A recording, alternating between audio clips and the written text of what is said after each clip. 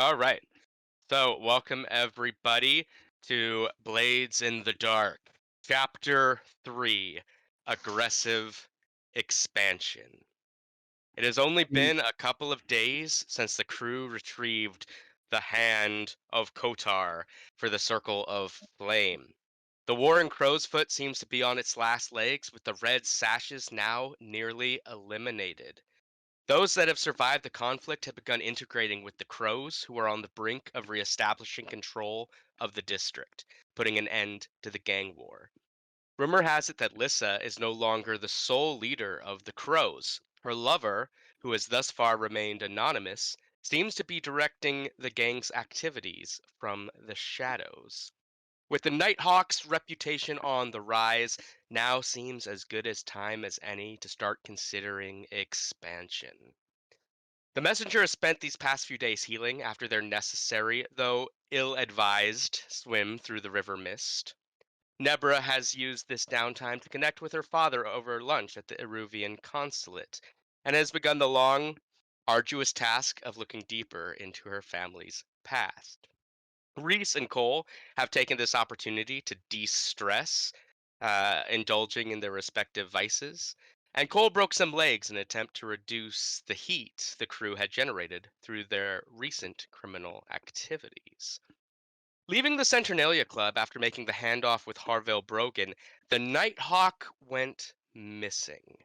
Ink rakes have been reporting instances of masked vigilantism on the rise in several of Duskfall's more shady districts, but any ties to the crew's missing member are nebulous at best. Most of these stories are buried, however, breaking news being 4 dead in a hospital fire on Quarantine Island, and 1 dead under mysterious circumstances. While Silas and Emeline spent some time in Crowsfoot investigating Rorik's murder during this downtime, Emeline has found the ghost and trapped it in a spirit bottle. Silas returned to the crew's HQ, where he was to meet Emeline and the others, but Emeline, along with Rorik's captured ghost, never made it back. It has been 3 days. Um, at this point, the crew is in their grotto, discussing their plans for expansion and what to do about their two missing crew members. And it's at this point, uh, Alistair, that I think we should decide, is this something that has happened before? Are you with the crew right now, or are we going to meet you a little later on down the line? I think that the Ghost Hawk is probably someone that they may have met before. Someone who has a name on the streets already. Met, or is he part of the crew? Is he part of the crew? I would like to think that the Nighthawk has set him up as a backup. Maybe in this case, I think you Okay, not just met before, then we've worked with him before. right, like distantly. Doesn't mean we Well, like. can't be too distant or he's not part of the crew. It's been a while. Is what I'm trying to say. I don't think the crew's been around for a while. So then, not a while. Okay. So but he is part of the crew is the story that you're saying you'd like to go with. I think so, unless anyone like. I originally was not going to, but I'm okay with either or essentially Well, here. maybe perhaps let me know what you think about this. Maybe it's a bit of a nebulous connection, as Pal was saying before we start. Maybe it is the type of thing like this isn't the first time the messenger has maybe overindulged their vice, and it is when the Nighthawk goes, the Ghost Hawk appears. So while it's not something where we could go out and be like, we need the Ghost Hawk to come with us on this heist. It is kind of assumed that okay, this is the protocol. Nighthawk's gone, we get Ghost Hawk. We don't know why. This is just the way the universe works. Sounds good to me. And we trust him. And thus far, he hasn't let us down, let's say. Yeah, and I think some of us might be like, it's the same guy, right? It's pretty much the same. We never seen him in the same room together. Exactly. All right, so, uh, So, uh, in terms Cameron, of how I look, I was going more with this kind of look. Let me push it to the general channel. for the benefit of those who have to listen to this Great later, ghost. Nice. how about you do your best and kind of describe to us what you look like? Sure. So, as the other character, kind of is more of a Batman character with black and this mask. Kind of this guy actually is wearing more gray. He has kind of goggles covering his eyes and a hat.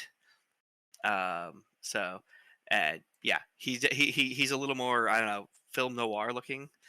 Excellent. So yeah, you're gathered around in the grotto, all of you, with uh Alistair, or does the Ghost Hawk, right? The Ghost Probably Hawk goes by is the how Ghost you would know Hawk. him. Yeah. Yeah. Which I think was your first inclination that the messenger is missing, right? Like that probably hadn't dawned on any of you until it's like, oh, Ghost Hawk. The messenger, Okay, but the Nighthawk. messenger's gone. Yeah. No, Oh, the sorry, Nighthawk is Nighthawk. gone. Nighthawk. Yes, yes. Sorry. Right. All these aliases. I still have the flu. Use your real name. Well, I use my real name. All right. So what do you guys do? What do you guys discuss? You again. So You again. All right. That answers that. Now, where's Spooky? yeah, where's the other one? Where did she go? The Nighthawk had other errands to run. Yeah, we know that. It's cool. I came. I actually oh. was going to ask you what happened to him. He did not make it home. Well, Like, right. to his But lair. you're I mean, here. You're here, so we Emily. know what's up with him. We're missing You met someone Emily. else. Yes, Emeline. She was off looking for that ghost. Silas, I will say, you wasn't just off looking for the ghost, but found and captured it.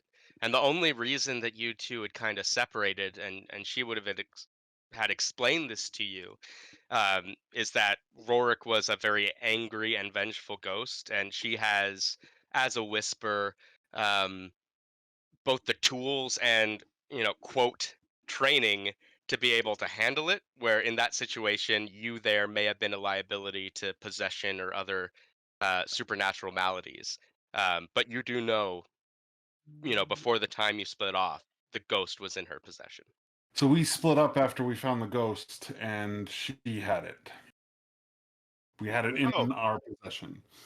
Okay, so either she's fine, or she's taken it to Jeremiah, and Jeremiah isn't letting her go, or she's not fine, and the ghost ate her. I think the third option is something else could be going on. I don't think the ghost ate her, and I don't think she would have given what's her name without bringing it to us first. Well, I don't know why. Did you want to talk to the ghost? I mean, really, not this is a necessarily. I ghost. just This don't- is a. like if she I went thought you there, people I are feel afraid like of we would have ghosts. known about it by now. Even through one of what's her name, Jeremiah. Jeremiah's, like Jeremiah probably would have told us at this point if she had her. Like that's a important member of the crew that she might, for whatever reason, be using as a bargaining chip for whatever that may be. Well, I if, mean, if she gave it to her first, which I don't necessarily think she would have. She would have come to like at least make sure we all knew the job was completed, because at this point we know that it's completed. the job. We found it and she had it. The job was just to get the ghost and deliver the ghost to Jeremiah. Yes. Like that's where the job is complete. I thought you people were properly afraid of ghosts. Why do you want a ghost in here? Why would she bring a ghost here? I'm just the point really is that we wouldn't be discussing what happened to her if she had gone straight to Jarrett. Her. That's an awful lot of trust. And I Jeremiah, trust her implicitly. you trust Jeremiah implicitly. No, I trust Emeline implicitly. Or I wasn't even suggesting we should be worried about Emeline betraying the crew. It's interesting that you think about that. We pay our dues. What? I'm sure the vultures paid somebody dues as well. Well, we could go take a trip to Jerha and find out if that's a thing that you think is a possibility. I think Jeremiah. It is Jeremiah. Jeremiah, but Jerry Haha has been kind of the crew's unofficial way of addressing her, while definitely not in her presence. Yeah. I also like Jeremama, who's also really good. I mean, we could go talk to her and see if that's where she ended up. But I think the possibility isn't necessarily that she got eaten by the ghost, but that she got apprehended maybe somewhere along the way by a third party. I don't know why you think that's more likely than like her being overwhelmed by the ghost, but that's fine. She knows what she's doing with But ghosts. I think you should go talk to Jeremiah. Maybe Alright. take Spooky or Hawk number 2 here with you. And I definitely kind of give this like, trying to under my breath, like, do I have to? We'll go. I'll We'll go. find this. Okay, so it sounds like we I would got take the ghost talk and Cole as backup, as it were. so we got Silas, Cole, and the Ghost Hawk heading to see Jeremiah. The Ghost Hawk Uh, is definitely less broody, I think, than the Nighthawk. Yeah, Well, he's that older is and he's yet to dealt be with his seen. shit. Right. To be honest, I'd probably Let us like, make our Sweet, own decisions here. about We can deal with him. what the other three of you. What do you want to do in the meantime? Oh, do I have time to do something? I don't know. But Yeah, I would say so. As depending on what it is, yeah, hit me up. I want to kill Lissa. Do we know where last time Emeline, like where she was last spotted before she disappeared? Because we could always just do like an investigation or something like that. Yeah, we could do a bit Yeah. of a two-pronged sort of About- situation. Yeah, so that would have been in Crow's Foot. As far as yours, Powell, you can definitely go kill Lissa. That's going to be a score, though. Oh, and I- I was joking, but I would Well, like to I'm do not. maybe You could do. You can, end her however you choose. But I would recommend taking a crew with you if that's what you want to do. We just love them bells, don't we? I do actually want to make a rolls for setting that up, Okay. but I'll say that will probably be something to do as a long-term project. well, no, I mean technically a setup roll is what I'm talking about. I want. Oh, okay. So I want to start scouting locations in where's the damn map? What's directly south of Crow's Foot? That's Night Market, right? Silk Store. Oh, So- south. It's Jar Hollow. Sorry, the map confuses me at times. No, I'm wrong about south. Okay. Are we next to Crow's Foot? We are, right? Or is that You're Silk not. Shore? Is Silk Shore in between us and Crow's Foot? Crow's Foot's No. like in the south, between the Char Hollow and the Well, docks. technically the east. Our map is flipped, right? Oh, sure. Or west. Sorry. Yeah. We're in the southeast. Crow's Foot's in the In the middle. It's in the west. Yeah. I want to be scouting high points. I want to basically find places. So the Crow's Roost is in the middle of Crow's Foot and it's a high tower, right? Yes. Yep. I want to find places where every now and then the fog clears and you get a clear sight of the tower. Gotcha. Places that I can hide. I'm basically looking for a sniper's nest. I want to make a setup roll that improves position on a roll to kill Lissa. So, yeah, I get what you're saying. In my mind, I think the time from which, like the time now that you're going to do this, and the time to when you are going to actively kill Lissa is a bit too much in my mind to have those two things make effect. What I would offer, however, is that if you want to do this roll, that this can give you an extra bonus on dice towards an engagement roll, to against going after Lissa to perhaps mitigate some of her defenses. Thank you. That, That sounds like a very reasonable sort of mechanic. So you're talking about something that adds a bonus dice to an engagement when we go to kill Lissa. Yeah, and I believe that unless this building or whatever gets demolished, that will not have a statute of limitations, right? Like once you found it, that's going to give you a bonus. Like so, you don't necessarily need to go on that score tonight. If like we want to, if December's game is kill Lissa, you'll get that bonus die, right? Oh yeah, definitely thinks today's score should be to grab territory. Yeah. All right, what is my position on this roll? Uh, looking around in Crow's Foot. It doesn't have to be in Crowsfoot. Like this is a city, right? Maybe I'm looking in areas across the in fact, let's make it. Yeah, I'm looking for something across the canal from Crowsfoot. Okay. Either in the docks or in Char Hollow. Okay. Cool. Then this will be a standard roll. You're not going to run afoul Controlled. of people. Yeah, of people. Uh, Right. yeah, we can even say it's controlled. You're not going to run afoul of people.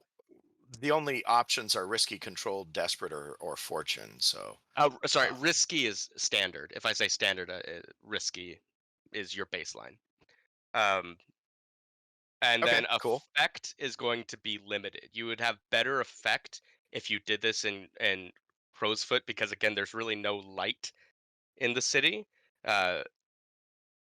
Well, But I get that this is going to be a difficult shot, but like fine long gun, spyglass on the gun says I can shoot further and better, and then I'm not even going to try this until I get the sharpshooter special as well. So, like if we go with the actual shot, but I'll push myself to bump my effect up from limited to standard. I think whatever that is.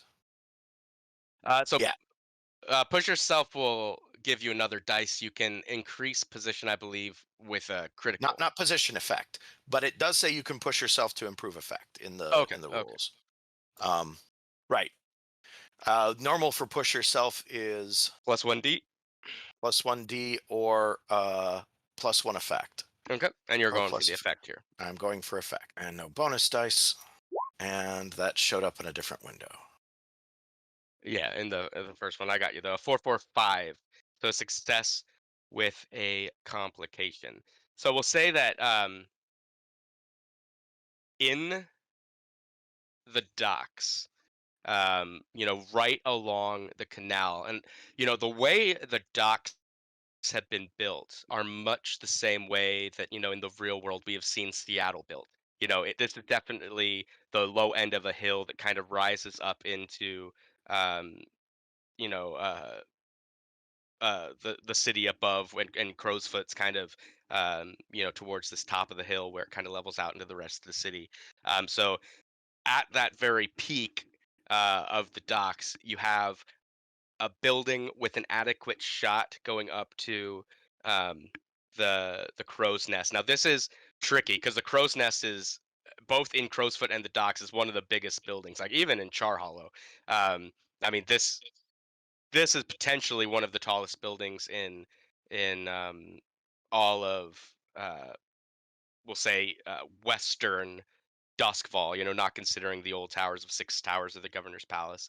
But so you don't have a shot from above. You would have to angle upward, but you do have a clear shot that you could take up um, to the crow's nest. And we'll say the complication here is that because of the ever-present darkness in the city of Duskfall, the only time that shot would be able to work, the golden hour for that shot is right about that first hour of the day, which is one of the only times, that and that twilight, where the shattered suns of this world kind of peek through the murky clouds and offer the faintest glimmer of light through the city.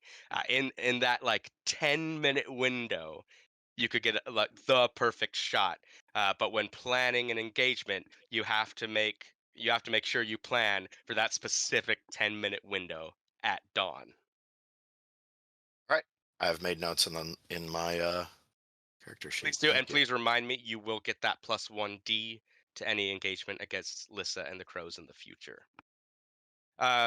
Cool. So we have Reese and Nebra looking into Crow's Foot. I'll come right back to you. Let's go with the three, the Ghost Hawk, Cole, and Silas meeting with Jeremiah real quick. So you guys head over to the bazaar in the Tea Leaf neighborhood of Night Market, in the shadow of Gaddock Rail Station. Um, you pay up to Jeremiah. You don't you know that the hive kind of operate in Tea Leaf in and around the rail station. That's kind of their turf, and they've told you like you can have fun in Night Market, so long as you pay up to us. Don't come into Tea Leaf. This is ours, right? Um, but you don't know exactly from where in Tea Leaf she operates. It's always like, meet me at this noodle shop, meet me at this vendor, meet me under the pale petrified oak tree or whatever, right? Um, so you find her in the bazaar, and she's kind of playing kind of one of those carnival games where you're shooting kind of a water pistol into a target to try to win a stuffed bear or something like that. And she is Where we flanked by just this most giant tattooed Dagger Islander man. a huge friggin' guy. A huge friggin' guy. Like think So The Rock, but maybe twice as wide. Wow. Uh, so this is the kind of thing where on our way there, we essentially set up this meetup. So she knew we were told this is where we were going to meet her. Yep, you probably reached out to Sarah like, hey, we need to Yeah. talk to Maha, and she was like, give me a few, and then you got the street address.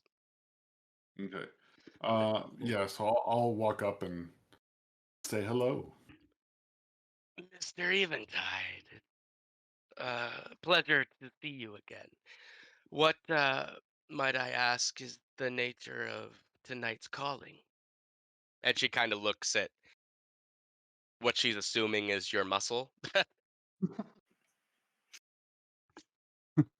I'm curious if my associate Emeline has been has come into contact with you. How many days since I saw her?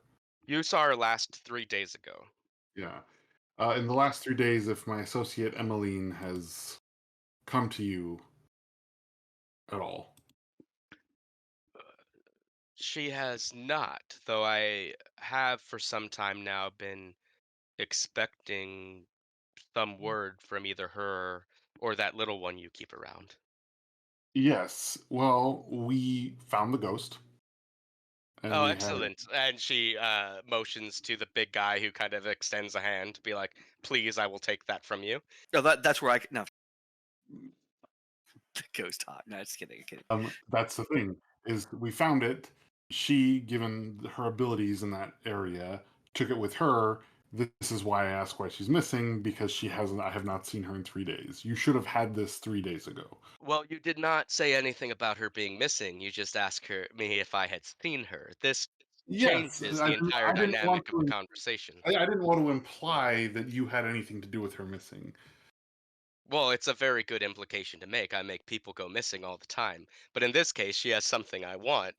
It would Yes, not benefit me from a business perspective to disappear her at this juncture. yes, Um, it concerns me that what I view as my property could very well be in the possession of another, and I would like to see you and your crew rectify this as soon as possible. absolutely will. I was just covering all my possible bases and beginning my investigation of what has happened to her, retrieving your property and delivering it to you. Well, while I appreciate your thoroughness, let me run you through how this relationship should work moving forward. Next time, when you come to me, it should be to say, I have your property, here it is. Anything before that seems to me to be your problem, and very much not mine. Understood. The muscle just grunts. Uh, Sorry, we will not take any more of your time. And she turns and starts shooting her little water pistol again. Yeah, I turn away as well. As Head we back turn to away, the. as we turn away, I'm like, well, that didn't go super well, did it? Quite contemptuous, isn't she? That didn't go super well for you, did it? No, and remind me to backhand the messenger for that. I mean, seriously. Oh, Well, I guess now we have to go about finding her. where shall we begin? Good question. Where did we split up? I think you guys you and Emeline, you mean? Yeah. So you guys split up around, uh, like in the area around Hexham Canal and the Crow's Nest, because you guys, as memory serves, the messenger was doing some reconnaissance there when you guys went to the Centernalia Club, and I believe took a devil's bargain, saying he was not observing gangland protocols and was actually being quite loud about his search. That's neither here nor there. Just thought I'd bring that up. I'm sure it And isn't. uh, you guys were following up on his information, so you probably went to the last place the messenger had kind of sussed out. So yeah, it was around the middle of the district that you guys found the ghost. It looked like it was going after someone or something in the crow's nest. Like that was kind of its trajectory, and that's when Emeline was like, "I'm gonna capture this, Silas. I need you not to be here. It's gonna get ugly." Spirit mask down, spooky shit began. And that, and it was like, yeah, I'll meet you up, and it was very run of the mill, and this is something you've seen her done before, so it wasn't even a question. Yeah. It was more like, and when she didn't come home, like probably the first night, it's like, oh, okay, like she got it, and she's probably off indulging her vice or whatever the case, but then Yeah. Or day two delivering a package and gonna starts come back. becomes question mark. Yeah. So I guess I'll start from there and sort of see what find tracing her steps potentially. Cool. So do you want to head there with your entourage before going back to the lair? So who's still at the lair? At this point, no one, because it's my understanding Nebra and Reese went down to Crow's Foot to essentially do what you'd be doing as well. But you can meet them up there. Yeah, we'll see. We'll meet with them and then conduct the investigation from there. Cool. There's a dark plot afoot. We shall hunt it down. All right. So Reese and Nebra, you guys are looking into information in Crow's Foot. How about you tell me how you're going about doing things, what information you're kind of looking for, and make some rolls to see what you find out. Sure. I guess first and foremost, like where would be like kind of the most likely area that she would have been traveling within Crow's Foot, and I guess we should kind of start there. One thing that I think that Reese would do from your medical perspective is using his his Luke Downing his documents for his fake doctor's documents. He could go and consult with any healers in the area to see if anybody was injured and has taken up with a healer nearby. Potentially looking for an injured young woman. That would be sort of where I could help the most. What about you, Nebra? So I think what Nebber would do at this point is maybe kind of just do like a casing or a prowl around like the general area to see if she finds any sort of clues related to Emeline. Signs Or of the a ghost. struggle or signs of a fight or something. Yeah. Very well. Cool. Hit me up with some rolls, guys, and let's see what information you guys get. All right, so I'm guessing this is a consort for me, right? Is this going to be from a controlled position or risky? Or desperate? No, this is we'll say controlled, limited effect. Limited effect. So if I crit, I could turn it into a great standard effect, right? Or you could push yourself to stress, and instead of taking the bonus die, increase the effect to standard. That's correct, right? I see. Sorry, I stopped looking. Let me go. No, we'll run with that for now. And if it looks like the three effects are one die, one effect, or act despite severe harm. Oh, I see. So I'll stick with the limited, and but I only have the one die, so we'll see how it goes. Woo! Nicely done. All right. Nebra, how about you get a roll as well? This will be So you're actually patrolling around Crow's Foot. So we'll call this risky. Okay. Mhm. And a limited effect as well. Don't think there's any other bonus die in play, so I'll Push just yourself do. for a bonus die, or if someone assisted you, you can get a bonus die. Those are the two ways. Instead of pushing yourself, you can take a devil's bargain, but we can only ever have up to 2 bonus dice. Mhm. Okay, it looks like I rolled a 4 and a 5. Let's start with Nebra on that 4 to 5, on that prowl roll. So we'll say like you've kind of lurked around Crow's Foot where Silas would have said he had last seen Emeline. Without an attune roll, it's very difficult to say. Like Crowsfoot is known to be the most haunted district, so just being in Crowsfoot is a little spooky. So it's hard to say like, oh yes, I can sense that something supernatural happened here without attuning to the ghost field. So like the area where Emeline was last seen is almost like nondescript. Um, there's no sign of struggle. There's no sign that really anything at all happened in that area. Um, uh, and what you do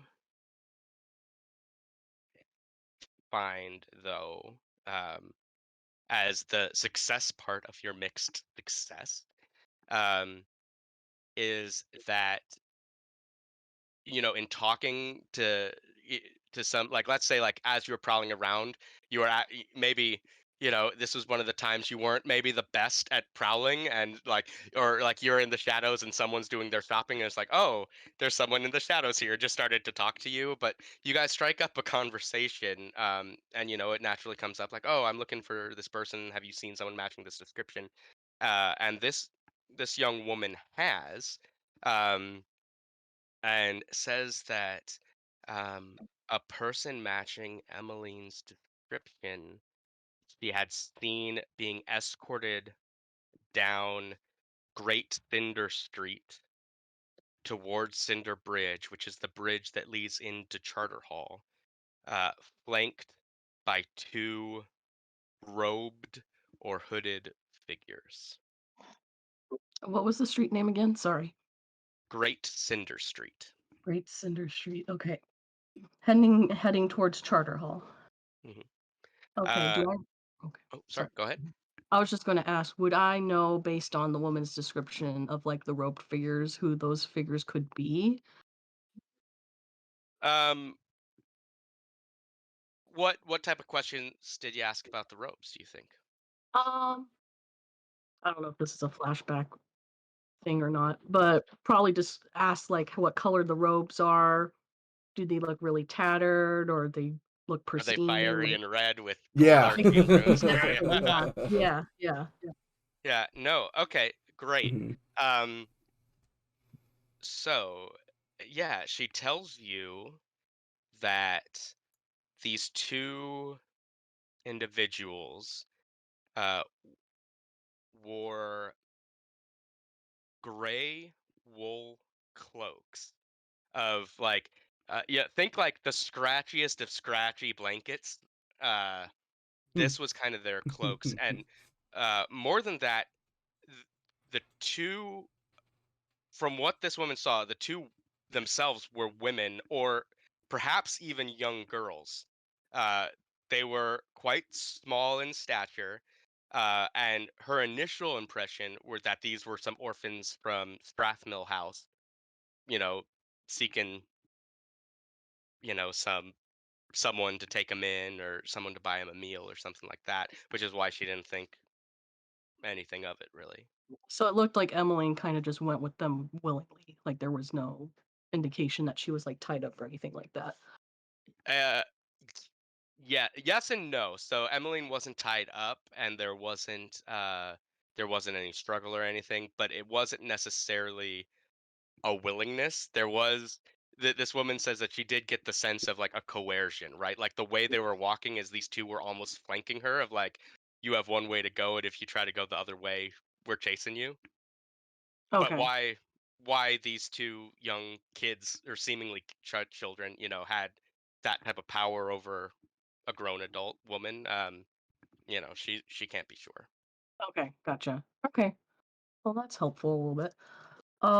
I guess at that point, I'll just go back to where Reese is, and we just meet back up and exchange information. Right. Sounds good. So, Reese, on that 6, a success with no complication. Mm-hmm. You were talking to medical folk around Crowsfoot, right, to see if maybe she had gone in. Yeah. Mm-hmm. Um, it is very interesting when you head in to some of these places. Like when you go into the more, I mean, there's no legitimate doctor in Crowsfoot, really. Like everything here is kind of under the table. But even like the Sawbones and stuff seem like, no, we haven't seen anyone. Sorry, best of luck. It's when you get into like the apothecaries and the witches and the bloodletters and kind of the more like fringe medical groups, Mm. that you start hearing whispers. Um, and those whispers lead you to someone you know, because the word on these people's lips is Stasia. Ooh, I have a pretty good reputation with Stasia. So I'll go visit them. Cool. So as let's say like as you're heading to meet up with Stasia, you end up meeting up with uh, Nebra, who has just kind of talked around people in Crowsfoot, as well as Silas and his entourage, who are coming after their meeting with Jeremiah, and let's say the messenger as well, who's like coming up, putting his wife away after scouting the docks. Well, if it isn't a bunch of brigands I've seen in front of me right now. What'd you find out? So she didn't go to Jeremiah, and Jeremiah doesn't seem to have anything to do with her missing. Well, so she says.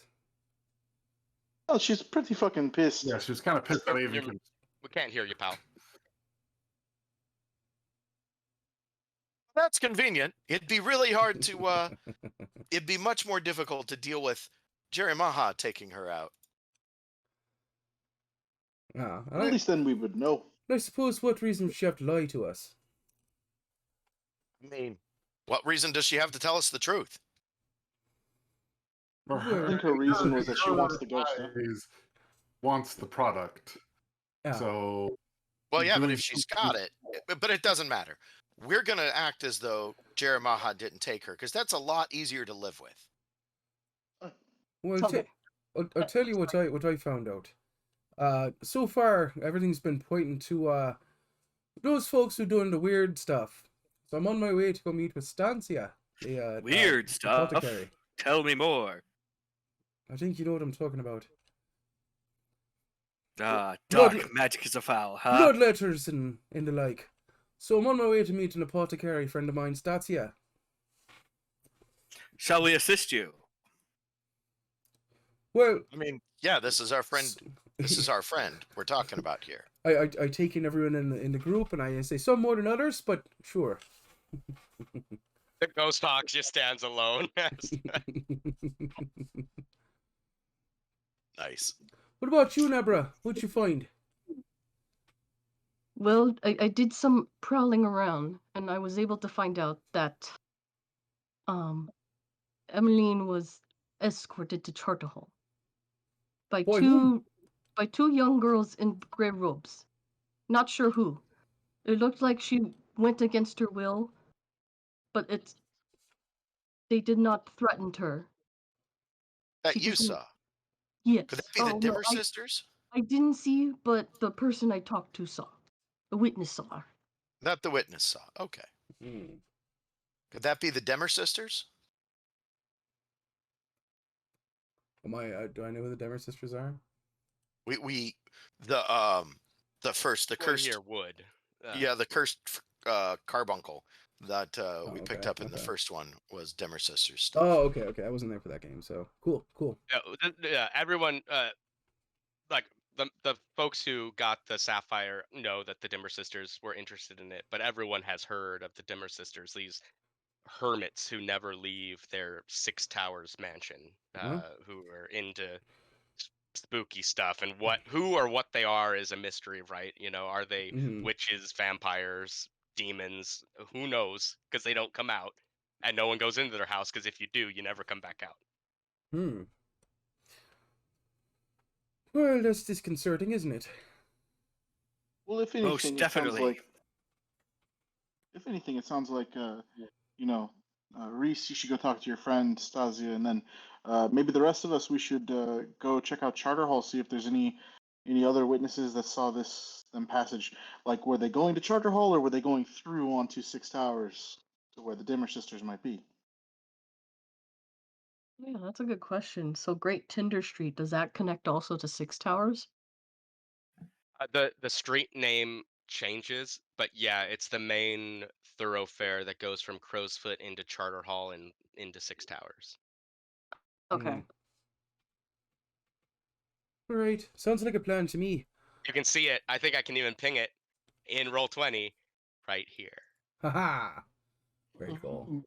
Fancy schmancy. Hell yeah. All right, so I shall meet up with you in Charter Hall. Where's a good spot to find you? Oh, there's a coffee shop that just opened in Charter Hall. It's very good. We can meet there.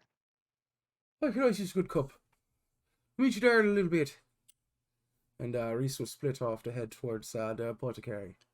All right, and remind me, Reese, Stasia is a night market local. Yeah, I believe so. Cool. And the rest of you are going to Charter Hall to investigate?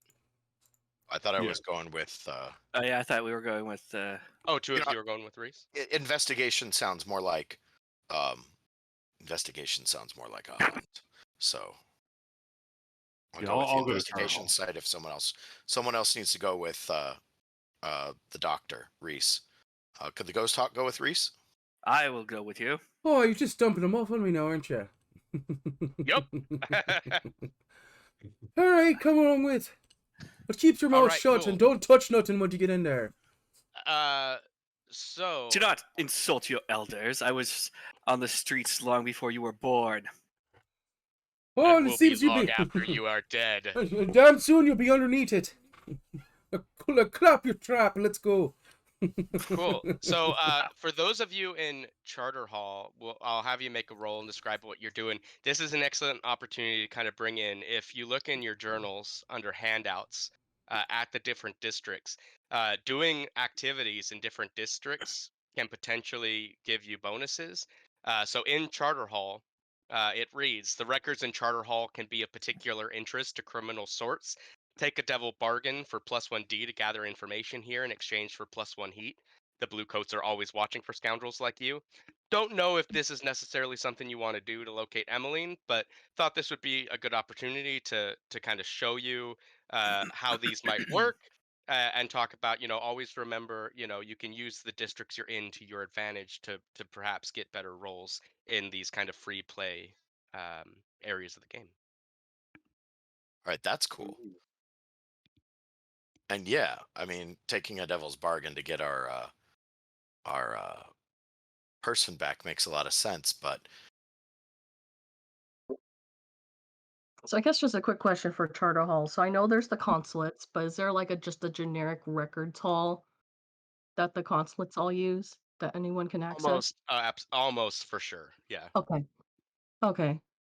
Because Yeah. what I was thinking is we would head over to that records hall and see if Nebra can see any information about let me see.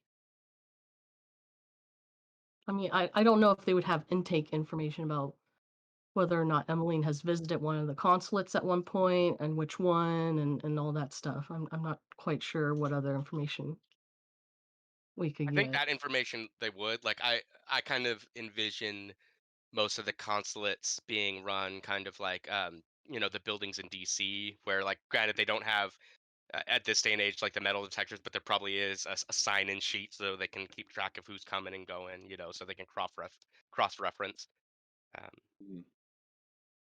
Okay. I mean, I guess I could roll a study to study some of the records of like recent sign-ins and stuff. I'll assist, Sounds like a plan. or the messenger will assist. Okay. Oh, okay. So, what kind of position would I be This at is this point? controlled, Okay. limited effect. Okay, 514. Okay, success with a complication. I'll say, like, in this case, the complication is going to be kind of moot, um, but it's kind of tied into what success looks like, I guess. So you don't find any mention of Emeline heading into the consulate at all, and in fact, like, almost to the point you could reasonably assume that Emeline uh like stays out of Charter Hall, like actively avoids going there. You do, however, like, cause so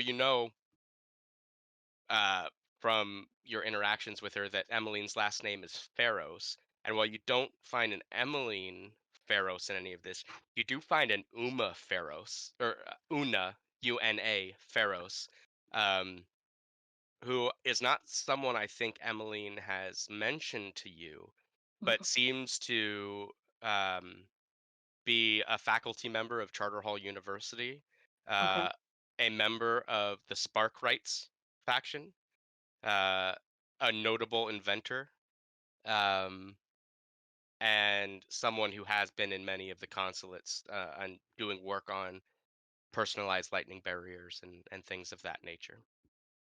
Okay. Hmm. Doesn't look like went in any consulates. She may have passed through Charter Hall completely. Hmm. Let's head back to Reese and the Ghost Hawk real quick, heading in to Nighthawk to meet with Stasia. So, Reese, I think this is really the first time the cameras kind of Hmm. landed on Stasia. So, what can you tell me about their their shop, their appearance, and who Hmm. this character is? So Stasia is a former criminal turned apothecary and a legitimate business person. She stands just a little bit over 5'4". She's got a shock of white and blonde hair with a streak down the middle. She wears a nice grey dress with a what used to be a white apron. It's covered in all sorts of alchemical stuff all over the front of it. She wears thick leather gloves, and if you were to step into her shop, you'll get a strong whiff of all sorts of chemicals. How old is she? She's probably looks to be toward her mid-30s. So old for this area. Sure. If you step into the shop itself proper, lining the walls are a number of vials and jars of all sorts of this, that, and the other. And I remind the ghost talk not to touch a damn thing. And then upon entering the shop, you hear a soft gong as the door opens.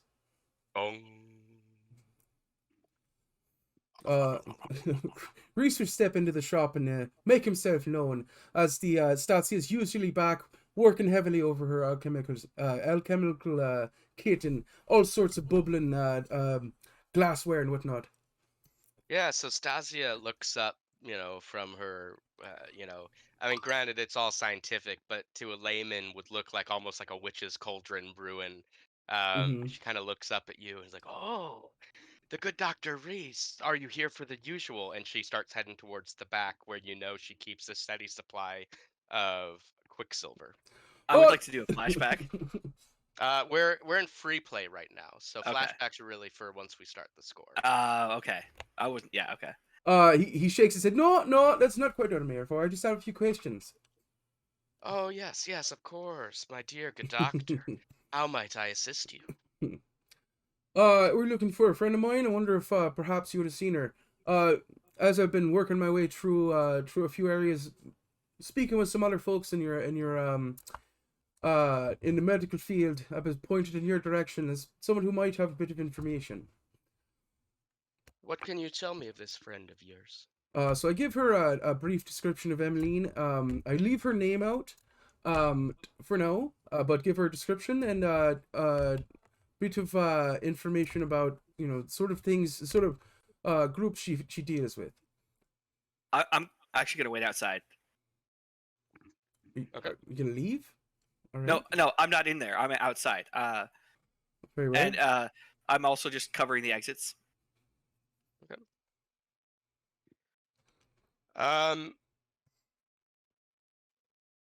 So when you describe Emeline to Stasia, there is no recollection of that, right? There's no light going off of I know who you're talking about.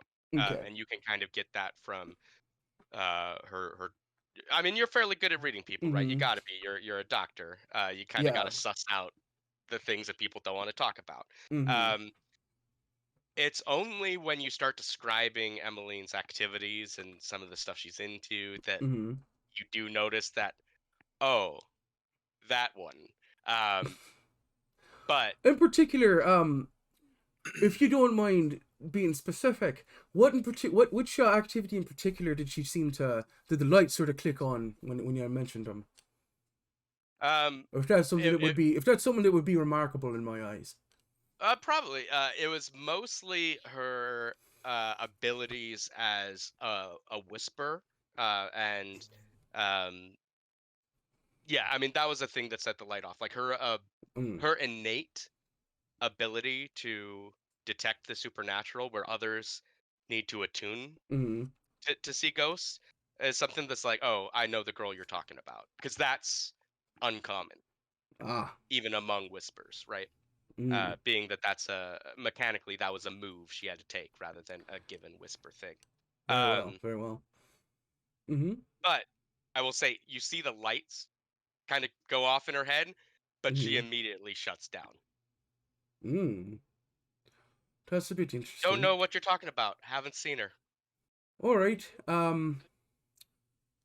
So it was pretty obvious that she was to my eyes it was pretty obvious that she clammed up right away. 100%. So- She's hiding something.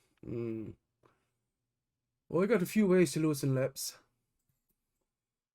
I could perhaps The cold way or the easy way? Well, there's a few ways.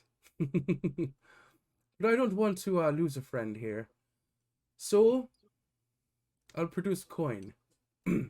Now, I'm not one who come down here and ask for anything for free.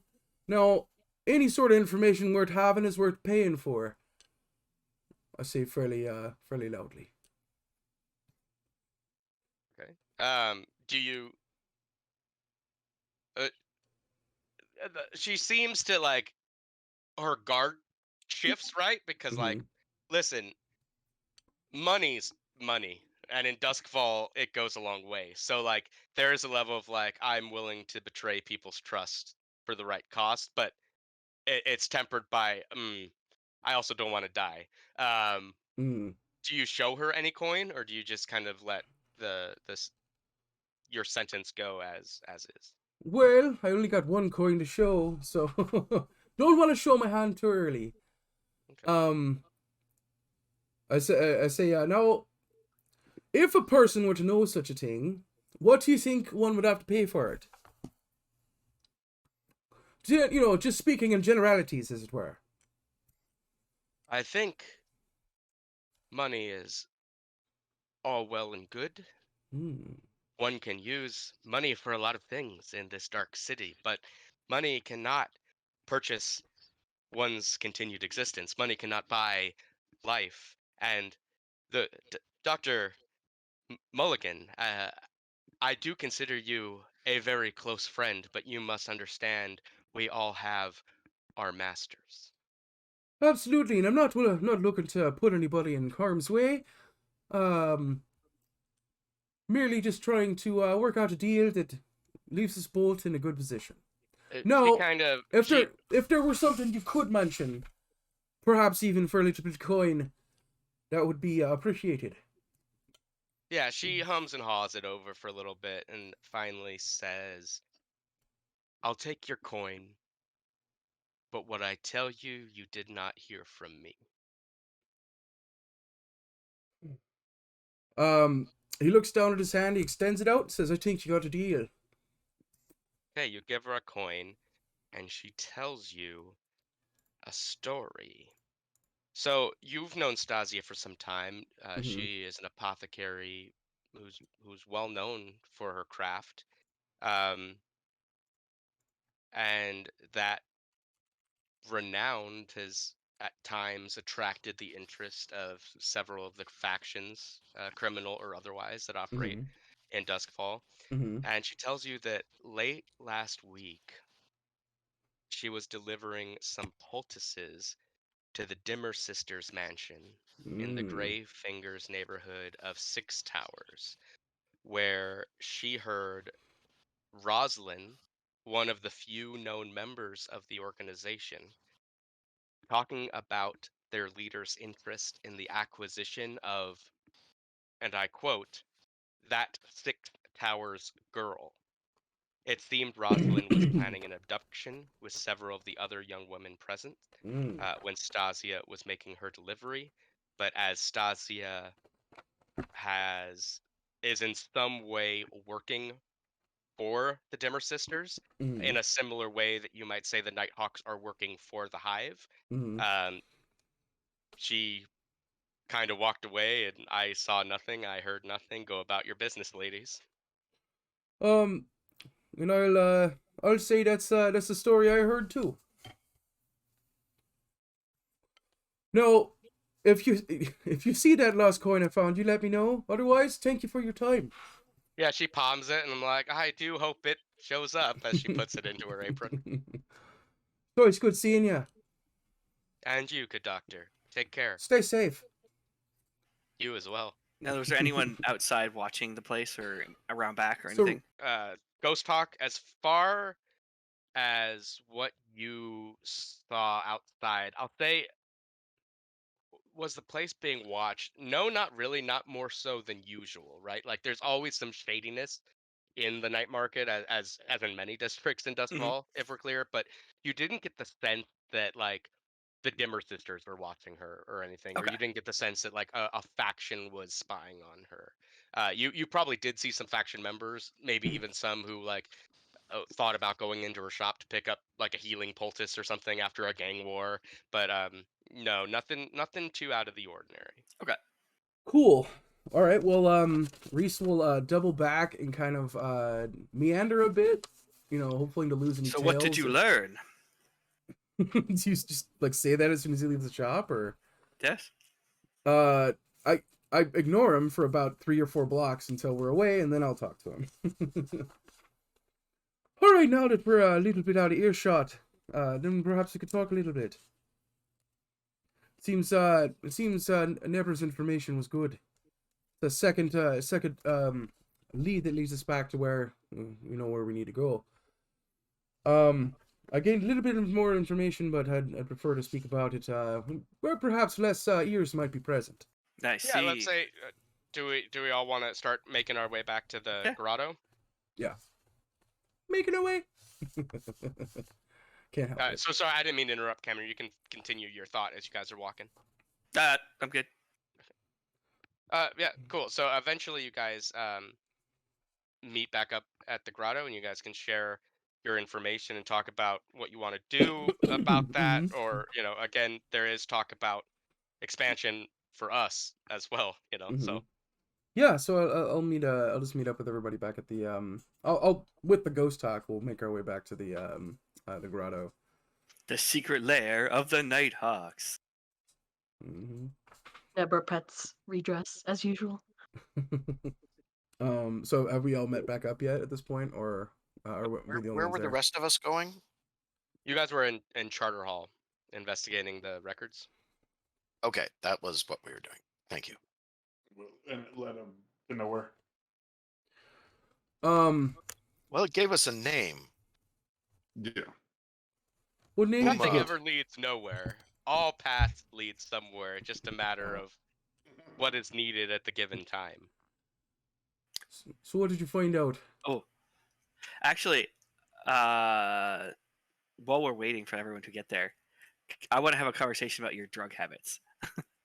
Okay. So is this a conversation on the way back or a conversation in the lair? I was thinking the lair before people get there. We'll probably beat them there because we're already in night market. So Right, that's what I was thinking. But like, I think the way you've been acting towards him, he's like, this guy's on the junk. I mean, He- you can He acts clearly like a see guy that. who's like itching for a fix. You can clearly see that he's wiry. He's got Yeah. rings around his eyes. He's sweating. He's an addict. It's like a man who can't control what he puts into his body will definitely not be able to maybe control his actions. You should probably consider working on that a little. Thanks for the PSA, Grandpa. But when you seen what I seen, sometimes you just think a little less about what you put in you and a little less about what that thing you're putting in you and how it makes you feel. When you have seen what I've seen, you'd be lucky that the darkness has not taken you. Well, I'm not about to start getting into who's got a shit your life contest. As I see that it's beginning to take you. Well, I'm not about to get into who's got a shit your life contest with you. But I do appreciate you saying so. It's not something I haven't worried about myself. But things are as they are. Well, if you need any help with your issue and you're ready to actually address it, perhaps I can help. Oh, you be the first one to come talking to. And he winks at him. He rolls his eyes at that. Okay, whatever, man. That kind of thing. So where the hell went to Nighthawk? Is he off gallivanting then? I'm not sure. I think he may have given in to his desire for justice and vengeance.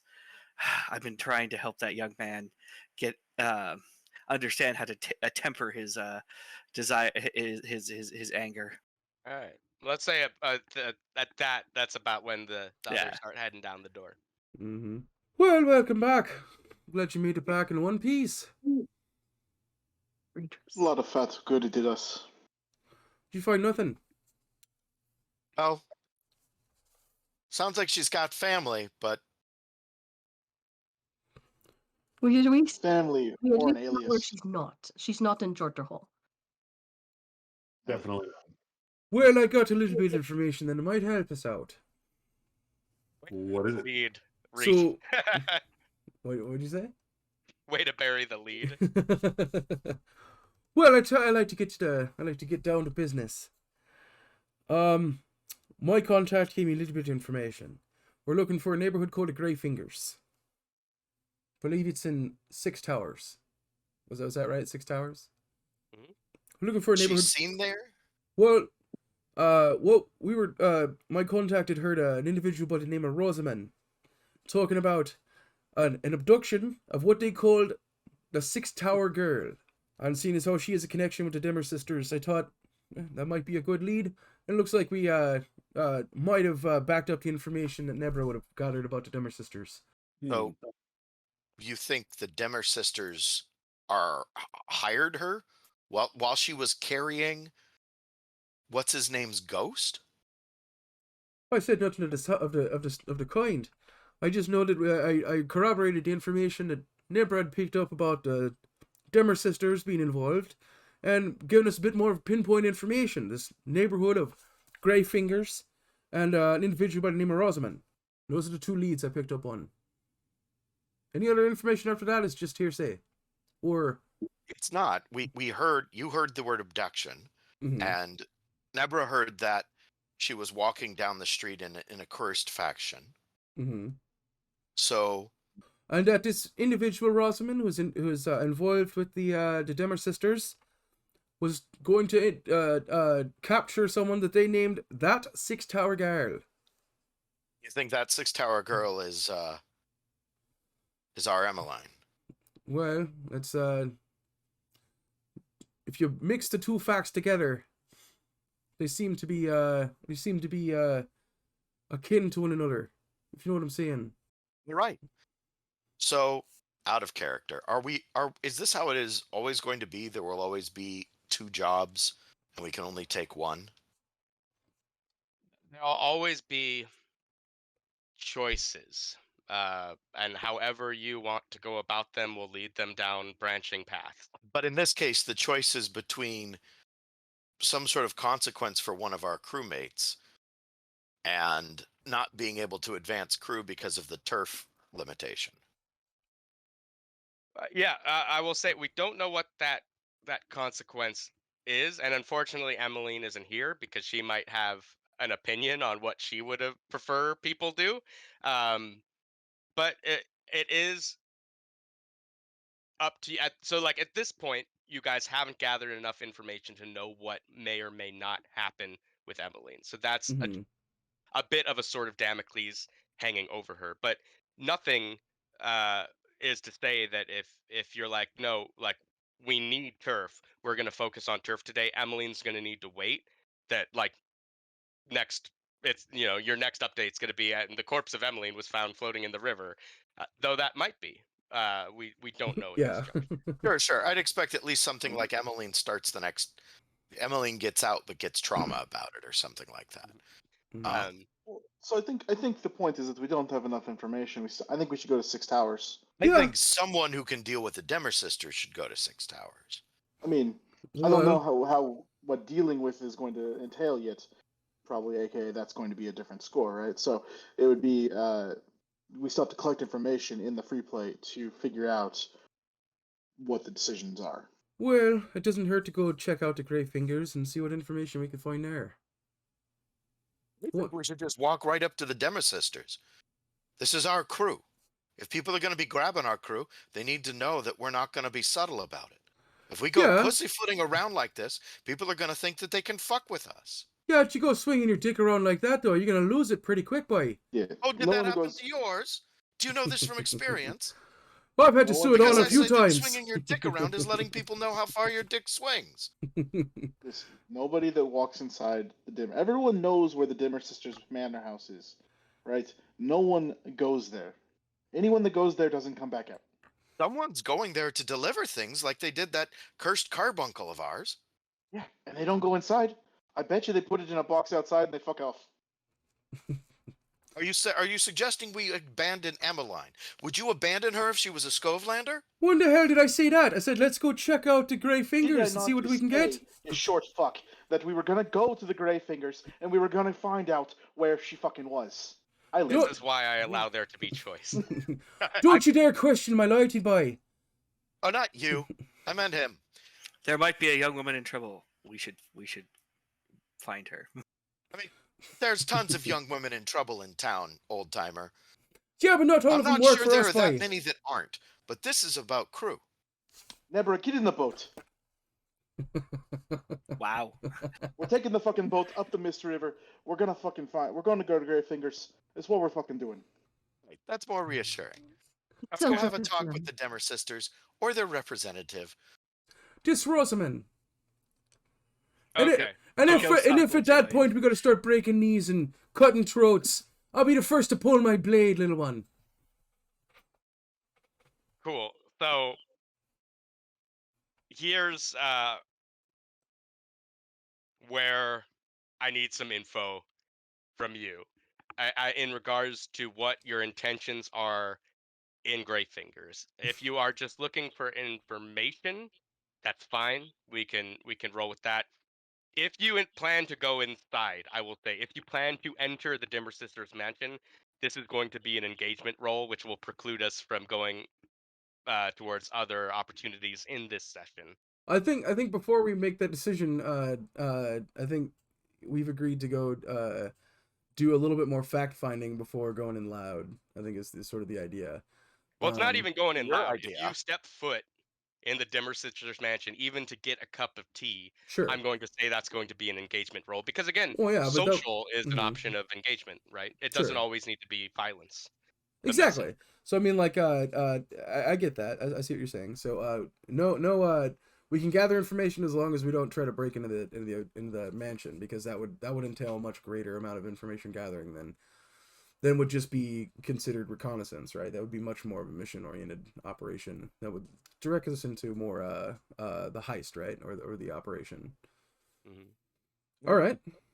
Okay, so we're taking the boat over there. We Mm. don't have plans to just walk in.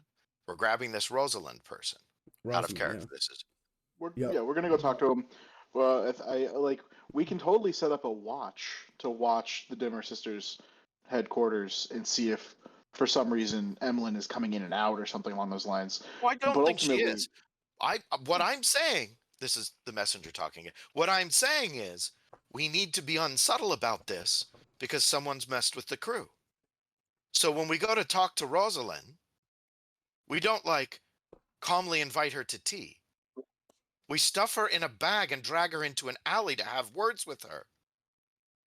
Okay, I don't know if think- it changes I think things, you're but we already have confusing- one rep with the Dimmer Sisters, so they know of us already. You guys Unsubtle. are what? You're helpful or friendly? Here, let me real quick moving y'all to rep. Yeah, so they are helpful. So we have a positive relationship with the Dimmer Sisters. Mhm. We're gonna go in, stomping. I will say, I think we're confusing unsubtle with being firm. We can be firm, but don't need to go in loud. Because if we go in loud, that gives us the reputation of going loud. We can still be firm with the fact that our crewmate has gone missing or kidnapped without being, and still be subtle about it. Well, and maybe I missed it when We Reese was talking. But, subtly stuff her in a bag and drag her into an alley.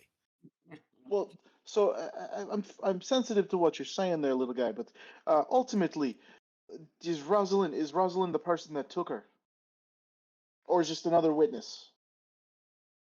Most likely just a witness. The most information I got is she was talking all sorts loudly about some sort of abduction she was talking about. So whether she pulled it off herself or set it up, that's what we need to find out. Okay, if she was talking loud about it, then yeah, we fucking stuff her in a bag and we go beat the shit out of her and we get the information. I have no problem with that. If she had just witnessed it, then maybe we have a polite conversation over tea, right? I'm a duality of person here. I can do whatever I want. That's what that Do we means, right? know if I can- Rosalind's part of the Dimmer Sisters as an fuck Ro- organization? Rosalind is one of the few Rosalind. known members. Oh, it's And Rosalind, not Rosamund. I thought it was an M. Sorry, my bad. Rosalind, yeah, Rosalind. and Okay. she is known like so. Whoever the Dimmer Sisters are, never leave their house, but they do have like if they were a crew, they'd be a cult, right? They do have a cult following, and Rosalind is one of these cult members who acts as a servant to like leave the house and run errands for these elder leaders who never are seen. Okay. They're totally ghosts, aren't they? All right. So let's go track down this Rosalind. I do think we should be doing a bag and grab. Yeah, I'm fine with that. Let's find out where she is first, right? Well, no, I mean, we don't want her to know that we're looking for her until we grab her. I think we agree. just Just be for a I just nice chat. Just I a wanna roll. a forced chat, as it were. I want to roll hunt. Wow. That Alright. sounds like a hunt. Yeah. I'm happy to help you out with that. Silas has been quiet about his feelings. Yeah, Mr. Guy who's in charge. Be force about this. We can be subtle about it and still be firm. Hmm. And like in a way that's we get her and or get to her, put her in a situation we can't escape from, and make sure we get our questions answered without necessarily being kidnappers. Hmm. Turnaround's fair play. Oh no, this is you in character. Sorry. Turnaround's fair play. But we'd Listen, also They've started the potentially- kidnapping game. Look, we got Just two because different it's sources. Dimmer Sisters doesn't mean she's look, part of the coercion. Look, I we don't got like two, the messenger, but he's got a point. we got two sources saying these lads grabbed someone from our crew and drug him away.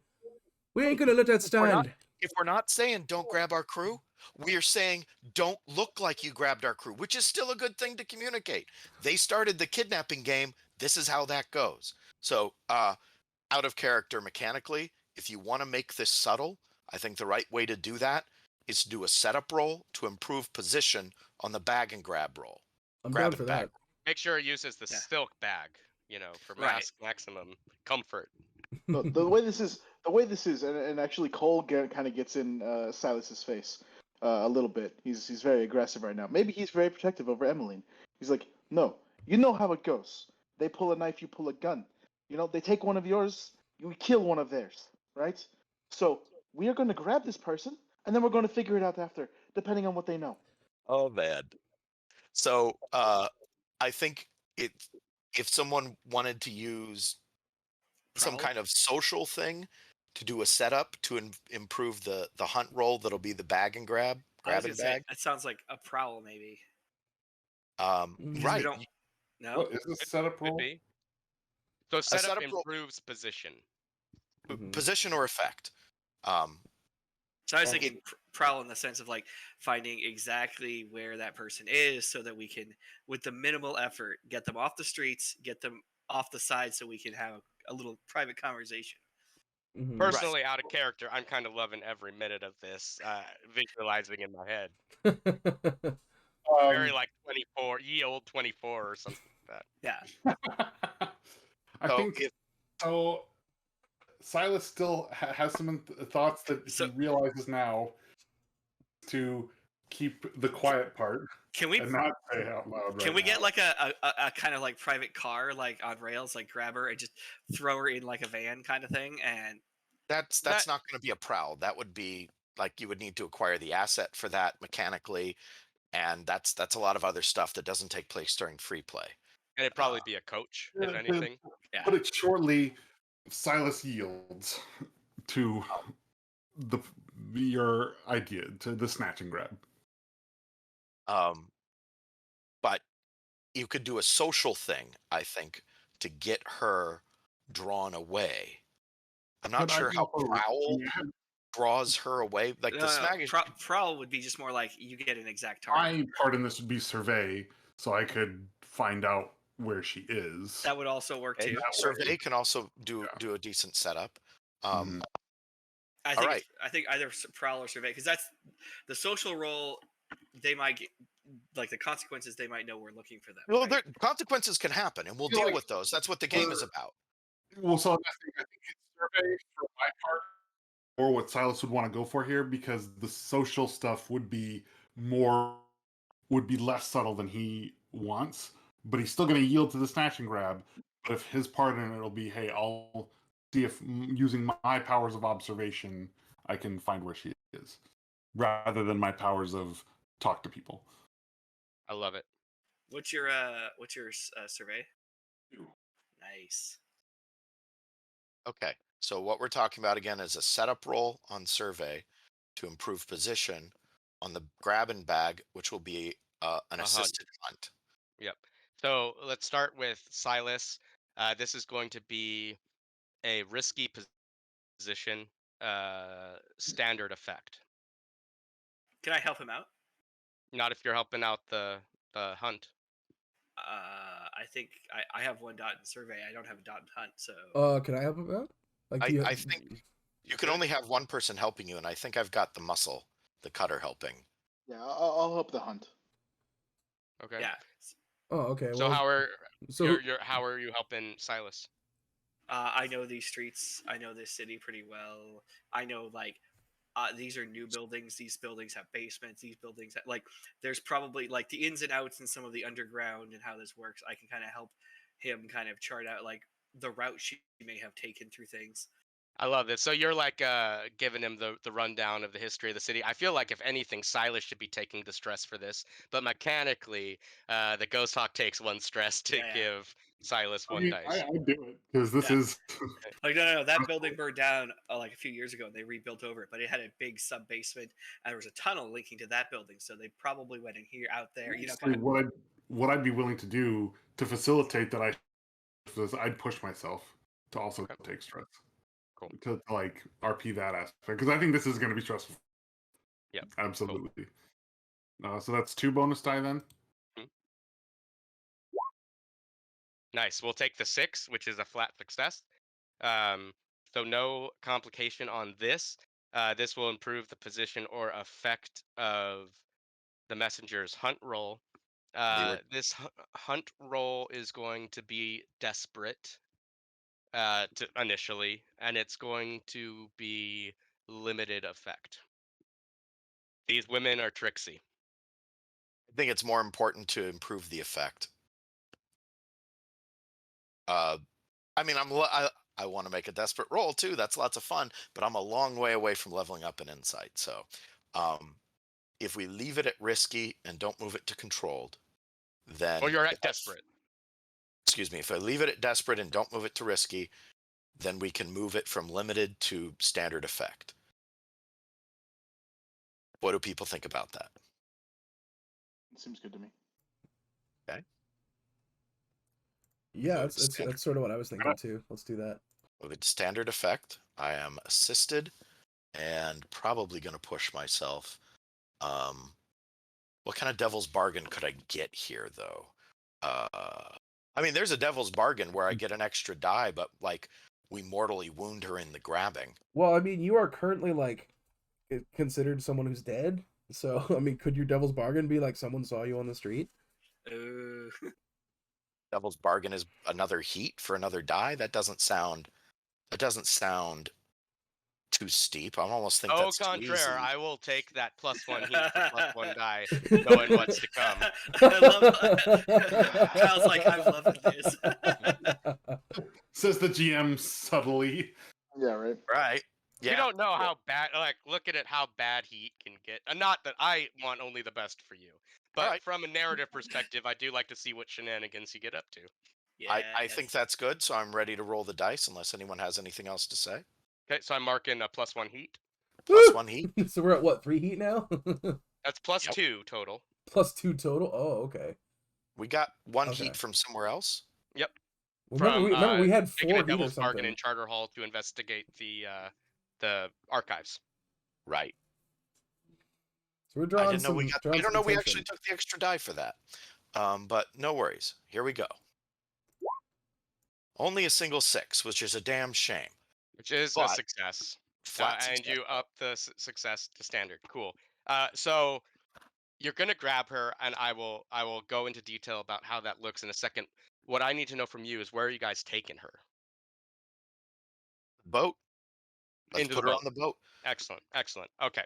So, Silas, perhaps this is. Perhaps it's a little bit like you're a little pissed. Like, based on what you told me, you don't think this is necessarily the right call. You're kind of going along with it, and I think you're a little pissed about it. And maybe this is your kind of middle finger to the rest of the crew to be like, yeah, I'll go look. And where everyone's looking around gray fingers, you head several neighborhoods away and look in the more as posh as Six Towers can get area of white cobbler, and like you're looking at like ye old suits and stuff like that. Like, nope, Emeline doesn't seem here. Like, very much indulging in your own interests. But in doing so, you actually spot Rosalind, who is in the White Cobble neighborhood, who is leaving the Golden Plum with like a bag of, a tray, and like, closed and with like, the stereotypical tinfoil swan type thing of leftovers. So obviously carrying a meal from the Golden Plum, which Silas, is a legendary restaurant, probably the best restaurant in all of Duskfall, that critics say is worth going on to the haunted streets of Six Towers just at least once in your life to eat there. It is renowned for the best food, and she's leaving with a meal from there, and that's when you're like, crew, spotted her, and that's when the messenger and the muscle, she's kind Assassination of of Archduke Ferdinand, where I'm like, dude, oh, shit, I was exactly fucking off. that. So she's walking out with her tray of the most expensive food, and all of a sudden it's tackled by, I'm assuming, Cole. Food flies across the ground. She's like, holy shit, and immediately into the boat. And that's where we're at now. I shed a tear for the lost delicious food. Pick it up Is off that the a ground. luxury purveyor, by the way? Say what? Is this restaurant a luxury purveyor? Yes, it is. All right. Let me check. Luxury and maybe. All right. Uh, do we want to roll before Luxury we start? and pleasure. I mean, food is pleasure. So I've got this person essentially completely, like, ideally incapacitated, right? Not incapacitated, they're not passed out, but they are held in place by me. Yeah, I and put her on the she's boat. like 4 foot something tall. Like she's a girl who's maybe 20 at best. Like this Hmm. is definitely like a girl more than a young woman. Oh, So I learning pick some I lessons pick about the her up. world. I pick her up and I carry her to the boat. And quite literally, I'm going to take her down to the lowest part of the boat, where the bilge is, and strap her to a chair. Or I'm gonna hold her to the chair and have the messenger tie her up. Right. So She's struggling during all of this, like, you don't know who I am, you don't know who I work for, just a constant And string of threats, you're here and because of who you work for. yeah, That's why you're actually, here. when she says you don't know who I am, no, my lass, we know exactly who you are. That's why we grabbed you. You have excellent taste, by the way. I saved your Thank you. dinner if you still want it. It only hit the ground a little bit. Oh, it's not for me. Well, then I'm glad I saved it for you. So, do you know Yeah. who we know who you are? Do you know who we are? Yes, of course. You're the crew that took this. She can't gesticulate, so You're the dead you're man I'm talking to. No. no, you're the crew that stole the Severosi Sapphire for us. Yes, We I thought did. we were on a good terms. Yes, which is why this is very surprising. Well, then if you could tell us the information we need, then we will let you go with your dinner, and everyone will be happy, and we can still all be on good terms. Again, it's not my dinner, and is this how you normally conduct business with friends? When one of our members goes missing, and what we hear about it is that your employer was going to abduct her?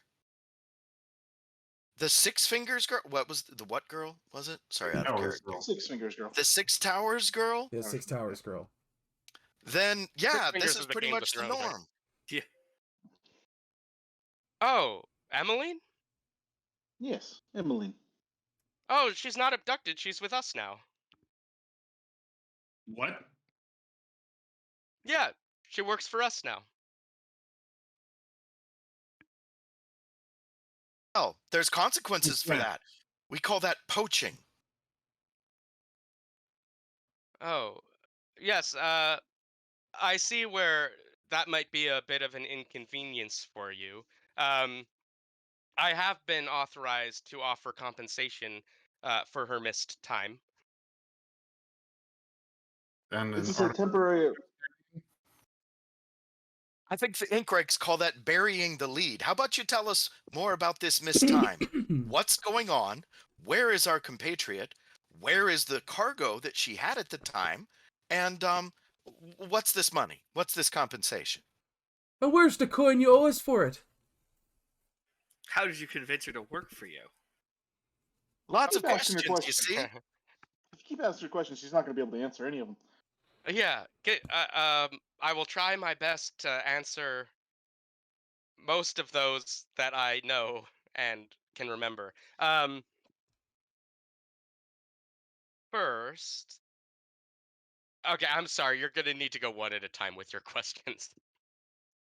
messenger first. How did our companion come to well, no, let's start with this. Where is our companion right now? And in what condition is she? Um,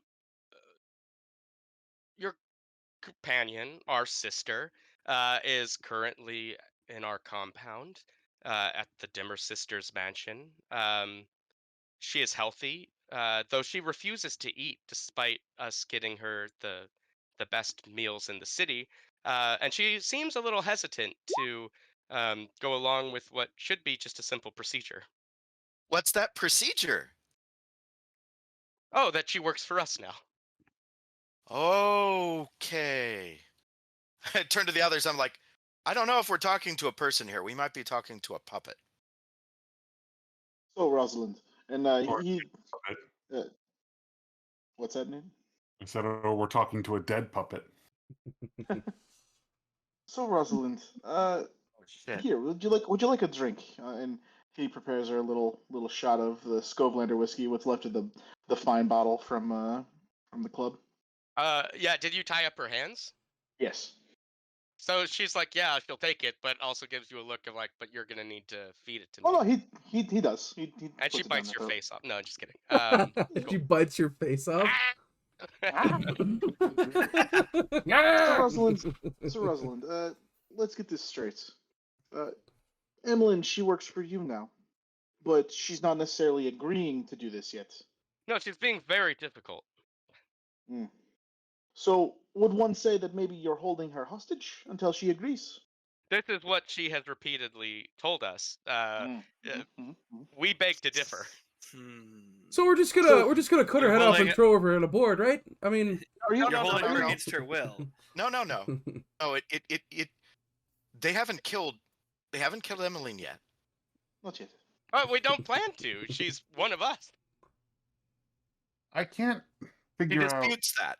We need to have a talk about consent, but like the fact that you're tied What up is right the now word is in going to this make that a consent? bit awkward. Doesn't seem like it's a buzzword in this city. I'm Oh, just- right, not consent. Excuse me, I forgot I was talking with you savages. Respect. Right. Are we still asking questions? Oh yeah. Yes. Okay. Ask All your right. question. I The ghost would hawk love to nods hear at the someone respect. else's questions. The messenger feels as though they know what they need to know. defense or prosecution rests. Oh no, I'm tagging someone else in. Who's next? Tag. So I'm curious, Rosalind. Are you baiting us, or are you just stupid? I'm not sure I understand your question. So stupid You've then. been strangely forthcoming about how non-consensual your current relationship with Emeline is, or your organization's relationship with Emeline is, which tells me she was kidnapped. Yes. Well, I mean, her words, not ours. I hope you understand how we're a lot more interested in her words than yours, since she's one of us. Yes, I understand this, but as I understand it, the Nighthawks have been making far more enemies than friends. My mentors thought it would be advisable for your crew to make some friends, that is, How and that this might be a good opportunity. I want to know what I kind of want to know what they're offering. I just want to know what the price on betrayal is. Like, what is the price for our good friend working for you now? Welcome to Blades in the Dark. Well, my mentors understand that Emeline is an important resource to you as she is to us, and we don't want to deprive you of her capabilities. But we do require she work for us now. So we would be willing to compensate any operation she misses on behalf of her work done on our behalf, to the tune of 1 coin per operation missed. Now, Lassie, and he puts his hand on her shoulder pretty roughly. If you had asked her, and Emeline had given, had decided this was a thing, I think perhaps the gang here would have agreed to it. But instead, your bosses decided to snatch her, and then are now holding her against her will, in an attempt to what, coerce her? And now you're saying that we have to make a decision? Guess what? We're not doing that. She's the only person that can sell her services. She works with us out of her choice. I think that what they did is very reasonable, except that they did it to Thank you. us. Again, Except- because you guys seem to be lowest of the low on the totem pole and have more people gunning after you than not, and because the respect we have for you and our helpful nature towards you after your heist of the Sapphire, we saw this as an opportunity to forge a stronger bond between the two of us. I feel like I My know whose mentor's words, territory not we should mine. grab. I'm but a humble servant. Perhaps we need to expand our territory in a different direction. Okay, I don't even think that's enough. I don't think 1 coin would be enough. Like if we were willing to betray a member of our, if we were willing, we're talking about selling someone. Yeah. We're talking about selling someone for a 1 coin a week or so price. And like, there's people I'd sell for that. None of you, of course. But like, there's definitely people I'd sell for that. Well, I don't think Emeline is one of them. I just don't There- think it's. I don't think it's something we could sell. Oh, There are jobs where her contributions will certainly be more than 1 coin. I mean that thought. It's an interesting ethical position. It might also be why you lost. I mean, the delivery of the spirit itself was supposed to deliver 2 coins to us as well. We hadn't seen She that still first. has all her belongings. If there is something that was on her person that you required, we can make sure that is transferred to you. I We feel like don't this is mean for- to rob you. I feel like this is You for Silas haven't Well, Giles. robbed- you very you much haven't robbed robbed- us. What do you mean you didn't mean haven't to robbed rob us. us? You didn't I'm rob getting us. mixed signals here. She's Hold looking up. at Reese and The possession is not the robbery. You've kidnapped our friend. That's not robbery. You have our friend's stuff. That's not robbery yet. You know who you robbed? You didn't rob us. You didn't rob the Hive. You robbed Jerry Maha, which you should be Yes. concerned about. And that's probably a poor choice on your part, but it's not going to come up. Well, I appreciate that. On a personal level, Jeremiah frightens me to no end. To my betters, she is less frightening. Well, I suppose we might have to see if we can find out what frightens your betters. Out of character. And to your point, she looks at the Nighthawk. On those operations, you feel her assistance would be necessary. She can, of course, be free to join you. We're not savages here. We're not holding her against her will. Though there will be some time needed for her to understand the arrangement and come to term that she now is one of us. Wait a You minute. literally Wait a are minute. Hold holding her on. against the will, you fucking little shit. Are you lying or what? You told us earlier you've been holding her against her will. She didn't want to leave. She wants to leave, and you won't let her. How is that not holding her against her will? What sort of weird world you living in? Weird is, I think, the correct statement. We only have the one whisper mind or ghost mind, right? So no one else here can feel spirits. I think, out of character, I think this person is a hull. Well, What? okay, Yeah. so out of character. Not a hull, a hollow. What are they called? A hollow? Ooh. The person without a spirit. So That would be a hollow. question. So Quicksilver allows one to tap into the sort of ghost world that's all around us, and it gives you a chance to see spirits. Is there an explanation of that in the book in terms of what the benefit is? Yeah, you get, I believe, a +1d to your tune roll. I see. Okay. Have a dot in the tune. There's also consequences of using drugs. Well, there is. If we wanted to answer that question, I could. 'Cause I already have one dot in the tune.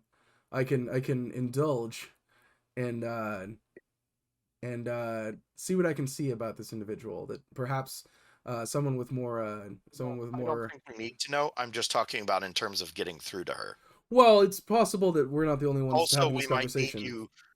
need you sober for the operation that we're about to do. All right.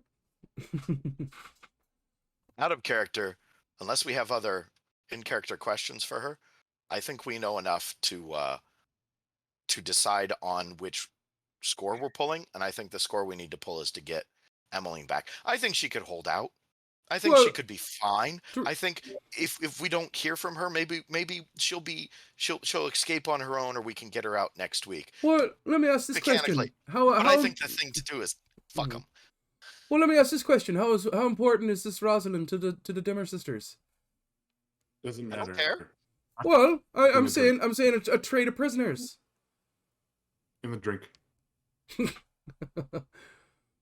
Well, I mean, that Oh, was my suggestion 5 minutes After ago, we- but if we're still, Okay. if you're into it, I'm down to throw in a drink as well. Oh, okay. So trading Rosalind for Emeline. Yeah. Rosalind, how special are you? I'm but a humble servant. Yeah, Exactly. no, I don't think so. Drink. No. Okay, out of character. I think we keep her around and she gives us a die on engagement because we have someone we can interview at length about the outlet, the how the house is set up. Yeah. Basically, tell us a lot of things. Well, She's a resource. We Well, can okay, dispose of her in between the engagement role and when we in media res. So, does anyone have sway? Because I feel like it's gonna be more of a sway than a consort to get information out of her to get that as a setup for the mission. The She's- Nighthawk had a lot. She's of answering questions very easily. That's true, but but I can also. will she intimidate her. be as forthcoming with vital information about their defenses? Yeah, when I start breaking her fucking fingers, she will be. Well, if we're busting out Here tools, in the room. if we're busting out tools of I feel like we're not being subtle about this at all. We are just exchanging these words like right in front of her. Yeah, Oh, and yeah. she looks frightened. She's like, I really don't want to have my legs broken. I don't understand why this has become violent. I've Relax, I explained the didn't- situation. This was I didn't clearly say a I was going to break your misunderstanding. legs. You thought I she didn't worked for say I was you. going to break your She legs. now works for us. Yeah, well, She doesn't think that, and we don't care what you think. We care. What she we are thinks. doing terrible things to what is possibly a brainwashed, possibly is just a very cloistered little girl. Mm, And also, I didn't say I was going to break your leg, Glass. I said I was going to break your fingers. It's very different. So Need my fingers. so tell me Not how anymore. tell me how a tune works. If you have a dot in a tune, can you potentially tap into that or Anyone can do it, right? Like, Okay. if you don't have any dots, you roll 2, take the lowest. Okay. What a tune looks like is going to be different to each person depending on Mm-hmm. their right. beliefs and their way of spiritualism. So here's what the good doctor does. He reaches into his coat and he pulls out a series of lenses, and he starts holding them up to the light and looking at her, and he's gonna try to look for some sort of ghostly connection to this individual. Perhaps she's being puppeteered, and I'm looking for any signs of outside interference on her behalf. Mhm. So I'll just do an attune roll. And what the hell? I'm gonna push myself while I'm at it. So 2 more stress. Are you using Quicksilver or no? No. If I were using Quicksilver, I'd have 2 dots in it too. Yep. Okay. But Fair he's not gonna. He's gonna abstain from using his. Does anyone else have a tune? his drugs? I'm already 4 stress in. I don't know if I want to. Well, it's just 1 more. I'll help. So all right. So that means I get a bonus die for pushing myself and a bonus die for being helped by the messenger. Correct? And this is a from a risky position or a controlled position. Would you? I would Desperate position. desperate position. Okay. Effect is going to be standard. Standard, okay. And then I have 2 bonus die. All right, here we go. Ooh. A failure. Yeah. Well, yeah, okay. 2 is a failure, right? Yep. Oh yeah, 3 is a so failure. you peer in to see if there are ghosts affecting her. Mm-hmm. You, in a weird way, this does actually kind of succeed for you despite your failure. I'll describe how failure looks in a second when we get to the consequence. You don't immediately see her spirit. Instead, you see the ghosts of 2 like old and wizened crones who, as when you see them, look up and look at you, and that's not even the correct way to say it. They look through you in a way that analyzes your soul, takes your weaknesses and brings them up into the front and essentially devastates you.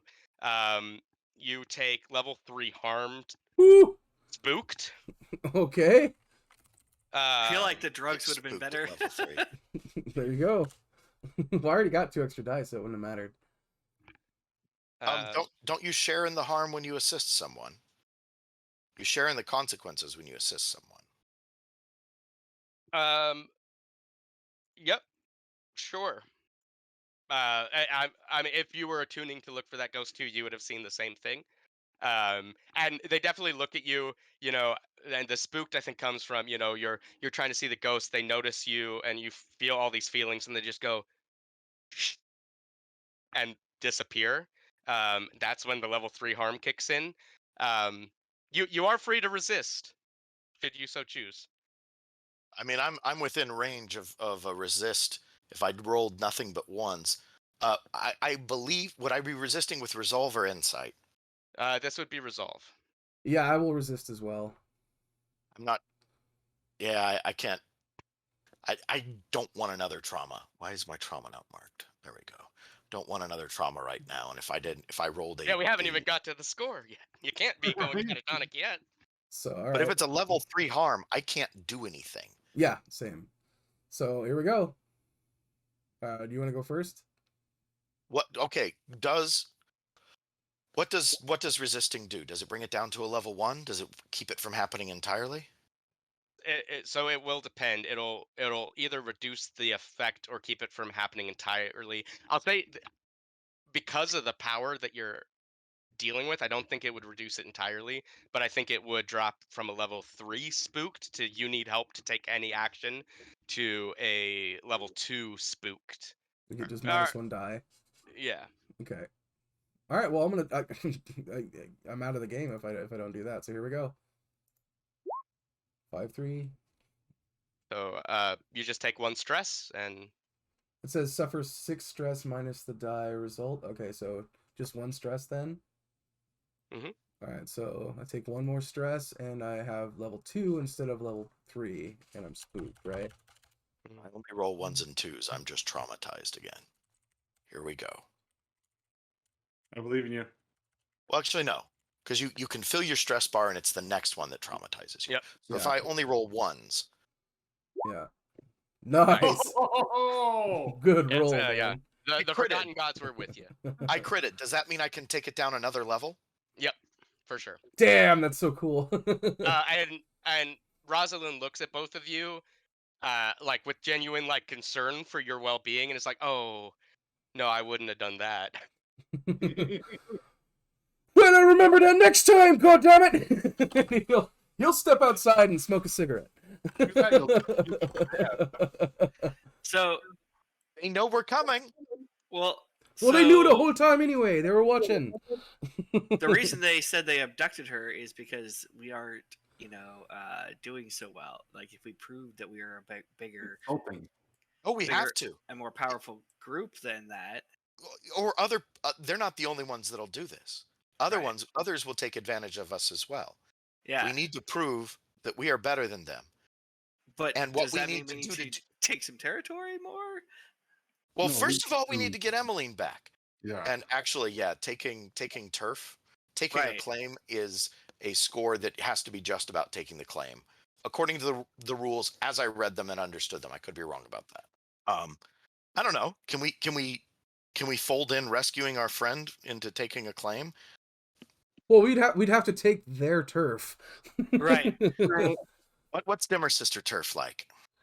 Well, it would specifically it'd have to be their HQ. We'd have to take their which headquarters. wouldn't be Kyle, possible. Kyle's like perking up there. No, like, no. "Uh-oh, We- that's we- not a good sign, guys. We can do one score that takes turf other than their turf, and also grab other than their headquarters, and also grab someone from their thing. I think that is what I'm suggesting is possible. What district is this again?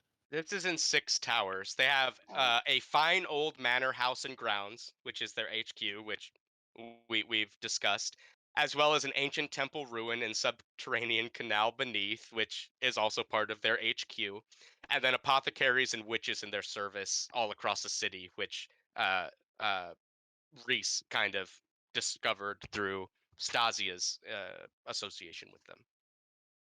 So they're like, this is a level 2 crew, and their turf is like a building. which I think we can assume their level of power doesn't necessarily come from holdings, but the stuff they can do. And also, we are I don't still a think that level should all be 0 part of their crew. HQ. I think their HQ is the manor house, and then the ruin and the subterranean canals. Even though they're underneath the manor house, whatever, they're still not part of the HQ. And the apothecaries and witches, that sounds like a cover, or some other non-turf claim. But Well, they're they a may two. have. They're a 2 strong. If we take a Yeah. claim from them, we only downgrade them to a 2 weak. You also do I want to? We are also a 0. We are also 0. I We're will, a 0 strong though. when you take something, when you take turf or a claim from someone else, I will say, you will immediately take -2 with that faction. Which against the Dimmer Sisters, you already have +1, so that's not as bad. But in their mind, they as twisted though it may be, they still think of you as a friendly force, and they see this as like a cultural exchange. Um, so there is a world where you get even better relations with the Dibber sisters. Very much out of character. We will. I think we're all happy to do that and facilitate that. We will not let it happen against her will. So I will die trying to save her, and that's cool, and we can end the game because that otherwise it's not going to happen. So, right. But I don't think she's not out of character. I would not expect that she would do this just because she doesn't know how we feel about it. So stepping in there and telling Emeline that we're okay with her doing this, I don't think that's the solution. Like, there definitely needs to be some sort of intercession on her part, whether that is a violent reverse kidnapping, a violent rescue intercession, or it's a, hey, so there's some shit you don't get, and you need to respect us and respect our members, and they can work with you, but it needs to be their choice. And if they're choosing not to, you need to respect that. Yeah, Kind and of talk. you But get that still sounds like a score. It's just a social one. yeah, and you get the impression like the Dimmer sisters are clearly from your interactions with them a bit poorly adjusted to social interactions, to put it mildly. And there is kind of a level of they're definitely waiting for like the Stockholm syndrome to come into place, and like, no, eventually Emeline will want to be uh, a member of our organization. We just need to give her the time. Right. And we just might need to tell them, hey, so there's another way this can work, and it's involved respecting Emeline's wishes. If she wants to work with you, that's cool, but you need to let her do it on her own terms. Coin goes a long way. Well, yeah, and there's also that that bonus, right? That's Of like, a you don't long have way Emeline there on scores, but you're getting some extra coin. Well, Yeah, and again, I think 1 coin isn't enough for that for a whole crew member. It's always However, negotiations. if it were 1 coin in the canals, well, like, sure, to gain okay, to you gain want turf, her you to- have to take a negative. There's no way to gain turf oh, that's cool. We amicably. I'm not talking about gaining it amicably. It would definitely be happening in a aggressive negotiation. But in this narrative, we would be like, all right, here's the thing. You have disrespected our friend and you've disrespected us. You want this? Then you and her need to figure out how to do this on terms that she finds acceptable. And by the way, our terms need to be respected as well. And that's that 1 coin a week. Plus we're taking the canals. Don't fuck with us again. That would be the way that narrative would go. If we were doing that. And I'm still, I think, trying to get the canals and Emeline's liberty at the same time is still, I think, ambitious, and I hope I'm not being too min-maxy We are an here. ambitious crew. Yeah, Sure. we all- Yeah. I Yeah, hope but I'm that's not being too kind of min-maxy at all. Okay.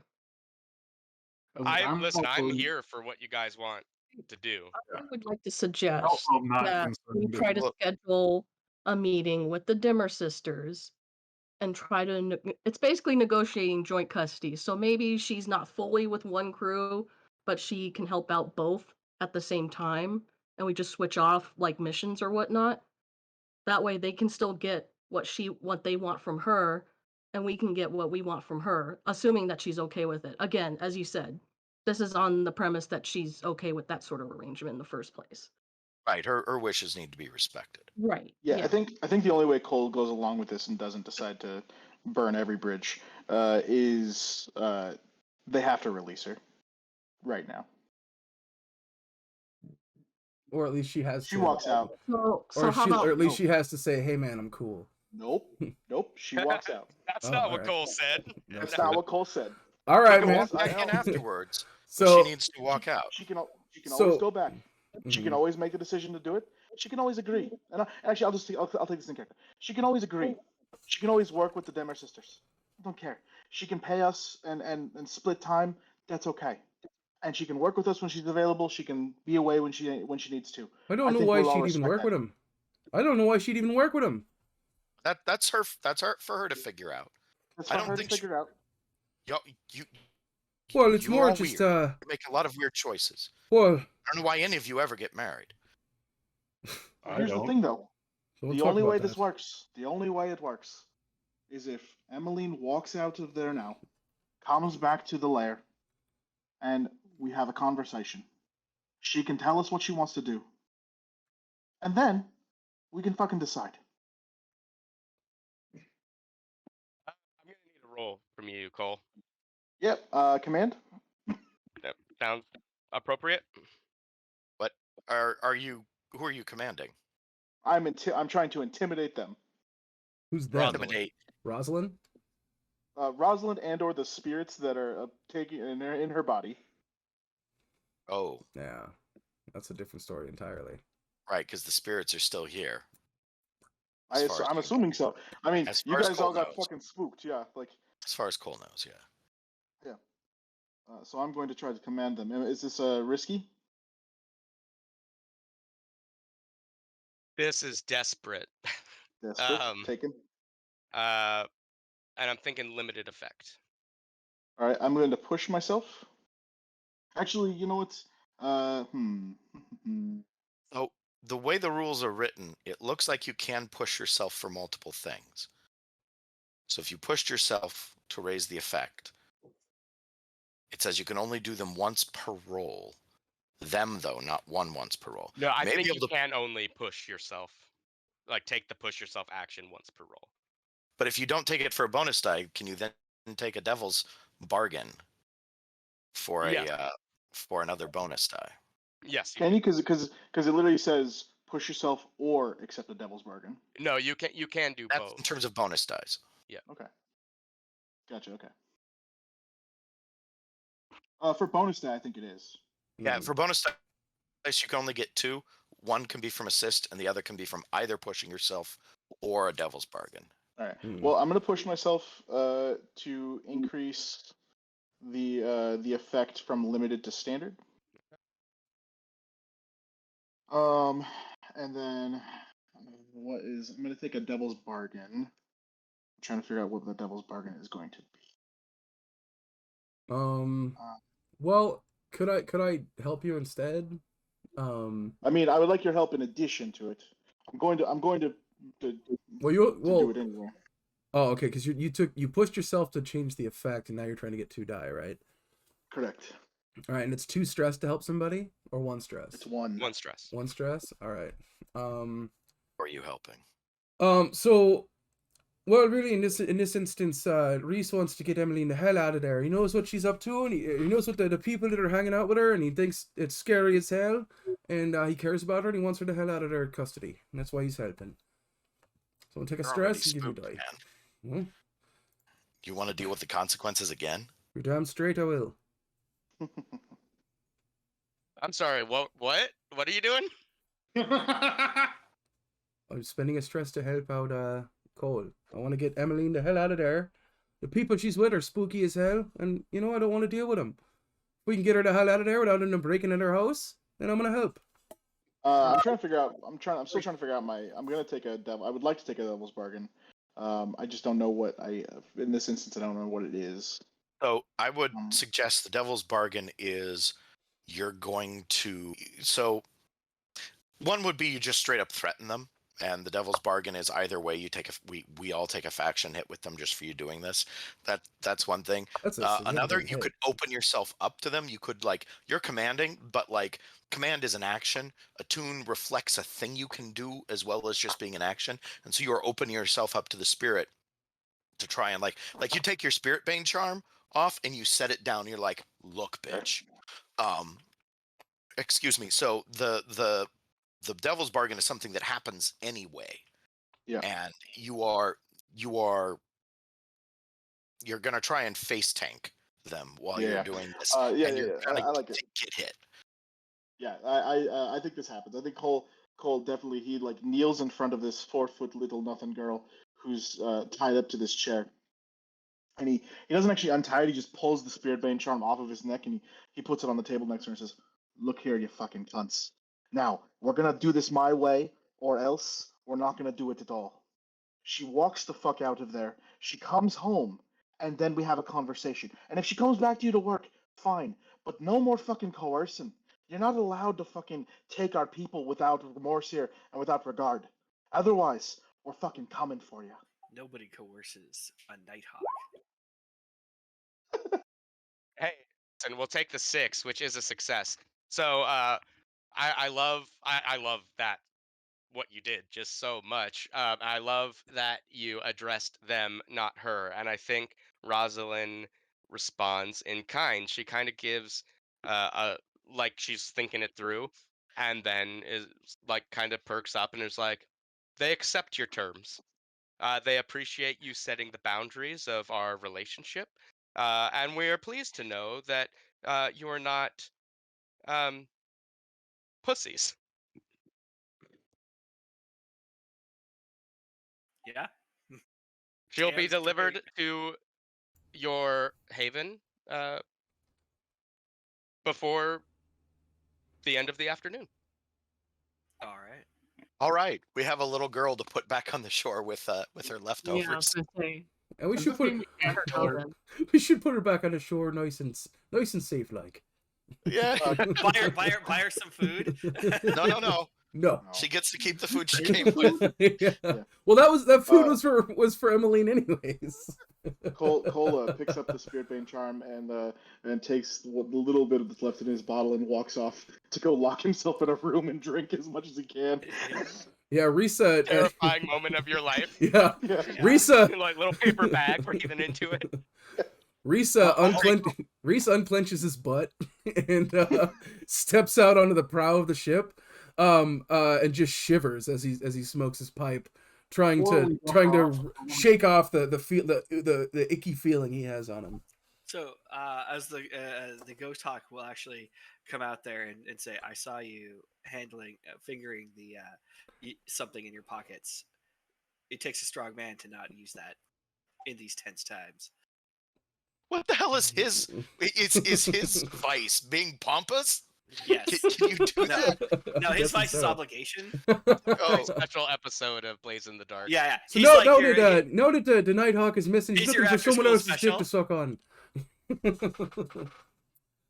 Listen here, boy. My problems are mine. Fuck So off. before we drop her off, I want to go right up up close to her interface, and so I need one thing from you, one bit of information from you, Okay. and that is, do you need reservations for that restaurant? Yes.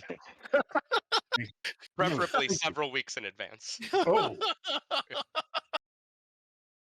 I love noted. it. Welcome back, everybody. You have all made it back to the grotto.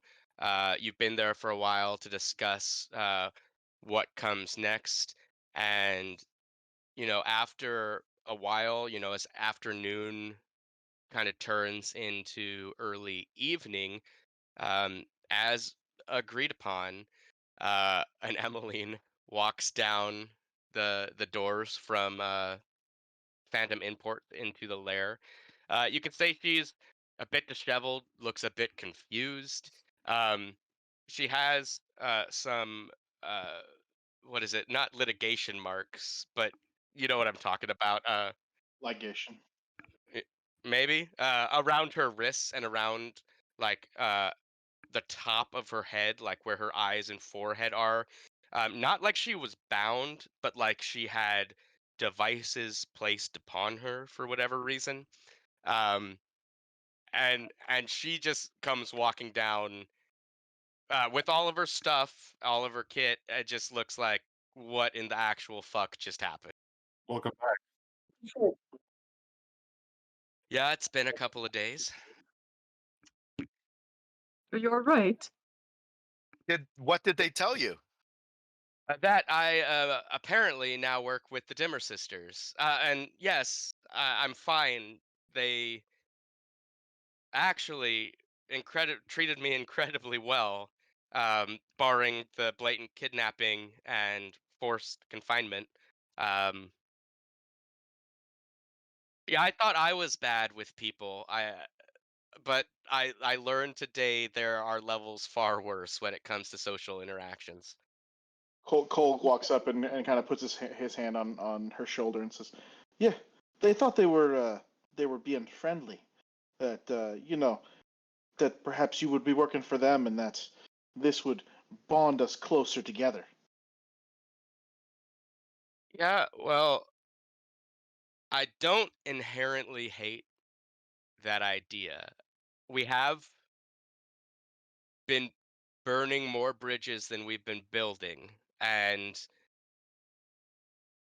deepening our relationship with the Dimmer sisters, even if it's only to know what it is they're up to in that creepy mansion they call a headquarters, might not be the most terrible thing in the world. I mean, Um, you're the only fucking person I've ever heard come out of it. yeah, and I don't see why. They were very keen to let me out today. Oh, did they tell you how that came to be? No, they just said you can go. See you later.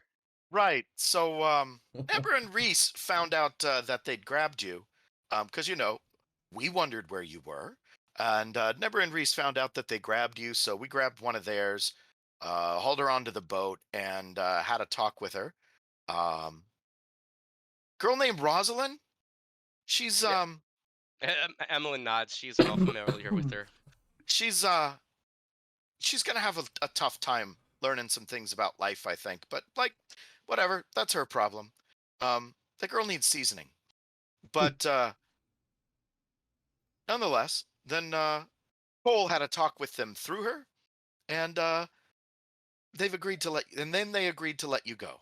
I mean, I guess thank you for your intervention, and it's I don't know, flattering to know that you'd come after me if I go missing. Nice to know. I would like to think I do the same for any one of you, but I can't be entirely Listen, sure. listen there, lass. It wasn't flattering. It was that we were going to burn their fucking mansion down if they weren't going to leave you up, and it didn't matter if a bunch of us were going to die for it. So what Well, we I told mean, them, Plus, a few we of us told got a them glimpse of the sort of shit you're dealing with, and well, we just couldn't stand that. what we Oh, told that's them, not. however. This is average for me. It's actually not that strange. Um, You before? Well, what was that? This has happened to you before? Oh, the stuff that they're dealing with. Yeah, that's. No. Kidnapped by a random creepy organization. This isn't the first time. No, word gets around. When you're a criminal, I think there are levels of protocol that are adhered to. When you get into like you're a criminal, but you're also a cult, or you're also into the creepy stuff, some of those lines get blurred, and you're dealing with a whole new level of antisocial individual. Um, well, hopefully they know to like actually talk with people and respect them and the organizations that they belong to in the future. Because yeah, it don't feel too bad if you wouldn't yourself alone go in for one of us. But this is a group effort.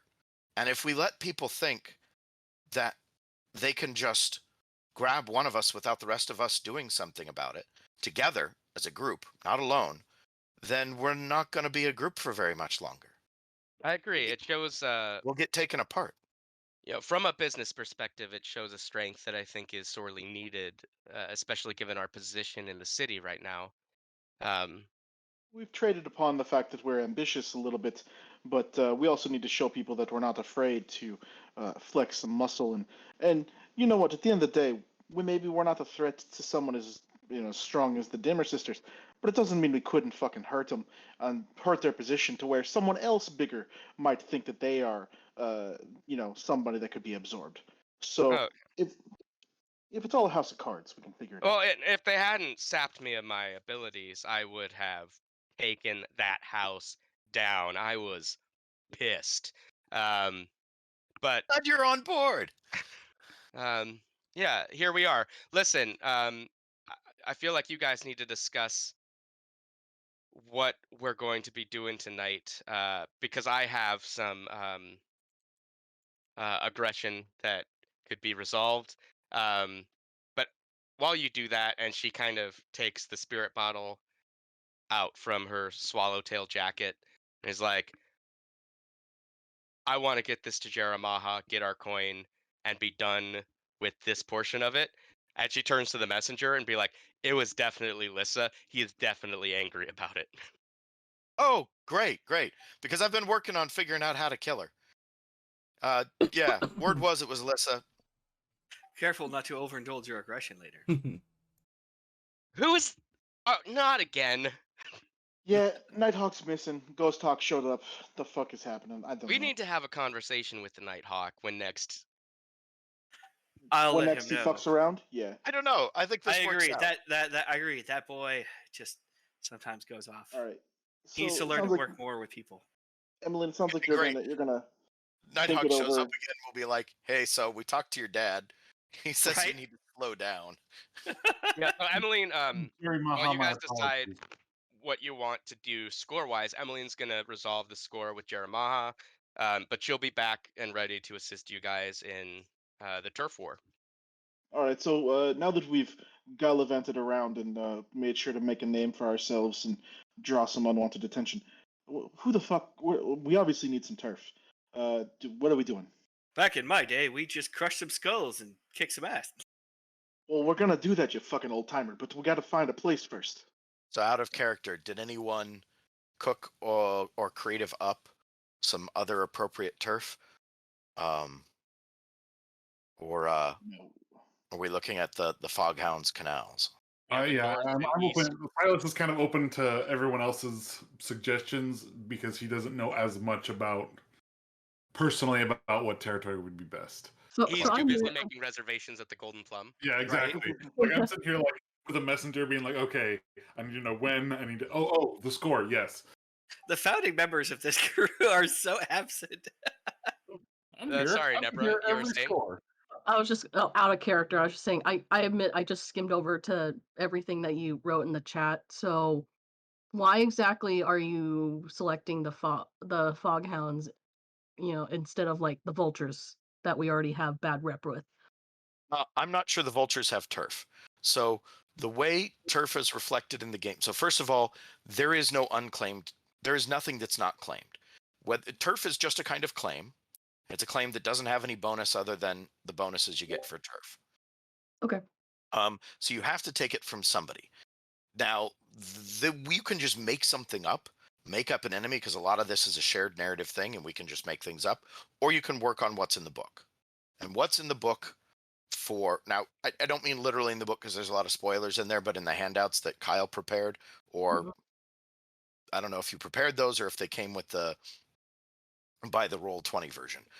But the handouts that Kyle's provided otherwise tell the turf that a bunch of different factions hold. Now, when they describe turf in there, I don't think they're talking about turf. I think they're talking about claims, because the Fog Hounds are a tier 1 weak faction. So if they lose a claim, they drop to tier 0 weak, because the way it goes with claims is your faction strength goes up half steps from strong to weak for each claim you get. It only goes up a whole tier step when you actually level up, right? It'll drop from strong to weak if you lose a claim, but if you're at weak, you go to weak on the next level down. And if you're at 0 weak, people come from your headquarters. Maybe that doesn't happen to us because our headquarters is secret, but people will be looking for it because they're like, yeah, it's time to just take these boys down. They're Well, just blood in the water. and Charles and I were having a conversation about that over our little break. In that, like, you guys did select a hidden lair, and I think, in my mind, to be fair as a GM, if someone were to go and look for your lair to try to assault it, they'd need to do essentially downtime activities to fill a clock to locate it. But I will say, note, we do have a lot of faction clocks ticking. Okay, cool. Against So, us? well, we Now- don't know. They're all mysterious, right? Okay. The one reason, so I actually I could go either way. Like the one reason maybe to do the vultures or maybe not to do the vultures is that by taking someone's turf, you automatically take -2 to their rep, which would drop us to -4, which -3 I think is the lowest, which means we're at war with them. Which means we lose a downtime action, we lose a tier level, so even if we tier up, we Which them are you talking about? the vultures. Right. Would that Just be a never. separate? Oh, sorry. Go ahead. Well, because I was saying that because Tiffany asked about it, why not choose the vultures over someone else, right? Because we already have a negative rep with them. Right. But basically, what happens is we lose one hold, so then it essentially knocks us down a tier level. We all lose one downtime action. We take an additional heat, and then any clan that had generated coin would generate half of that. Okay. And as I will say the nice thing about looking at, say, like the Fog Hounds turf, specifically those north and eastern canal routes, is when you think about, because I sent out that map to you guys the other day of where our turf currently is. That's a nice extension of what we already have. Where, like, if you were to go for some other factions, our turf might start getting separated. Which, when you start doing that, you really need to think about getting cohorts to run the things that you can't necessarily be at, right? Which we don't have yet.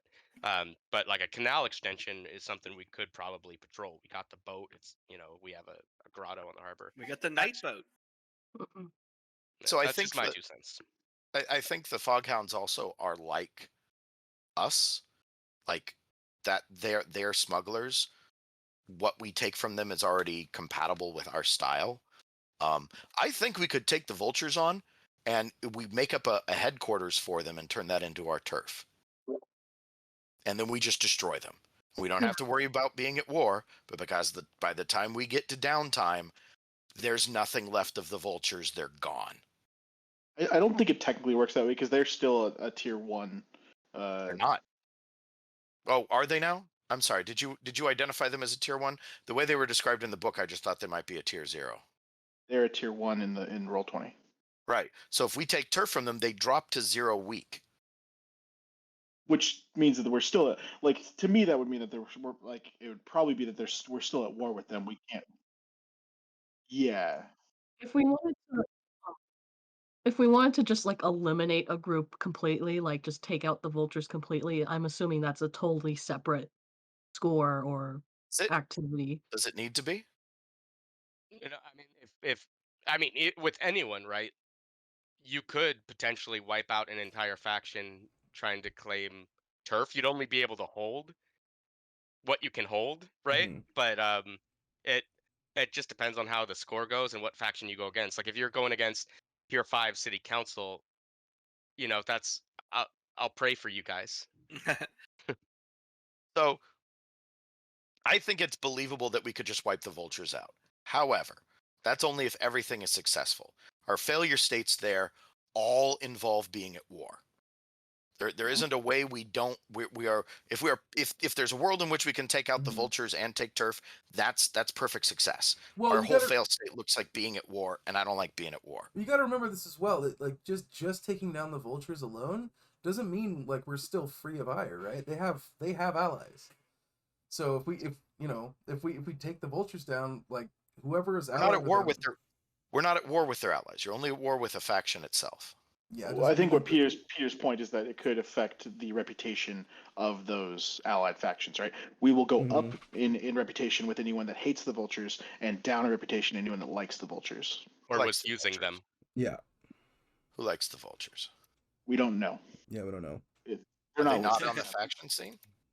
They are. They're just not listed. They're there Hold because weak type underworld. Yeah, because they weren't, because Kyle made them up, which is fine. That's a great solution for where we started this. I do think though that if it were me, and I think Cole will say this, is that it makes the most sense. It makes the most sense for us to go after the Fog Hounds, take their canal routes, extend our territory. I think we're gonna take out the vultures eventually anyway. But maybe once we've secured the canals, because the vultures' headquarters, as I recall, is maybe over in Char Hollow. So like we're gonna have to that's a little bit farther away than just sitting around Night Market. That's true too. Also, that's outside of our hunting grounds. We get bonuses for working within our hunting grounds. But I think the night market is also the hunting grounds of the Fog Hounds. So like our bonuses cancel out or something. I don't know how that works. So I don't know if this changes anything, but the vultures are listed as an enemy of the Fog Hounds. They are. Weird. So we'd go up and rep with the vultures. Yeah. We'd go up Essentially. and rep with the vultures from Makes sense. -1 to 0 or whatever, -2 to -1. Mhm. Same with the Bluecoats even. We would go down with the Dockers and the Lampblacks. I think I'm voting for The Lampblacks. and taking canals just for the logistics of that. Yeah. And that's the most benefit. Like we Well, can wipe that's out the an vultures in a future time. I think we Yeah. want to, but we can do that later once we have some more territory. Mhm. All right. Let's fuck around with someone we can fuck around with, and then move on to other bigger fish later. So it sounds like you guys are going to try to take the canal routes from the Fog Hound. Is this correct? Mhm. Okay. Yes. So what I need to know from you is how are you going to go about doing this? Are you going to assault, utilize deception, stealth, occult, social, or transport? Mm, We're So- gonna transport it somewhere else. No, yeah, transport doesn't make sense because we're not moving an object. Or a person. I mean, People are objects. So Well, it could make sense because their notable asset is their medium steamship, the Fog Hound. So we could Ooh. just steal their steamship, removing their ability to actually patrol those canals, and then take that territory. I li- Hey, I- like that. I like it too. Is that transport though? Because that seems like we'll use saw- our. Well, That's- so this is the beauty of the game, right? Because that could be transport if you're moving their ship from their territory to you. That could also be assault if you're going. Like any of these things can work. Likewise, like social could work if you're going to talk about terms, right? Of okay, we own this now. How does this work? I think another thing to discuss, right, is um, these canal routes aren't like a pub, right? Or they aren't like a street. So like how are you going about making it known that they are now yours? I think should also fit into the type of score you're pulling, right? So the way I see we make it known is two things. One, we're the ones patrolling it, no one else is. I mean, the blue coats are there and the gondoliers are there, but it's not their turf. And two, tags. Tags generally are how, and like tags can be paint on the wall or chalk on the wall. Tags can be any number of things. Does the Nighthawk have an emblem? Probably. We could put that up. They could be little statues. Little statues to the throne of judgment or whatever forgotten god the Nighthawk It Yeah. could rose be. in after. It Is could there it could be something we do to other people's tags. People are always drawing dicks. If every dick in Nighthawk's turf is like modified in some way because we go on and paint it differently later, then that could be a tag too. But like whatever. A social is interesting because like we can fold that into getting a cohort if we make their rovers ours. Or alternatively, negotiate with the Fog Hounds to where they give us an asset or something, and in turn, we work together to take out the vultures. mhm. Something along those lines. Yeah, that would be good. Expand your business by like a merger rather than a. But All we of make these the things work. we make the Fog Hounds our rover cohort and just eliminate them as a faction entirely. That's So the only problem with that is like I agree with all those things. I think I don't, and it could happen. It just we are technically smaller than they are. Like Mhm. they have more power than we do right now. They They are have a more tier- power. I will say, word on the grapevine is we're probably manpower wise, based on their tier, about the same size. So, what we could do? What if we kill their leader? We kill their leader and make them our cohort. Tell your Take men their they're turf. for me now. Or we hire their guys to be our guys. Yeah, Higher. after we kill their leader. Yeah, Fine, that's go ahead. That sounds legit. I like stealing their boat Hmm. and just like, hey, you can't patrol the canals anymore because you ain't got a boat. Sad for you. Now these canals are ours. I like killing their leader and making them our cohort of Mhm. rovers. That's cool. Do we know anything about the leader of the Fog Hounds? Just the name. Just the name? Okay. We have a name? Yeah. Margit. Margaret Vale. Margit Vale. Yeah. Her second in command is Bear, and then Bear. their navigator is Goldie. Yeah. Oh, it's So what are the Fog Hounds known for? What do they do? Smuggling. Oh, so they're They're smugglers as us. well. Okay. Yeah. Oh yeah, that's right. You They mentioned that they earlier. are not the same as us though. They don't do the weird stuff. They're like more traditional smugglers, contraband, Yeah. arms, I'm- things like that. if I'm right about what their claims reflect, a cover business and what are the things? Then I think like looks like they've got turf, cover operation and side business, which is something I'd like us to have too. So yeah, they're a pretty reasonable build. So Vale's known to be quiet, cold, and fearless. Yeah, probably not going to work with us. Bear, second, moody and brash, calculating, patient, and confident. Maybe we have to kill both the leader and the second. It's definitely how I would take us over. Yeah. It also mentions they're looking for a patron, so would they be willing to negotiate if they know that they'll potentially work under the hive? Well, we could be their patron as well. Sure. We'll be the patron of the ones who are left. Right. That sounds like it could be a social. Oh, or what the messenger's saying sounds like it could be an assault. I just need someone to choose one.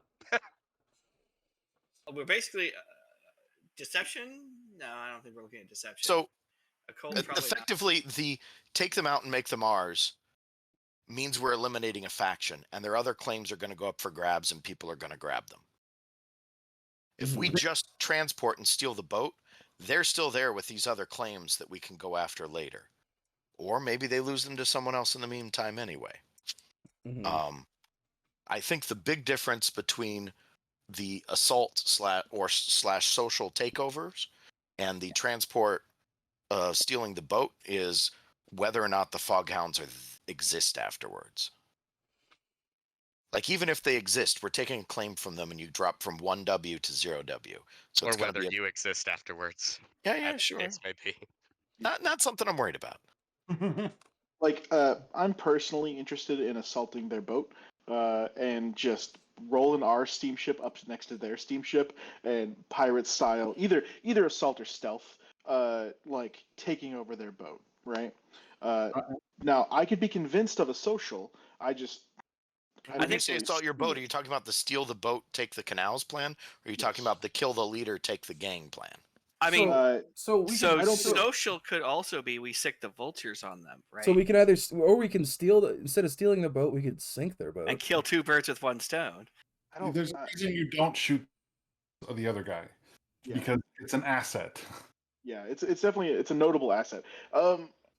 Like destroying their boat, I think doesn't help anyone; just pisses them off. Yeah. Here, But- Destroying their boat keeps them from patrolling the canals. That's a Yeah. legitimate way to take turf, I think. prevents us from It does. using that boat to patrol the canals. I don't think we get the boat unless we spend our upgrade on getting the boat, and I really think we should be spending our upgrade on getting a cohort. Maybe the boat is damaged and we can't use it until we Yeah, like Sell the boat exactly. for parts. We can at least keep We it running. stash it in our grotto, right? Like we have it. And then some of We us have use spare downtime boat parts, to work right? on At it. the very least. I love the idea of stealing the boat, and they're like, "Where's the boat?" And we're like, I don't know, but these are our canals now. Meanwhile, the boat is like up on blocks in the grotto. Yes. Yep. That's because we damage it so much. So I think that's definitely an option. I do think that a social could happen. I just don't know exactly how that works. I think Pal, you convinced me that even though I like the idea, I like my idea of killing their leaders and taking over their gang. I don't think it necessarily works in this scenario because it's ambitious, which I like, but I think with social, you could set the vultures on them. That's the connection, right? the vultures are already at war with, or not at war, but the vultures are already on them. Like it doesn't actually, that doesn't They're do already anything. fighting. Yeah, we'd be better off sicking like Getting their allies, remnants yeah. of the last of the red sashes after them or I something. think it's like I like the steal the boat method because even if Yeah. we can't Are the use it red right sashes away, allies of them? It's unfortunate the way events played out that they really no longer exist. Are the red sashes their allies? No, No, the the dockers and the lampblacks. lampblacks. Okay. Oh. Yeah. but so even if we can't use the boat out of we damage it too much, or we just need to modify it after we steal it, that can be the reason why we can't use it right away. And then in downtime, some of us can go through getting it as an asset if that's possible. Well, I mean, like that you're Someone- speaking like you already know how it's going to happen. So I mean, Well, Steal we're a boat. assuming success because we Well, have to let's- assume that we're going to be successful. Let's steal a boat. Is that transport or is that assault? It could be stealth. Depends or on how we assault do or it. transport. I think stealth or assault is, yeah. For taking something, it's assault, no matter what. It's not. Not necessarily. We can. you It can could be steal stealth. you can steal something without kicking a door down. We're just debating assault, stealth, or transport. Right. How about assault then? Assault. My Okay. vote is All right, let's Assault do sounds assault then. ambitious. I'm for it. All right, let's Keep do it it. All right. simple. Assault. all pissed off right We now. kick down the anyway, door. because of Emeline's what- down for we're assault all- for what it's worth as well. She's ready to We're bust all some a little heads. bit. We're all a little bit pissed off. Yeah, I think assault. We're gonna go take out some aggression. It's fuck. What is the point of attack? Boat. The boat. Yeah, boat. from I believe. Yeah, I believe we're going to sail our boat up next to their boat and then assault their boat. Love it. Love every moment of it. All right. So here we go. Here we go. You take 1D for sheer luck. Mm-hmm. Is this operation particularly bold or daring? I'd say hell yes it is. That's Stealing a 2D. whole boat. Yes. Yeah. Does the plan's detail expose the vulnerability of the target or hit them where they're weakest? No. This is their damn boat. You better be sure they're protecting it. Can any friends or contacts provide aid or insight for this operation? So yes. Previously, I had a Docker friend, who is Logan. Yep, Logan he- Brocken. Yep, Logan Saw him Brocken. game 1. We saw him game 1. He can help us because the Dockers are allies of the Fog Hounds. And he is not necessarily a Docker, he's a Scovelander, but he does work on the docks where all the Dockers are. And so I'm going to see if I can get him to help. Cool. What type of assistance are you asking of him? I would like him to tell us the location of their boat and like any patterns of it or like, yeah. Gotcha. Okay. So we're up to 3D. Is this operation particularly complex or contingent on many factors? No, you're running a boat into another boat and going to take the boat. So still at 3. No -1D. Is the target strongest against this approach, or do they have defenses in preparation? Yep, that's going to be a 2D. Are any enemies or rival interfering in this operation? Yes, which you'll find out. -1D. Are there any other elements you want to consider? Adjust the dice accordingly. No. So we're at All right. 1D. Well, let's see if we can come up with any reasons. Oh no, elements. That's just to take things down, or that's to add more dice as well, though. Any other reason we should have other dice on this engagement roll? I can't think of it. Like, unless we can get another rival gang to help us out, I don't know. That would be friends or allies. Yeah. Yeah, I don't think we. yeah. Because I don't think the Hiv's gonna support us on this. We don't have Reavers yet. We don't have anything that We've got a vehicle, but it's we- not. Doesn't have stats. Can we leak the location of the steamship to the vultures and tell them that it will be unmanned or whatever, and try to draw them into a thing like that? Yeah, but then we might end up fighting with 2 people for a boat. Yeah, and I'll say I've already added the 1D for friends or contacts helping, and I've already taken the 1 for enemies interfering. So either, however that turned out, it's already been accounted for. Yeah. Yeah. I don't suppose there's any tinkering we can do ahead of time, right? I mean, for specific things, yeah, and you'll be able to do them in a flashback. But Yeah, that's the thing. I don't yeah. think anything that affects engagement. I Yeah. can't think of anything. All right, well, Okay. sounds about right. Then. We're rolling 1 dice. It's coming from Emeline, though this is just a fortune roll. Let's see how the engagement's gonna go. A 3. So we failed. No, it's gonna be rough. We're in a desperate y- position you're when the so- action starts. So, Guts, no glory. first thing I need to know from everyone is what load is everyone bringing? Emmeline's going heavy, where like this is an Heavy. assault. Heavy. Heavy. Definitely heavy. We're gonna go heavy, and we're gonna be on our boat, and we're gonna run into the blue coats of all people, where load actually matters. But like, Man, it's like you're reading my notes, pal. That's fine. heavy. Heavy. Cool. Heavy. Awesome. So, we cut to the action. You guys are on your steamship along the River Mist, heading to where you know the Fog Hound, this median steamship that is owned by the Fog Hounds,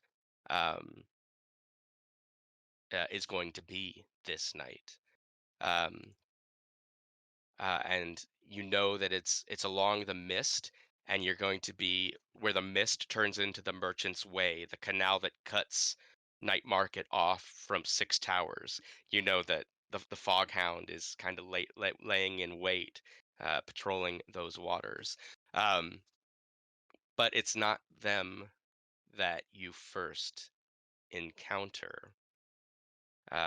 It is, in fact, a blue coat canal patrol that you see as you're kind of cutting through the fog of the river mist. Their ship kind of perpendicularly saddles up towards you. You see the blue coat officer, or not officer, let's call him Aiden. Let's bring Aiden into all this, who Great. Nebra Out recognizes. on my sheet too.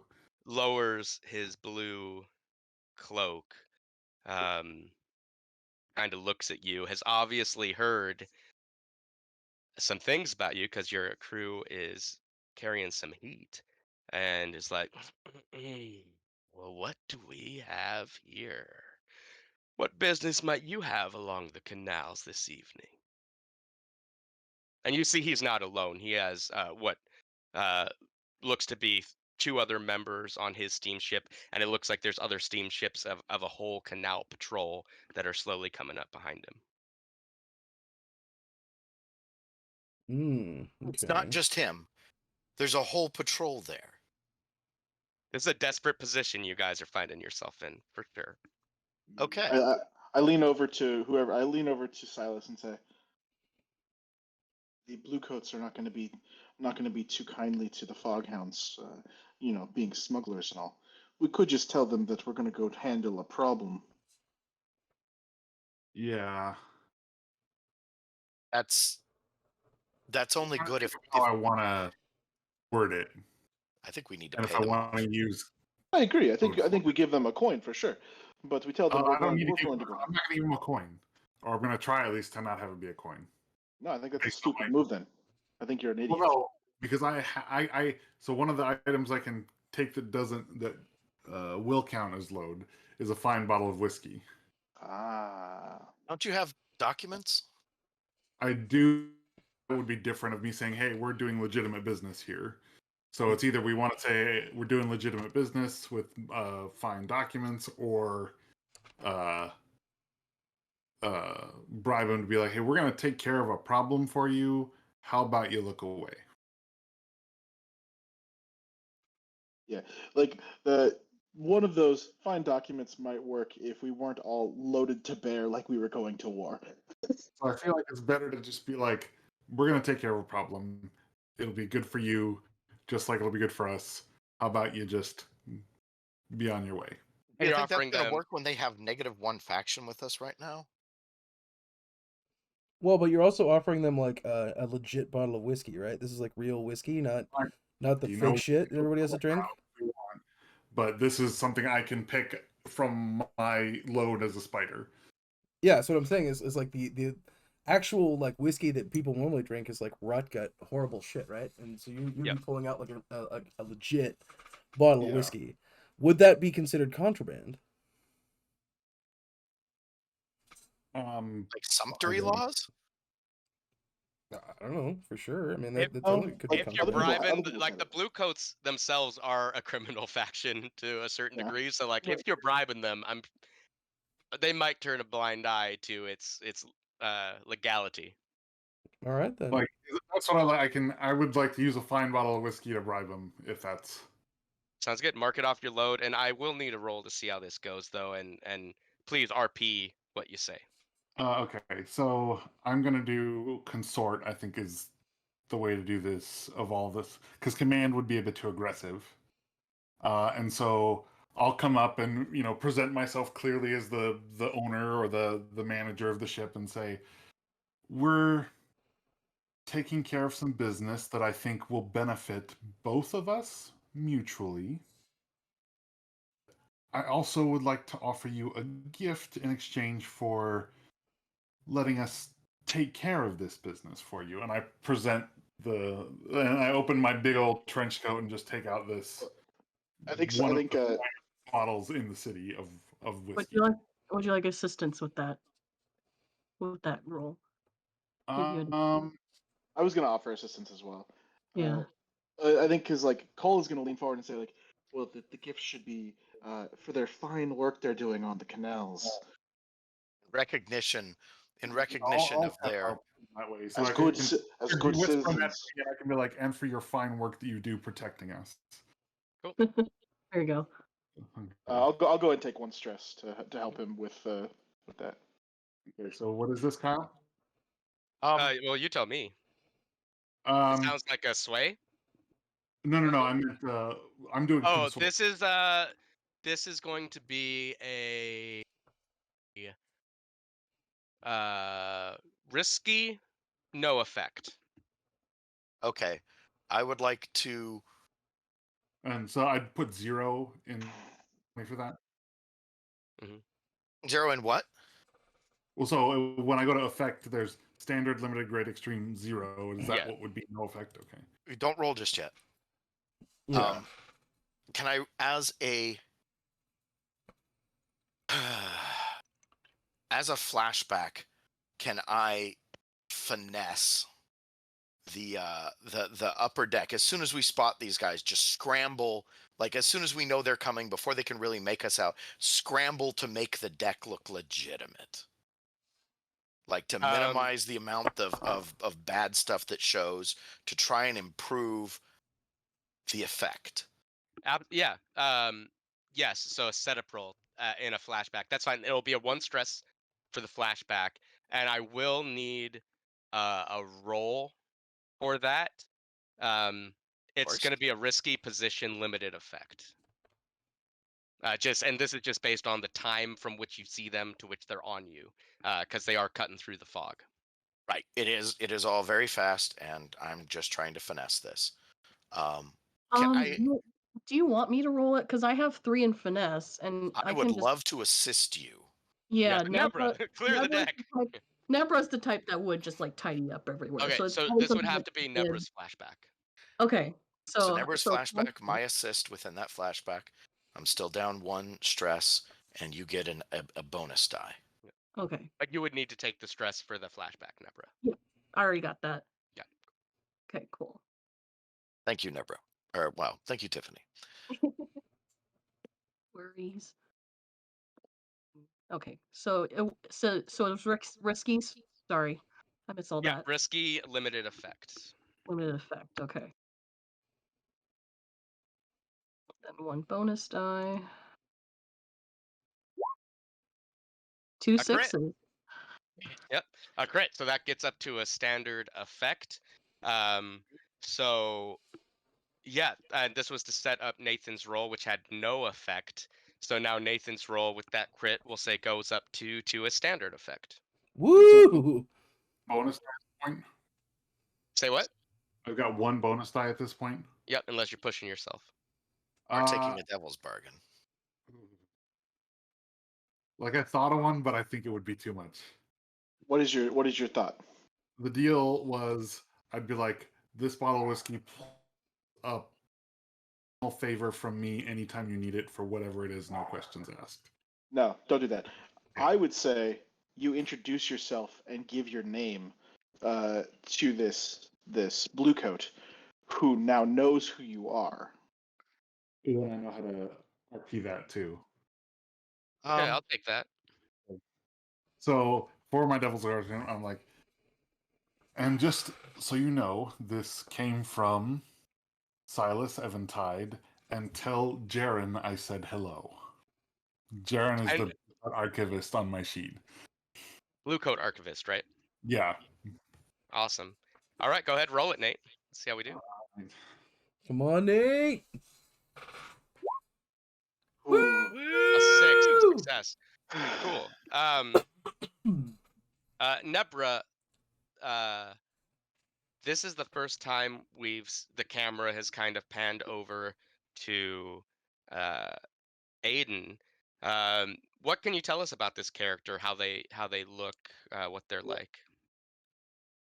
I mean, I guess imagine like the most typical, stereotypical like frat boy at like a. I don't know if like an Ivy League school would be it, but something along those lines, like someone that obviously grew up with privilege and wants to keep it that way, and yeah, has that sort of attitude, if that makes sense. Chad. The Chad, exactly. It's the Chad. I didn't Excellent. want to name Thank you him for saying Chad that. outright, but yeah, it's a Chad. Gotcha. All right.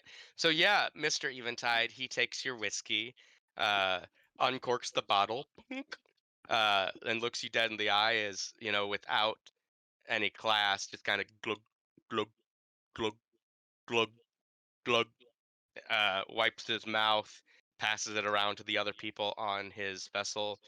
And what was that name you dropped again, Nathan? Let me make sure I said it right. Jaren, one of your archivists. I will be sure to tell Jaren that this gift was from you, and explain to him, to the best of my ability, why nothing was given to him. But sure.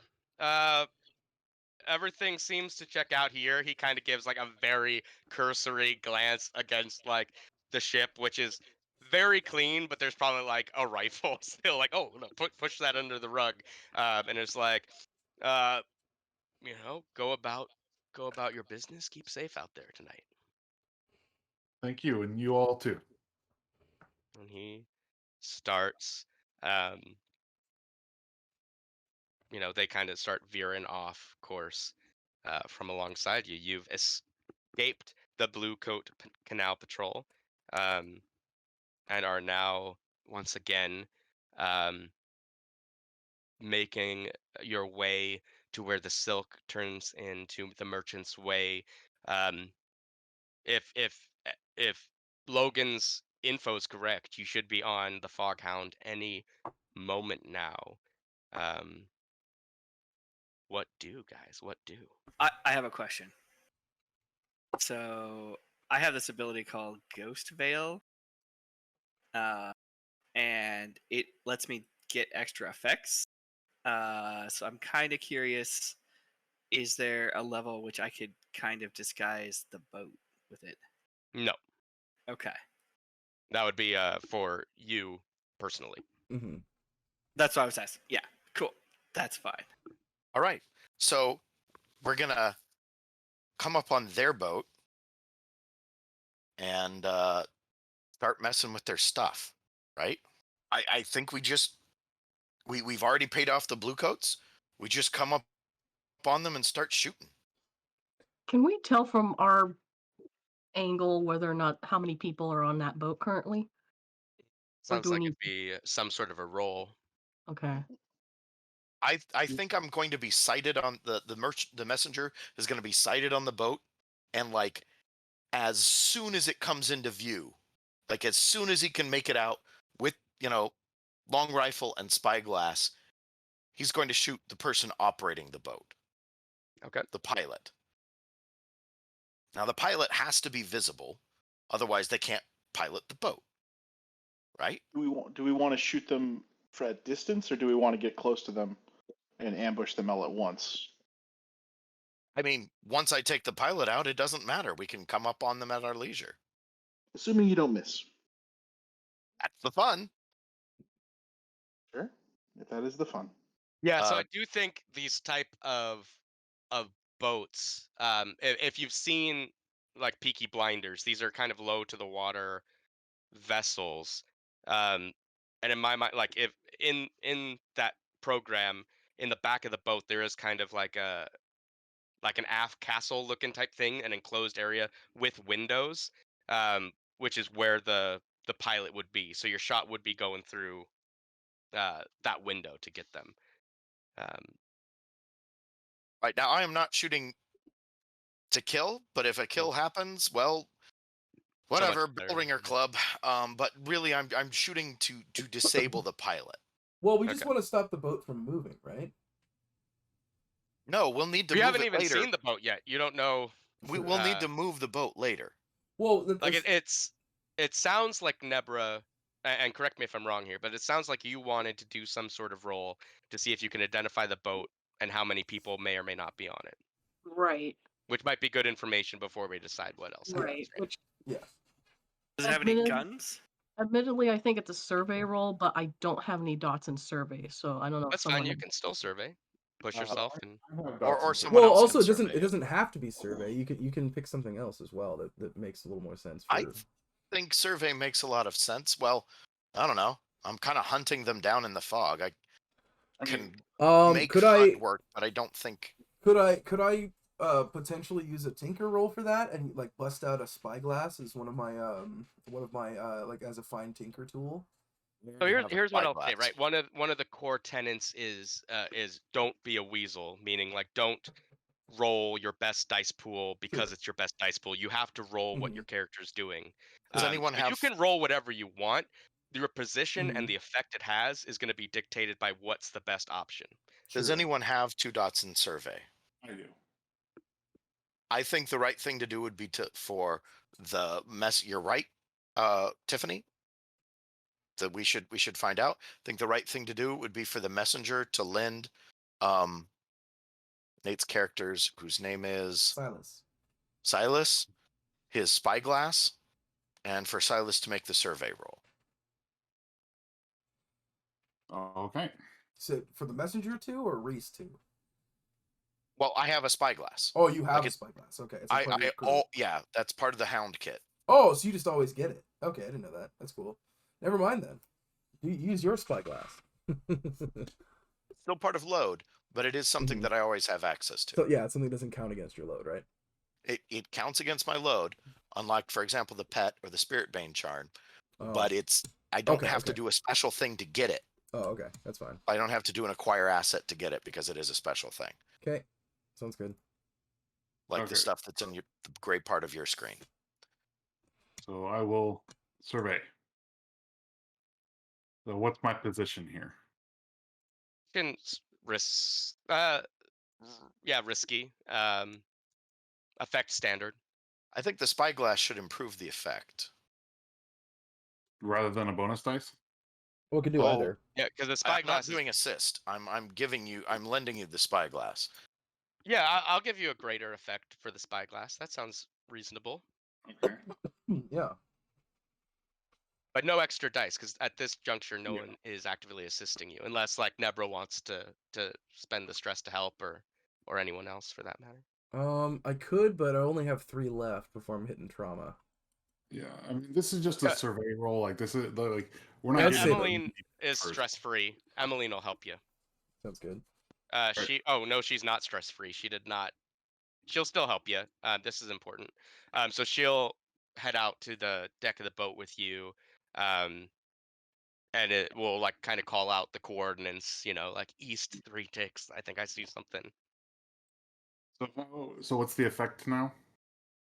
Effect is greater or whatever is above standard. Okay, and then 1 bonus die. Mhm. Okay. Ooh. Oh no. Okay, so we take the Well, 5. success. A success with a complication. Okay, so here is what you spot.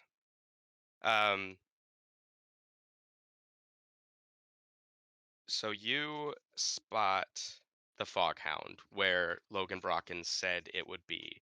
It's a medium steamship. Like you, it seems that they have come heavy. There's a lot of tarps over cargo along the main deck of their ship, like they are currently carrying contraband of some kind. Some of it rather large, like maybe a crate or something like that. You see essentially the 3 that you'd expect to see. You see Margaret Vale, who is a Akarosi woman, um,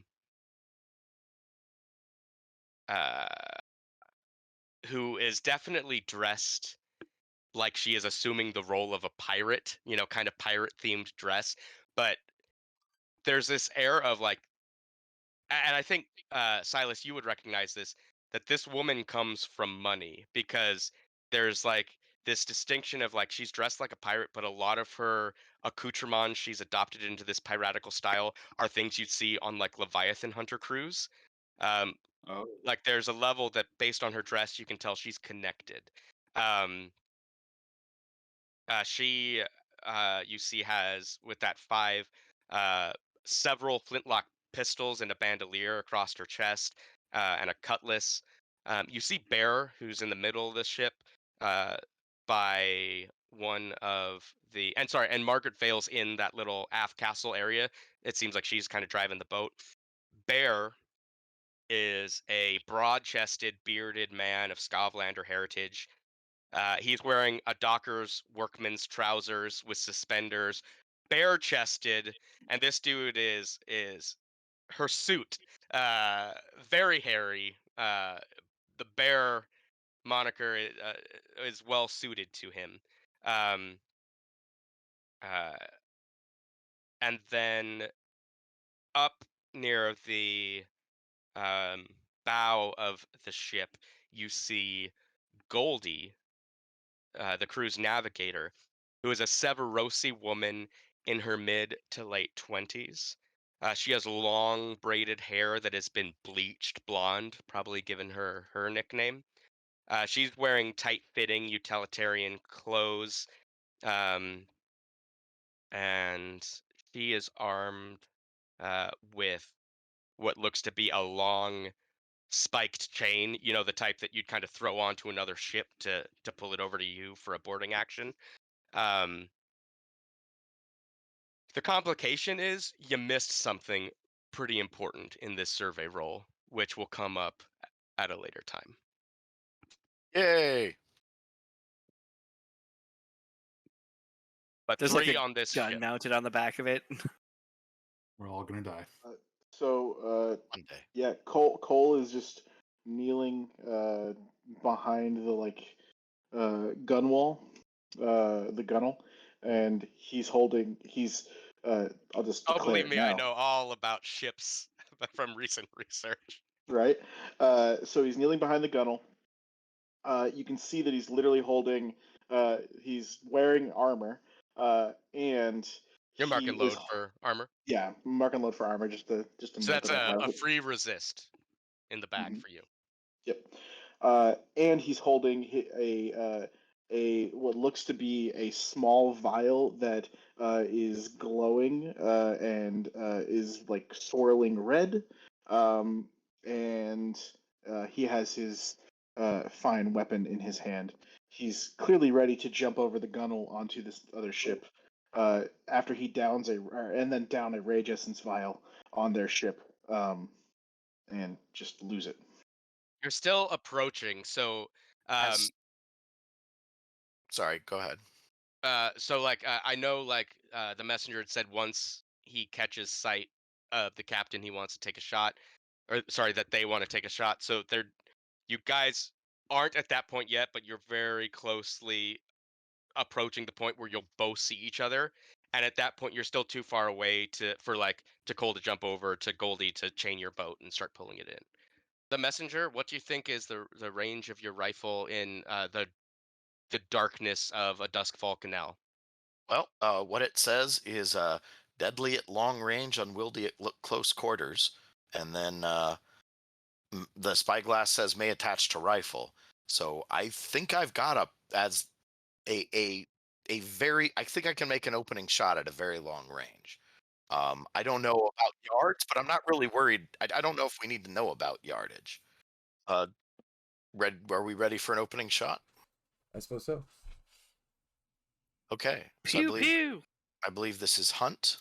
Hmm. Because shooting is hunt. Is my position risky? Desperate. Love it. And my effect. Gonna be limited because you're going through that window. We'll count for that in that way. Well, I have very little. Okay, are there things that just make you take stress where you want to or not? There's There are resisting. Yeah. things with like ghosts and stuff generally. Oh, I'm not expecting ghosts. Yeah, I'm pushing myself to bump from limited to standard, if I may. Okay. Really need sharpshooter at some point. And no bonus dice. Let's take this shot. Let's do it. Oh, Ooh, Cool. it's a success. With a complication. So your shot rings true. Describe, where are you on this boat when you take this shot, the messenger? right. So yeah, he is kneeled. They are kneeled at the wall of the boat. Uh, as steady as you can be on a boat, following with the rise and fall of the thing, lining up their shot because the bullet will continue to have the rising motion of the ship. So taking that into account and lining up the shot on the pilot, the person at the wheel, and trying to hit him in the shoulder or the torso. Cool. Yeah, it goes through the window. Even at this distance, because you are closing as you're taking the shot, you hear the glass shatter, and you hear you hear it, the impact, and you see Vale kind of wail back, holding her shoulder, hands off the wheel, so the ship is now coasting, um, and you have essentially stopped the ship, and you are all still approaching. Now, this was a mixed success at a desperate position, and that desperate position is this. Perhaps Logan Brocken, when he was getting this information about where the ship was going to be, became a bit suspicious among some of the other dockers who we know are allies to the Fog Hounds. And some of this may have slipped back to them, and they may have been a bit prepared for someone to try to come after them tonight. So Mm. Bear, in the middle deck of the ship, rips off one of the tarps covering what you would assume looked kind of like a crate, revealing the Gatling gun that he starts Oh. whirling up, ripping your ship in half. Shit. So are we in the water now? Hold Well, on. All right, how do you resist this? anyone can choose to. So All right, I have a flashback. I like it. I like it Uh, already. There we Who go. has? Who? By the way, does anyone have? What would resisting this be? I So have a flashback. I have an idea, but I'm going to hear his flashback first. So my flashback idea is that we do this. We meet with Logan, Logan Bracken. Later on, I'd like to meet up with him, and he'd be like, he's like, the doctors are trying to treat me a little bit weird. Maybe there's some things here. This isn't great. So I would like to go to the arms dealer that helped us with connect with the hive, Sarah, yeah. Sarah, and I'd like to be like, hey, has anyone put in a big order for like weapons or anything along those lines lately? And my goal will be to give them tracer ammunition, like blanks instead of actual ammunition for their gun. Basically, that Sarah will help set us up for this if they go to her for this. Like, presumably they would, since they operate in this area as well. Yeah, I love it. So you're essentially going to be using this flashback as resistance. Mhm. I'm going to say this is a 2-stress flashback because this is major what this could prevent. Will it require a roll? Yeah, go ahead, give me a roll for your conversation with Sarah. I think she will do what you say. I think the result of this roll will be like, did they notice? Okay. Do you need help? I would totally take help. What are you rolling? I mean, that doesn't matter. You have to tell me how you're going to help me. Because I am rolling. I mean, I think the stat that's being rolled. Well, no, it doesn't. So if you give him help, you he can just also gets another choose. dice. It doesn't matter what. You just tell me. What the You roll just tell is. me. How you're Okay. gonna help. Well, I think part of this flashback, the Ghost Hawk has also worked with the Dockers in the past, and knows their lingo, knows the previous like foreman of the docks has been like he's known around there, right? As someone who is a friend of the union, right, or the workers, right? And so gives you like his reputation basically gives you a leg up on this conversation. Does that sound good? What do you think, Kyle? Sure. Yeah, you can take an Yeah. extra D for Sure. the old timer, Right. Unlike the Nighthawk, no. where people are like, "Oh, that guy," but this is the Ghost Hawk. Oh, okay, we know this guy. He's okay. He's a good guy. Mm-hmm. So I'm my plan is to roll consort on this. Since we are friends with Sarah and has set us up in the past. And I take a stress This for is that. This is not a strong roll for me, but I'm gonna do it anyway because I came up with it. And so I'm also gonna push myself. What is my position? This is going to be controlled because Sarah's going to do everything in her power to help you out. She's an ally to you over anyone else, or you and the hive. The effect is going to be standard. If it works, it works. If it doesn't, they somehow found out. Okay. So then in that case, I'm gonna push myself for that extra D. So I'm rolling 2 bonus dice. Okay. So this is 3 stress for you now. Yes. All right. Well, it's actually 4 because this was a 2 stress flashback. Oof.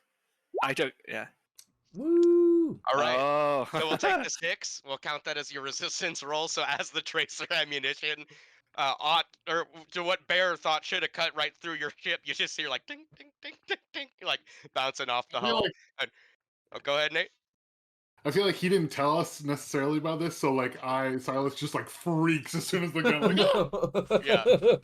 Jesus Yeah, I Christ! think who was with you on deck looking out definitely hit the deck as well. Saints preserve us. Right, This well is a very done. stressful day. Yeah.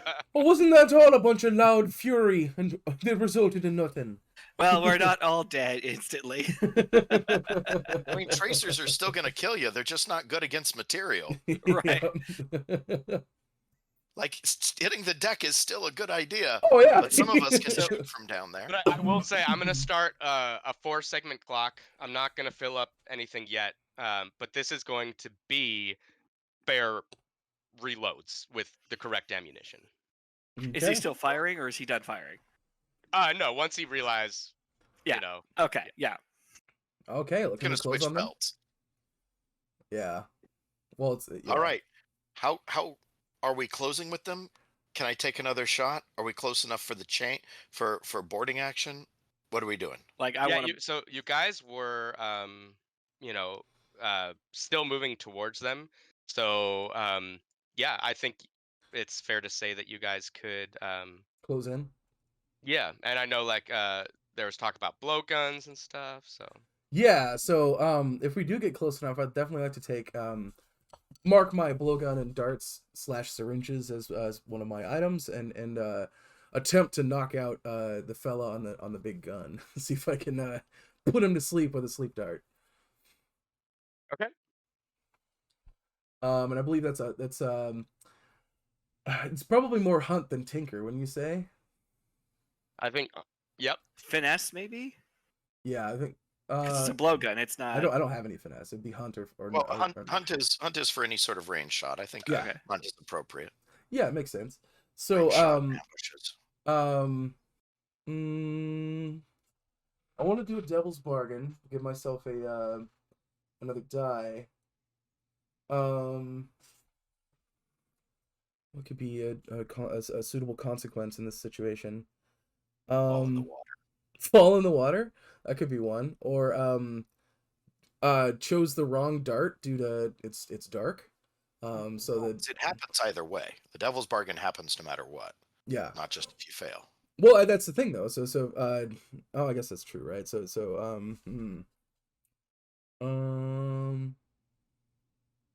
I'll just go with the one die. Here we go. So I don't really, I can't think of a good devil's bargain that makes sense. And this would be from a risky, desperate, controlled. So the simple for devil's bargain is just going to be to like take harm. So if you offered up a devil's bargain that like you're moving really fast and you're a little careless, and so you take a level 1 harm from whatever the poison you're trying to load in the dart while you're loading it. If that Also would remember you're at -1d to your rolls, right? Oh, 'Cause you so have this level is 2 a boost. desperate. Yeah, you're right. This is a desperate regardless. I only have one in hunt, so I'm gonna have Not to. desperate. Well, you'd roll 2 dice and you'd choose the lowest.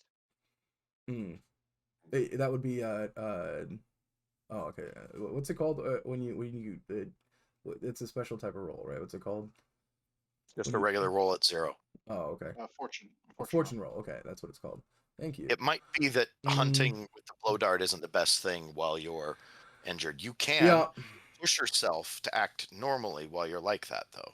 Yeah, I'll do that. I'll just push myself, take 2 more stress, give myself the 1 hunt. Okay, so position would be risky, controlled, desperate.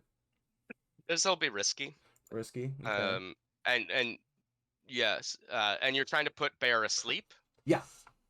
This is gonna be no effect because this dude okay. is massive. Oh, well, then I have 0 chance of succeeding then because I can't crit with 1 die. So I'm just not gonna do it. Someone set him up, Uh, or you could push yourself to increase effect and roll 2 dice, pick the lowest. So I can set him up. I can set him up because I'm a very good hunter. I'm going to point out the part of Bear he should be shooting. Yeah, for but with this don't thing. take stress on a 1 in 36. No chance. stress for setup. Oh, okay. All All okay. this does is increase. The thing is, setup doesn't cost you stress. Setup doesn't mean you share in the results, but you don't give dice. All you can do is improve position or effect. Oh, okay. So this would take it to a limited position then? Limited effect. Limited effect. Yeah, sorry. A limited effect. Mhm. All right. Well, So I'm giving him direction on how to do this. I'm like, mhm. you don't want to just aim for where the meat is. You gotta hit the neck. Like, All right. you've got to get it. You want your blow dart in the guy's neck. You want, and the way he's standing, you're actually going to shoot for this part of him, and wait till he moves like He's going to move while he's picking something up. People always lead with their chin. He's going to lift his head up while he picks something up. That's when you get him. And then he goes, right, boy, here we go, bro! And he blows it. Well, let me roll my setup first. Sure. Is that controlled then? Yeah. Okay. And standard effect? Mhm. Okay. Ooh. Okay. So it'll be a limited effect on Reese's roll.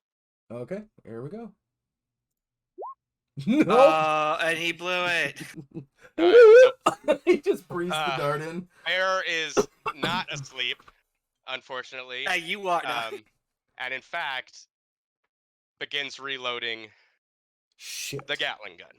Can I float over there? So real quick, I will Don't say get in the water. Do not get in the not water. No, be I don't need to get in the water.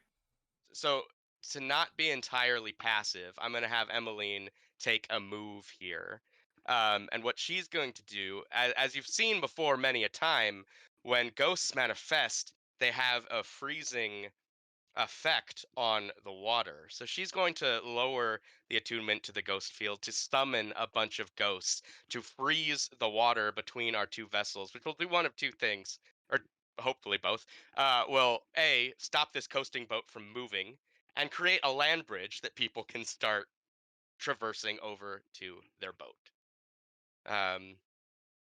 You're gonna re-traumatize the goddamn messenger here. Sorry. She's gonna take 2 stress to push herself. We'll call this a desperate, cause ghosts could fuck everything up for everybody. An effect is going to be standard. She's taking 1 bonus dice. Anyone want to help her in any way, or is able to? Trying to Or do? I can't. I have 1 stress left. I'm not able. No. What's she trying to do? she's attuning to create to summon ghosts to freeze the water. I mean, could I do it? Could I do a Oh fuck! I'm minus 1d anyways. I'm kind of useless. Your D doesn't matter for assisting. does- Assisting is a narrative I'm action. not- You don't need to worry about the mechanics. You just need to worry about describing a thing you can do. Okay, You I could didn't say I stand was there gonna and give her a assist. neck massage. I was gonna do a setup. Because I can assist. I only have 1 stress left. So that's the goal. What I would do is essentially using a physiker ability. Essentially, just use my use the chemicals that he has as an alchemist or as a physiker to essentially help her into a trance-like state to increase her ability to attune. Was the setup I would provide, but I only get the 1 die, so You could always try. all right, let's fucking do it. Let's Well, what if Nate like assisted? Yeah. So what I'm okay. ask the group here is, would this be a good time to use my foresight, Right. which would be helping without stress for her. I know how to do it, but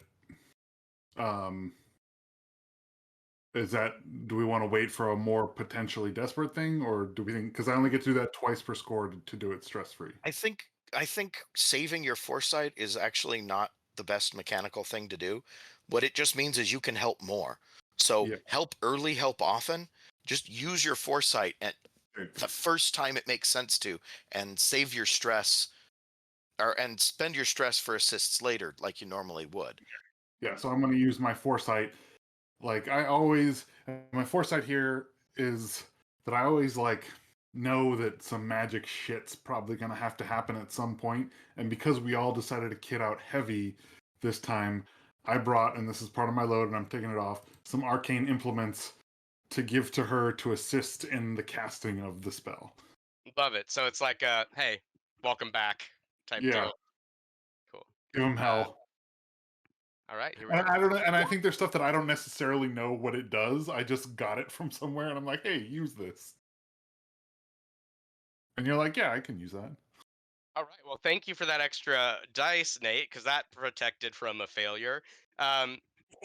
A success with a complication. Yeah. So now the Fog Hound, their ship, it's immobile immobilized by the ice, and we have a land bridge that our berserkers can start running through, should they want to. But this whole ritual does take time, allowing Bear a little bit more opportunity to feed the hopper. No. Okay. Shoot him. And let's. Tiffany, did you have anything you would like to do? I don't know if we've heard from you that much. Well, I mean, I guess my question is, so we're close enough to the boat now that we can attempt to like try to catch it, right? Like, what are we doing in order to try to catch this boat? Right. Or what was the plan exactly? Do we tie a rope around it, or what do we do? Well, so the Now boat's we- now caught in ice. Okay. In order to get it out, someone would need to drive it. You know. Yes. Okay. I have an idea for that, but go Well, ahead. Yeah. is there something you'd like to do, Tiffany? I'm still trying to figure out what to do, so I'm willing to hear you out first. I want to shoot Bear, All right. but Like Cole's I also gonna. will- It was as soon as the boat stops, he's gonna jump over the side. oh, that's true. You were kind of reserving an action. Yeah, I was. Cole is upset because he wanted to wait until we got close to actually do this, and now we're getting shot at, and he's like, "This is stupid." So literally as soon as we grind to a halt, he's just gonna jump over the side onto the ice. So I would like to use my maneuver or special ability to go over to the boat and get to the steering wheel. Well, it's stuck in ice. What are you going to do with the steering wheel? Put some gas into the boat. Just put the pedal to the metal. It's right. stuck. So I'd like to We're turn having the it hold Gatling still gun. on purpose. I'd like to turn the Gatling gun away from our boat. At least that was what It's I was on, thinking. it's on a swivel. So yeah, using Ghost Veil, you essentially turn invisible. So, yeah, I see what you're doing. Yeah. I mean, I could. I don't know. Yeah, I don't know. Like, I could just get over to the boat though, without being can. shot. You can absolutely position yourself on the boat to act when appropriate. Then I could just position myself to be right behind him. I'm going to shoot you too. This is so fucked. All right. I will need Charles, you're running through the ice. What's your intention once over the ice? Because I don't think getting over the ice is going to require a roll necessarily. I believe I am charging this boat, and I'm going to try to scale the other side or whatever it is, and literally assault this boat. I'm going to get up there and kill whoever's on deck. Okay, so let's get a roll to get you up onto the boat. Pal will take the messenger will take a roll to shoot Bear. Ghost Hawk, I'll need a roll from you to run through the ghost field. Anyone else want to do anything at this time? Nope. So what is the benefit? So I was thinking about a flashback, and what's the benefit of that as opposed to just saying I have something in my load that I brought? Well, It depends. They could have equal. Okay. It depends on what you're trying to accomplish, I guess. I want to, and I don't know how, so I don't want to help, but I want to have obtained blueprints for this vessel.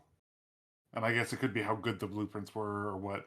But it's one of the Like schematics. possible load items I can take. And if I did it flashback, I would think that when we all went to the dock, one for rep, one for talking to his guy, I went and tried to find someone who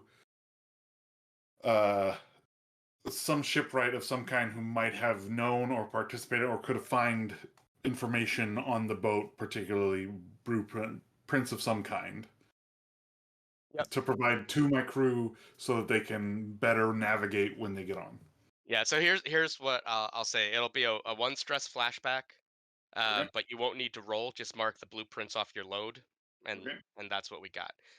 So let's start off with Cole trying to get up on that ship. All right, so I'm Actually, gonna. before we could do that, if I could make a suggestion, I don't know for anyone that wants to get on the boat, could I lead a group action to sort of try and like finesse everyone onto the boat? Is that something that we can do? You absolutely can. The only one who I'd say couldn't benefit from this right now would be the Ghost Hawk, since he is doing something a little bit different. He's actually going into the ghost field. Right, right. But for anyone else that wants to get on the boat as well, like I can lead them into a group action for that. Yeah, I'd Mhm. do that. I'd Do you go want that hop to on the be boat. finesse or prowl? I was saying finesse because it's not like we're trying to be sneaky. They already know we're here, so it's just more trying to maneuver onto the boat. Yeah, I just reading the description of prowl. It totally depends. You can do whatever, but prowl also says traversing obstacles, which includes climbing, swimming, running, jumping, tumbling. Oh, okay. I mean, I can do either or. Yeah. I think you choose. Cool. So who wants to Who wants to be on the boat? Who wants to benefit from that group action? Emeline will come with you. I'll come Okay. along as well.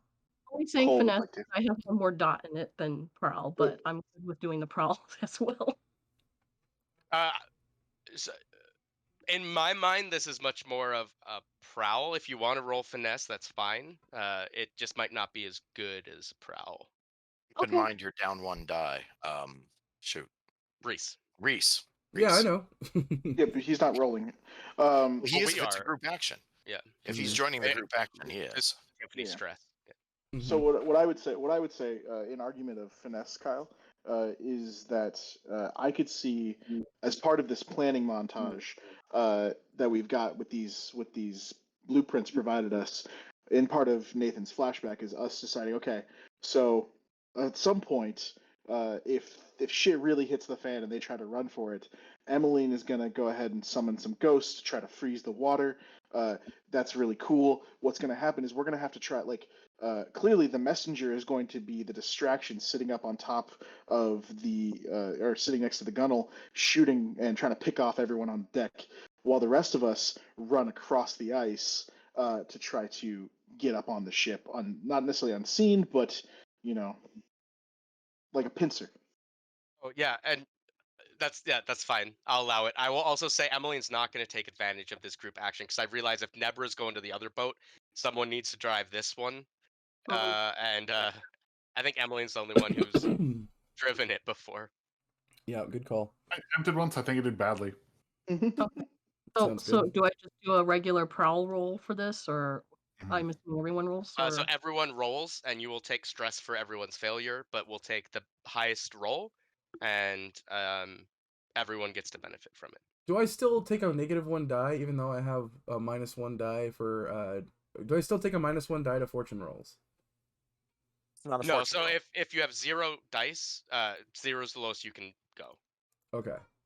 So this is a prowl roll or finesse roll? Finesse. Finesse, okay.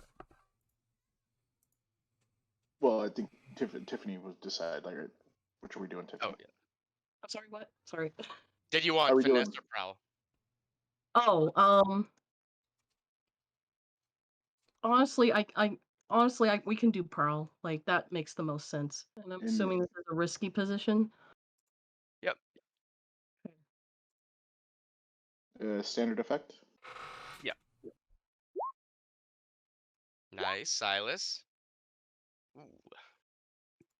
Ooh, It's fine. it's slippery. He's not used to it. It is fine. Cool. So you guys take the 5. There's a 6. And Oh, No, it's a yeah. yeah. Sorry. Nebra, you take 1 stress from Lysander, and so Lysander, you have a bit of trouble crossing the ice. Nebra, Lysander, how does that look as you guys get on board? I think Nebra's just pushing his ass up, like, oh, just like, It's not Sounds graceful good. at all. Ghost Hawk, let's get a roll from you to transverse invisibly through the ghost field. So I have so many questions about this ability. So it says I take 2 stress to do it, and then 1 additional stress for each additional feature. One, it doesn't necessarily render you invisible; it renders you shadowy. But you can take an additional stress for any additional effect you add to it.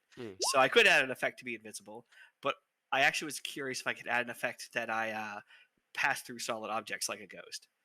I'll allow So it. if somebody were to shoot at me or punch me or stab me, I basically take no opportunities of attacks while I'm floating over there. Yep. So I would take an additional stress for that. So that'd be 3 stress. And then this is the part where maybe the roll comes in, because I kind of would like to go over there to the Gatling gun station while essentially kind of phased out and like take out my blade and kind of run it through him and then phase back in. Okay. Yeah. So that's It's- fine. I think it's cinematic. Yeah, and that would be a skirmish or I a like wreck. He should come more often. Yeah. All right. So roll finesse. And then Could roll finesse. Yeah. or prowl, or what do you think I should like? Finesse is fine. This is gonna be a desperate roll, no matter how you do it. So I'll take an additional stress. How about I'll take a devil's bargain actually. How about Ooh, your cowl slips off. No. I mean, I'm in the ghost like field, right? I feel like there should be a consequence for that potentially, or oh, there will be. okay, like the devil's bargain, I guess, would be I don't know, something maybe sees me. Dude, she summoned a whole mess of ghosts, and you're stepping into the ghost field. They're gonna eat you. This was the desperate nature of the roll. Okay. Yeah, I will say let's say this as a devil bargain, because What if as something follows him back? as Pal said, right? Like Emeline summoned a bunch of ghosts. As you step into the ghost field, you are definitely not alone. And this is going to be a, for lack of a better word, a traumatic experience for you. I won't necessarily say you're traumatized or given stress, which is perfectly natural when dealing with supernatural entities in their environment. I will say, however, you take the notice of a ghost, and that will have consequences for either you and or the Nighthawk in future scenarios. Okay. And I'll take an additional stress for an additional die. Okay, so it'd be two stress. Yeah, it'd be two stress to push yourself. Two stress. Okay, cool. I'll push myself. All right. And I will do desperate. And how do I add dice to a roll? At the end, it'll be end. bonus dice. Yeah. Okay, so I submit. So what? It's yeah. So it would be a limited position, or what? What is the effect? A standard effect. Okay. Standard effect. Yeah, when you phase back in, you stab him. Yeah. 2 bonus dice. Okay. Oh, that That's sucks. a failure. The ghosts Man. drag deeper into the ghost field, eliminating your presence from Duskfall. All right. What? You just got. So I'm dead. Unless you want to resist. I can resist. I'll try to resist. What do I have to How roll? much stress do you have right now? Trauma's better than dying. It is true. Absolutely. I have 2 more stress to get trauma, but whatever. Let's go. Let's go. So What do I have to roll to resist? Roll resolve. resolve? Yeah. Okay. So click on the resolve, and then I'll take 2 more stress for a bonus die. No. No. You're taking 6 stress right now to roll a resistance roll. Okay. And So this then will tell you. This will subtract from the 6 and tell you how much stress you actually take. Okay. It'll roll however many die you have the first dot in skills in. okay. So you take So 3. you take 3 stress. You are in Okay. fact traumatized. I am in fact traumatized. Okay. So we won't say that. I won't give you any more damage because you're essentially knocked out at that point. And you can determine what Alistair's trauma is as the ghosts start dragging him deeper and deeper and deeper into places living beings weren't meant to be, only to come out behind Bear in a catatonic state, which is right about when the messenger takes his shot. I mean, I think that's what happened. So That is what happens. All right. Take right. the shot, man. So he basically went poof. Is that correct? Poof. He went out poop, and existence? he did come back. He did come back Oh, because he resisted. Okay. I mean, He that was a lost bad. grip. I mean, just look at that roll. It's like 3, 3, 3, 3, 2. Like Bummer. Yeah, It's just a bummer. Yeah. You did everything you could, dude. I And tried. sometimes Yeah. that's how. It Sometimes could have it been cool, happens. but yeah. What's my Could've been position? cool. We'll have to roll up I won't say risky. another Risky? hawk like character again. Well, no. We just have a new No, Nighthawk every he's week. not, he's not gone. He's just traumatized. You can get a lot of trauma before you're out of the game. Yeah. Several Before of you us are going retire. to end this game with trauma. What's my Yeah. effect? Effect will be great. Okay. Red mist. Well, Oof. Come on. Woo! Lucky. it's a Okay. success. So a success with It is, in fact, a great success. a great success. So with a complication. So you uh hit Bear in the shoulder with your long rifle, and again, this is a big dude. But and you were kind of hoping for more center of mass for maximum stopping power. You know, it was a little bit off kilter there, but it does knock him back away from the uh, uh, the Gatling gun. Um, the complication here is uh, not in time enough for him to reload it, but he is nowhere near it to fire it. He is currently against the far gunnel, halfway off the boat, with a bullet wound to his shoulder. Okay. Am I on the boat now? Or am I still crossing to get on the boat? No, you guys are on the boat. Okay. Can I go whirl the Gatling gun around and shoot it at him point blank? Yep, always try. So, um, uh, yeah. I would like to mm, or I can disable it. Mhm. So, what if I just ran up and popped the pin and knocked it off of its so it's essentially just it's no longer attached to the mounting arm, so it's unusable. Sure. All Sounds right. like a wreck. Or tinker. Well, I could tinker as well because I'm essentially taking the thing apart, right? Tinker, a wreck. Yeah. So, well, if I do tinker, I'll still have one die to use. So, Yep. and it's still technically working with a piece of equipment, so it's not so weaselly. Would you agree? I'd agree. Okay, cool. I'm with you. All right, so I'll do. All right, so this is from a desperate position, controlled or risky. This is risky. Okay. Standard effect. I will take a stress and help. Actually, can I? Never mind. Can I set him up then? And my setup will be as he's running over to the gun, I will step forward and just Distract bellow. Bear.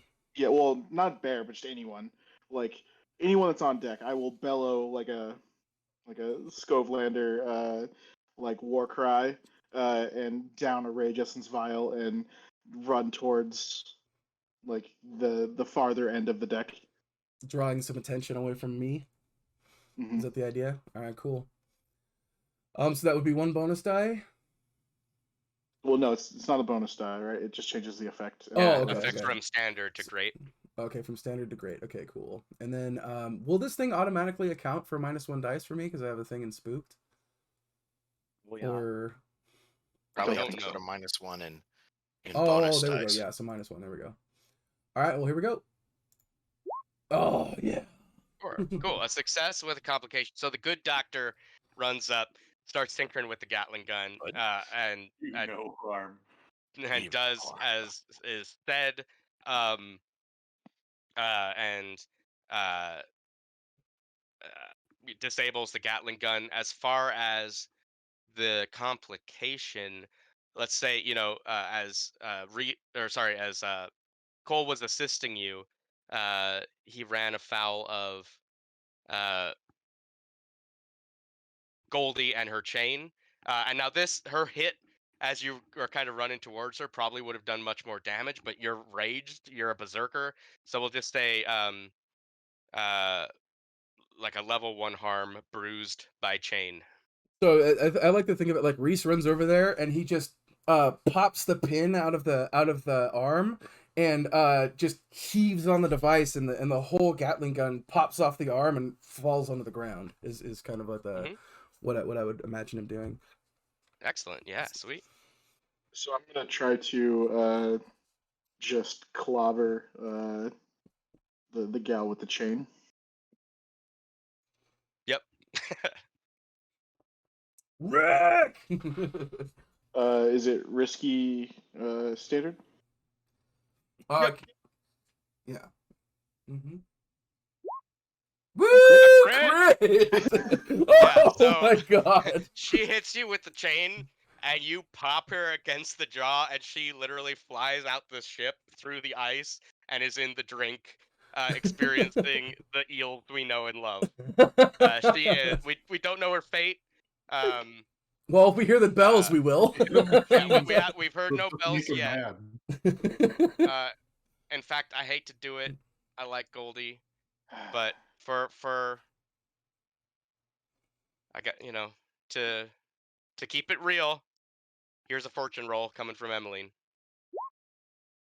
Oh. Dong. Oh no! Crows are coming. Crows are coming. I'm gonna shoot the birds. I'm gonna shoot the birds. Oh shit! All right. Yeah, as he does it, he literally it just lets loose a roar and keeps charging down the deck, looking for the next person to murder. Yeah, I think at that point, as soon as the bell rings, um, uh, you see a couple things. So that the survey that you missed initially, Silas, was you see there's another vessel that's pulling up behind the Fog Hounds with the other 3 members of the Fog Hounds crew. And you can tell, they're reeling up. But Vale, after hearing the bell and seeing like Bear lying on the ship and someone Goldie now missing, he's gonna run out of the aft castle, holding her shoulder and be like, "Whoa, whoa, whoa, hold on. What are your terms?" Silas. Is she near me? Uh-oh. Yeah, we've got She's a at the back berserker. of the boat, so you tell Okay, me. okay. Where Yeah. Well, he would be at the front of the boat where Goldie was at, right? Wherever I got on, once this is known, I'll move towards her. So just to confer, our goal is territory, turf rather. And do we want the boat or do we want? Take the boat. Take We're the taking boat. the boat. We're taking the boat and the canals. Okay. I go up to her, and I'll say, "We want the boat. We want the canals."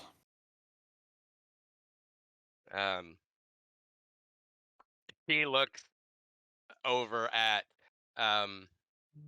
Bear. She looks over at this raging berserker and this hold the ice where Goldie has fallen through. I will need a roll for this, Nate, but it's gonna be a controlled position. Great effect. Um. I'm willing. Oh, hold on. Can I help at all? Mhm. Through Yeah. stress. Well, yeah, I would essentially push myself into trauma if I took 2, right? 1 stress to help. 2 oh, stress so- to push yourself. Oh, Oh, okay, you're right. okay. I'm All right, so sorry. yeah, I'll take the 1 stress then. And so are you attempting to intimidate her, or are you attempting to huh? I'm gonna command her.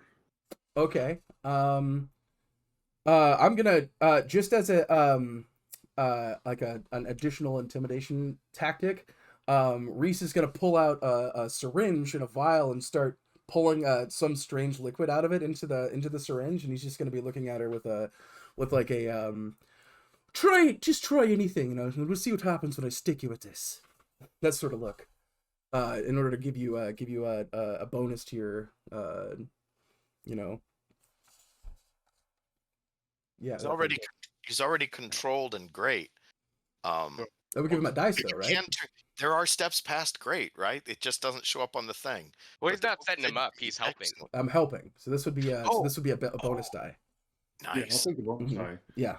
And then also, I will push myself for 2 stress. I'm maxed out on stress. If I take 1 more, we're done. I'm traumatized. Woo! Thank We take the 6. Jesus. She doesn't look happy about how this night went. This is not the way she had planned it. But she kind of resigns herself that she's down a crew member, and you know, she'd rather not die tonight. So she spits in her hand and offers it up to you to shake. I shake And it. she's like, the canal's in the ship. Pleasure doing business with you. I'm sure. She grunts. Well, I feel like it's one of those like two firm handshakes from like both of us trying to like. Yeah, exactly. And at this Uh, point, I'll note that I would have been bruised, but I did have my armor from earlier, so I will have used my armor. Will have bounced off my armor. okay, Cool. using your free resist. Mm-hmm. Cool. So the boat that was bringing the Fog Hound reinforcements pulls up alongside the Fog Hound, and they kind of look up to Vale's like, are we fighting? What's going on? And she's like, no. She has two of them pick up Bear, and she hops off, and Before she hops off, can I run up and hit her in the back of the head with my my weapon? You just took on it though. We offered terms. Yeah, He's berserking. Oh, you'll We note want that the blood. Rage Essence Vial has two negatives. The first negative is can't identify friend from foe. The second negative is will not willingly stop a combat. So you've already used your free resist, right? For my armor, yes. Can I blow dart him to knock him out before he does that? And you? Yeah. So this would be a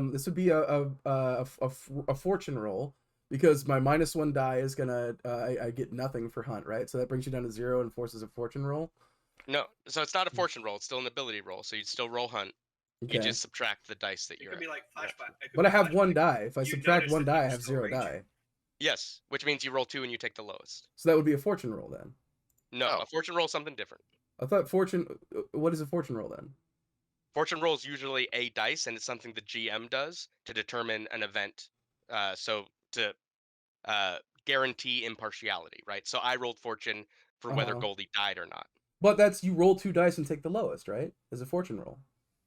Isn't that essentially what I'd be That's doing in this just scenario? definitionally not what that is. Here's what I'll do for you. I'll help you out. Okay.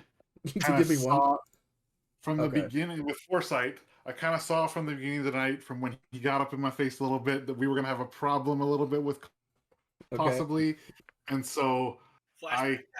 as I see it happening, I almost even like yell at you like, Take him down. Darts. Wait, you Alright. prepared? You told them about this ahead of time, or? Oh, my ability is foresight, so 2 times per squad teammate without paying stress. And I prepared for this by like kind of just like my backstory for my family is that like some of us just had genuine like ability to see the future, and this sort of in him this manifests, and I was like, Cole's gonna be a problem tonight. Okay. Is this And all right? But Is what this if gonna you be do it after I kill her? Oh, why don't we you kill her? then no one offers us terms ever again. Yeah. We- Do then that. the- Everyone fights till they're gravy, and we never The get only- terms. The only person that knows they offered us terms is passed out on the floor. No, there is Bear, there is her, there is the Yeah, crew Bear, in the boat. passed out on the floor. There is the crew- crew in the boat. The crew in the boat already know it. We'd have to kill They them don't off know too. shit. She just said they offered terms. No one knows we offered terms, so now there are no terms. Sure. I Yeah. apologize for not interrupting earlier to say I Sure. wanted to do this. Okay. That's fine. All right. All right. Well, so you're gonna use foresight to give me a +1. Is this from a risky, controlled, or desperate position? Pretty Say desperate. desperate because Charles can't tell friend from foe, and if you fire a blow dart at him and this goes bad, You might kill me. this might yeah. Well, at least we get to keep the boat, right? Is this a standard, limited, great, extreme, or 0 effect? Say standard effect. Standard We're keeping the effect. boat regardless. All right. Here's the roll. Woo! I'm Success. gonna go ahead and I'll go ahead and mark my heavy armor for my second free resist. Son of a bitch. Right. So, I know last time we used it differently, but the actual text for the ectoplasmic ammunition says the electrical charge is enough to stun a person. It actually only affects ghosts and just stuns people. So I'm gonna mark that off on my load, and I'm setting phasers to stun, also to kill ghosts, and I'm Does gonna everyone shoot get to the go cutter. before I do? I'll I'm roll just with it. asking. What are you Like- trying to accomplish here? Just trying to stun. Because this game is not set up well for PvP things. So, what is it that Cole wishes to accomplish? Because it sounds like the others are looking to stop it. I am going to kill the leader of this gang. Okay. Yeah, let's say like go ahead and Actually, no. I'll just end it. Clearly, everyone doesn't want me to do it. He Well, pushes no, himself if you want to to do it, dude, like Nope, it's no, fine no, if it shut, makes sense for stop. the character. He pushes himself to do this because he's going to go and not to be trifled with. He's going to barrel over there. However, pushing himself drives him into trauma. He passes out on the deck. Done. That's good. You guys wanted. We're done. I think that's fair. Like, I like interparty conflict, and I think it's a really good point that we should I iron out. love in a party conflict. I just don't like it that every other person gets to go before my character does. Yeah, that's when what I I'm saying. declared an I action. think we need to worry. We need to work out how interruptions occur. There is something in the book about it, but it's mostly about working it out between the players. As a we player, discuss I'm totally cool with it. we discuss what we want to do, and then who goes first. Like, you guys well, could- and that's I why mean, I I'm was. very cool. That's essentially what I was trying to get at, as like what, from an out of character perspective, what do you want to do? How do you guys want to play this? Decide it out and roll accordingly. I actually think he should be able to kill her. Like, this is a problem we have with having a berserker. Yeah, I'm fine with that. Like if Charles wants to kill her, that's fine. My character's still gonna try to stop you. So That's fair, but he's Yeah. right. Not everyone should get to interrupt him. Good. I Yeah. think And Charles you should be resist able to the make the kill him roll. yeah, go for it. I would agree. I would agree too. And honestly, like I do think like we probably only have enough time for one counter action, and if we're going with right. I was doing this as soon as Peter was, but I'm like not saying you shouldn't still like try to stun him, but you're probably. but we gonna be too don't- late. we don't right. I can actually That's- save you guys that. that's great. Either of you can do it. If Peter would like, if you would like to shoot me first, we can do that. I'm still going to use my heavy armor free resist, Right. which means And I I think negate whatever happens. So Well, you used it- between you- you two. No, He used armor and then he had heavy I armor. have. Yeah, I have that's two. totally fine. So that means if What I'm saying is that Mhm. between you and Peter, you can decide which one of you acts. Oh Right? yeah, that's fine. No, Peter acted. Yeah, that's that's done. fine. Well, I was I may actually going to try to- suggest it goes the other direction, but that's okay. doesn't mean he won't shoot you And I after still he think kills he her. can still. I think he can still stun you, but it's probably going to happen after you did the thing. So Yeah. what I was going to propose is that you use your ectoplasmic round. It bounces off my heavy armor. I make my roll, and then I take Peter's success for putting me to sleep. Right. Basically, because there was a team effort to do this whole thing of hitting me with the blow dart. I'm happy to take that because also I don't want to keep fighting. Cole will not want to keep fighting. Charles doesn't want to like try to murder the rest of the crew, right? He wants to go down, I think. But I'm also happy to like just massage the order of events and say, you know, the messenger shoots with the ectoplasmic round. It bounces off the heavy armor, negating the free resist, right? He no longer has any defenses. He takes a swing at at what's her name? Vale. Margaret Vale. Whatever the result of that is the Mhm. result of that. But then Peter's success of putting me down happens. I think that's that fair. sounds totally fair. Sure. Yeah. Let me get back to the screen here. Is this risky, desperate, controlled? Desperate. Desperate. Standard, limited, great, extreme. We'll call it a standard. Normally, it'd probably be lower, but you are zerking out. So I think if you do get a good shot in, there is potential for a one-hit kill. Um, Technically, she's already been hit once. Mm-hmm. No, sorry, a one hit from him. Right. And there she goes. Head comes off. All right, a success with a complication. So let's say, yeah, Vale.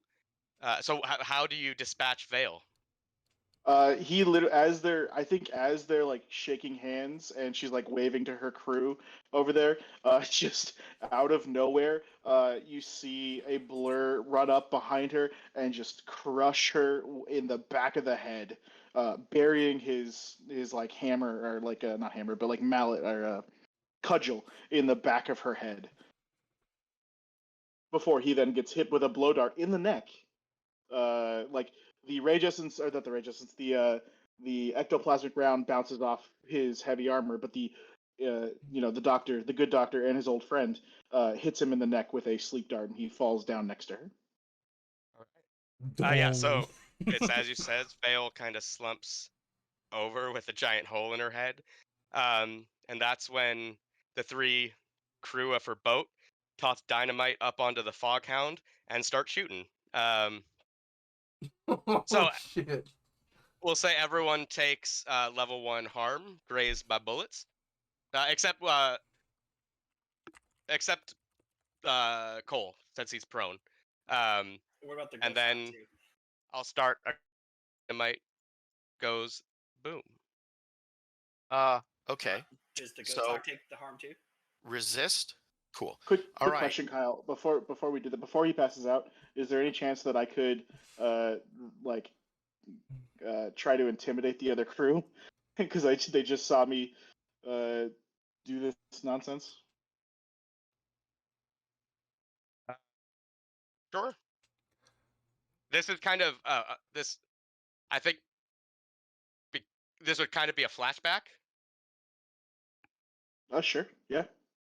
like 3 seconds ago before the sleep dart hit. But yeah, Well, the sleep dart hit, but he's got a second. And in that second before the sleep dart kicks in, he looks over at them and goes, "Rah!" with this bloody hammer.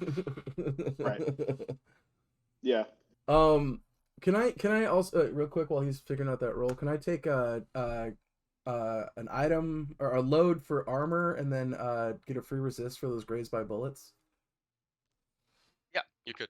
I can. Okay, cool. Because I still have technically 5 load left. Oh, you don't take 1 load for armor. You either take 2 or you take okay. 5. Oh, okay, cool. So I just take the 2 then, and I use my 1 That's armor 1 resist. resist. Yeah, Mhm. yeah. Okay. Emily's Is this doing- Like This risky, desperate? This is desperate limited. Okay. Desperate, limited.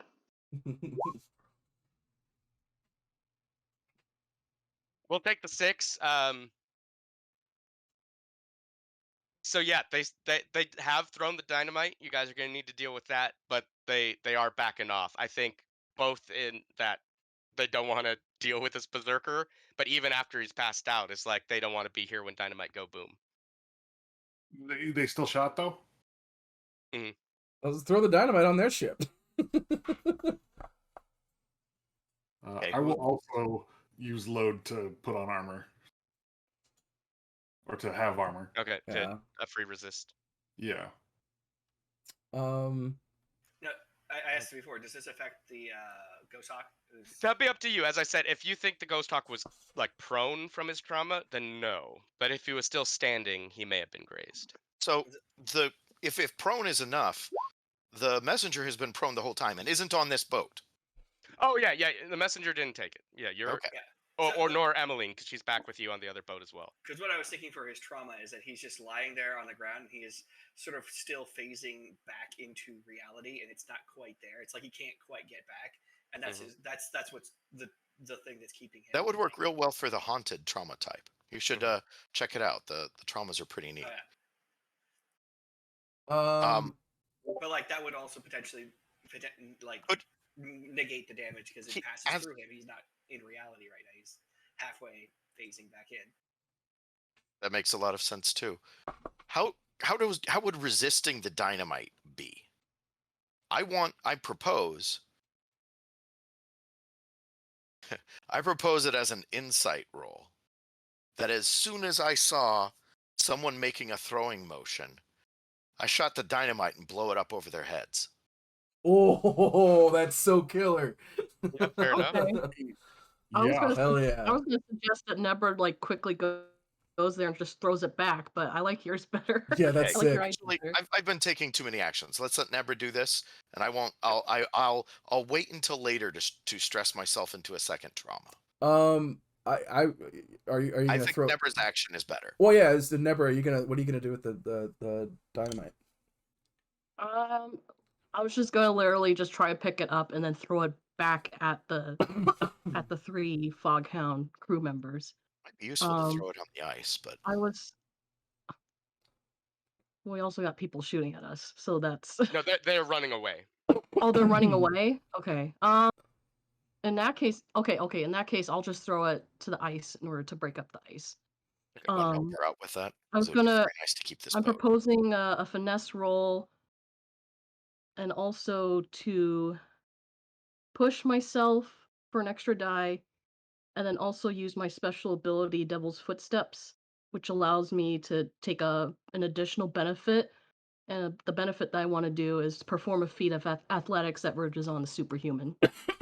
That's super So, like, cool. let's say like I get there just in the nick of time. Can I also help you out by kicking it over to you? Yeah. And essentially taking a stress, and I kind of want to get me a trauma. So I want my buddy to be reckless. Is that okay?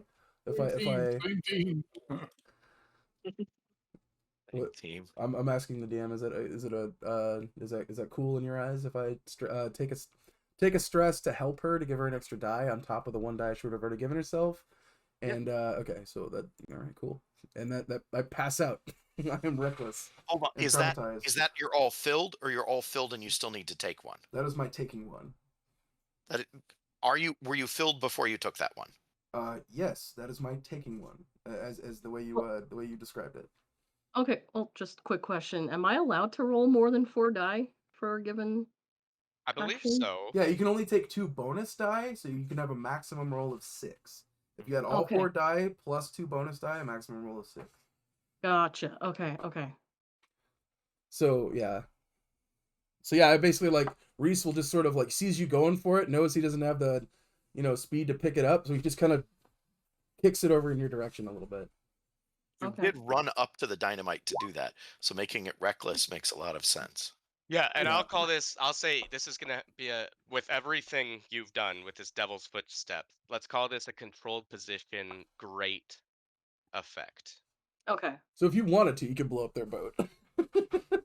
Well, no, this is for blowing up the ice. Oh, okay. Oh, that's awesome. That's way better than their boat. That's way better than their boat.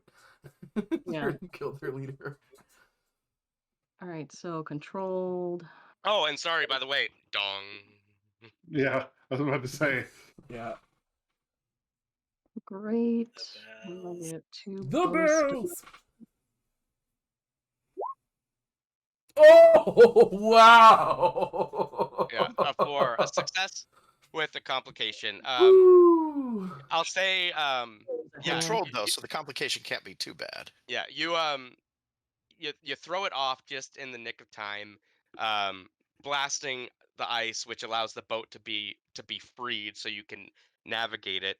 But perhaps maybe for the first time, as a member of this crew, we'll say you didn't have the time to kind of duck and cover because it was just the last minute.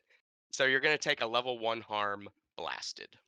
Okay, so I do have a question about that. So for being grazed by bullets, does having armor automatically resist that, or how does that work?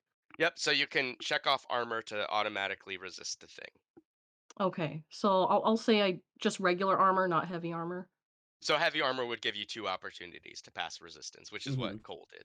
Oh, okay. Well, I have enough load to do that. So Yeah, so then mark off armor and then plus heavy if you want to, if both the grazed by bullets and the blasted by dynamite want to be marked off. Okay, so do I do all the squares? Because there's 2 armor and then there's 3 heavy. Yeah, you would do So all it of costs all 5. it actually costs 2 load for armor and then 3 more load for heavy. Okay. Yeah, Well, I so just 5 have, total. enough for that. So there you go. That's dope. That's killer. Sweet. Everyone wore armor and we went to war. Yeah. And it was brutal. All right. So at that, let's say, you guys start, as the crows came, the messenger had ready in action that he's shooting those birds whenever they appear. But soon when things seem to have been uh, resolved, Both bodies need to be in the water. Like, get rid of the other body. Oh shit, we've still got Bear. No, Bear they left with took them. Bear. Yeah. Yeah, Oh, just they got toss their Two were body in the loading- water. Yeah, the 2 were loading Bear when the hammer came down. No one's gonna offer us terms ever again. So I'm fine with Emeline it. starts taking the boat. Nebra, are you driving the Fog Hound? Yeah. Sweet. So you guys start heading back to the grotto, and it's about. And Silas, you're on the Fog Hound, right? You're with Nebra. Cool. It is about that.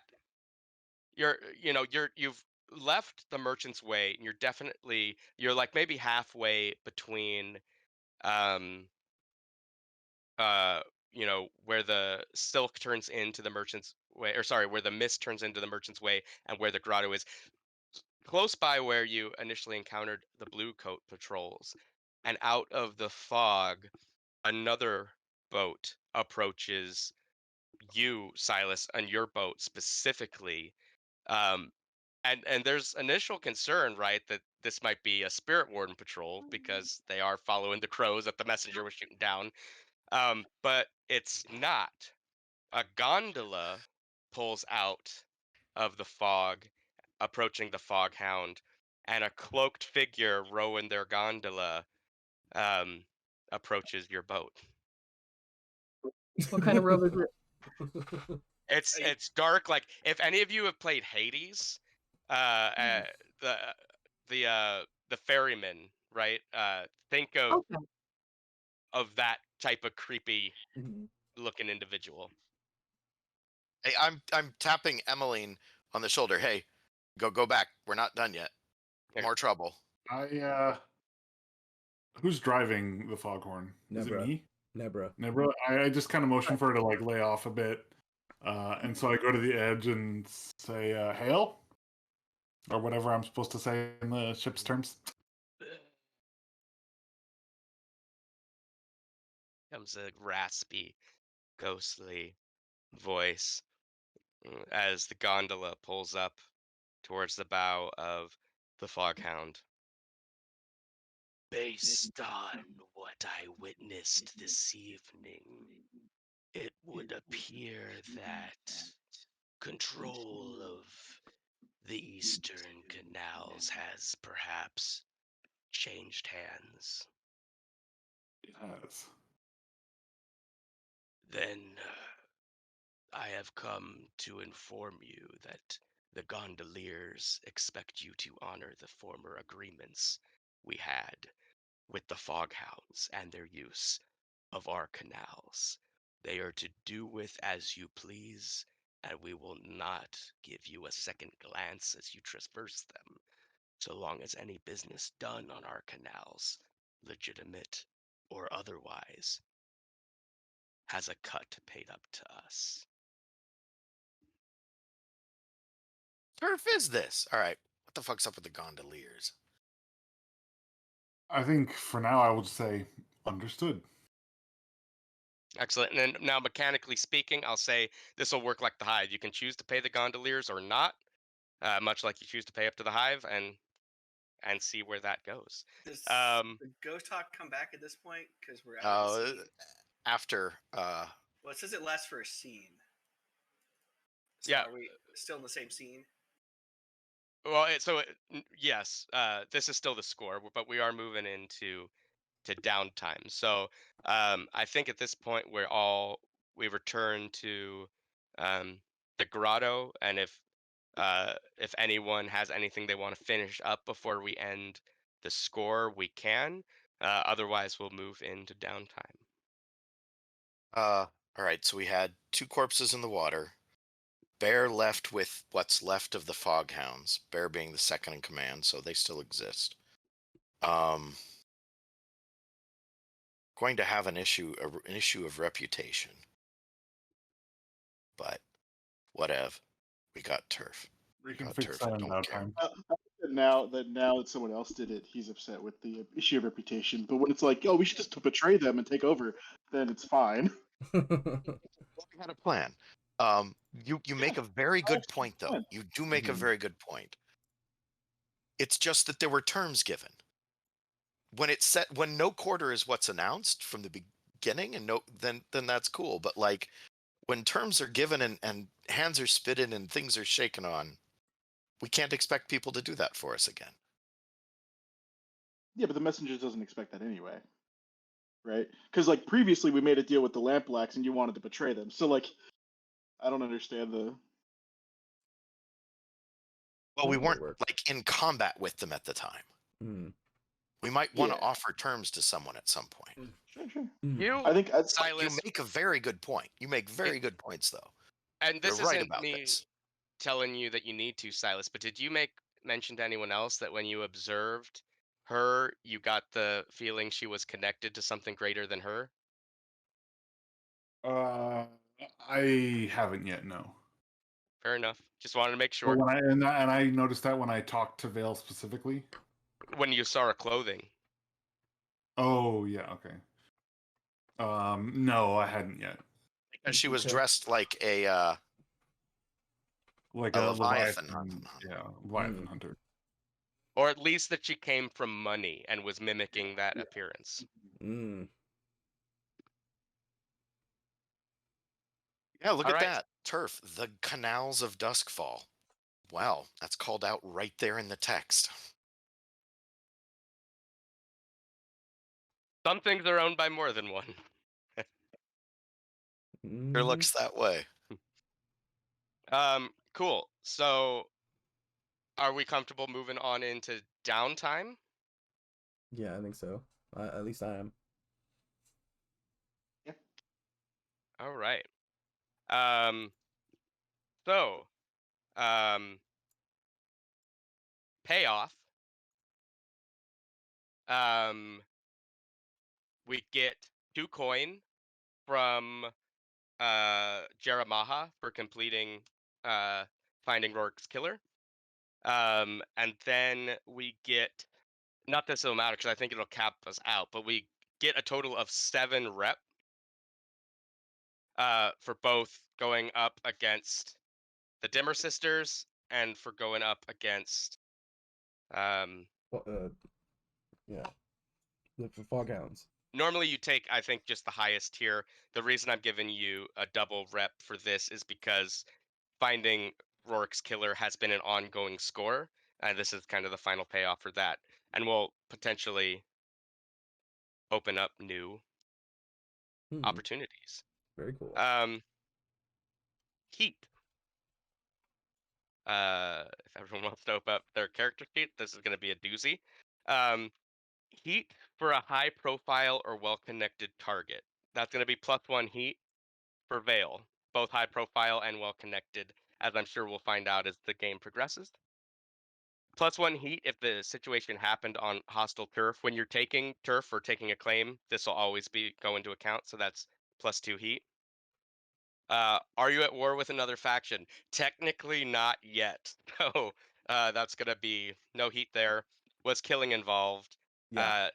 Yep. So +2 heat for a total of 4, and then an additional +2 for a total of 6. So that puts us at 8, That puts us at 9. 9. Damn. We're at max. 1 more heat and we're wanted. Oof. We're gonna want to burn down some heat. Yeah, we got All right. low for a while. So now we roll into entanglement. in which I consult the table based on your heat rating. Oh. Yep. That's I'm having fun. I hope you guys are too. Yeah. All right, so I have no I stress. roll dice equal to your wanted level. So this is going, since your wanted level is currently 0, I'm rolling 2 dice and taking the lowest result. Okay. A 5. Oh no. How about one of you gives me a fortune roll? Alrighty, I can do that. All right, so I guess here we go. Just number of dice 1. Notes. Oh, okay, whatever. A 4. That is show of force. A faction with whom you have a negative status makes a play against your holdings. Give them 1 claim or go to war, drop to -3 status. If you have no claims, lose 1 hold instead. Well, we're at war then. Fuck. Yeah. Yeah. We only have the 1 claim and we want it for upgrading, which means we're still at tier 0. God damn it. But we're wanted, yeah. Well, not yet. We're not wanted. We're very No, No, close to because being wanted. if we go to war, we get the heat. Ah, shit. We're fucked. Yep. Couldn't we go down to a weak hold? We'll just send Stronghold. you know, the ghost talk to jail. It doesn't matter. This happens before the downtime activities. True. So, oh, fuck. Moving you over to the rep here.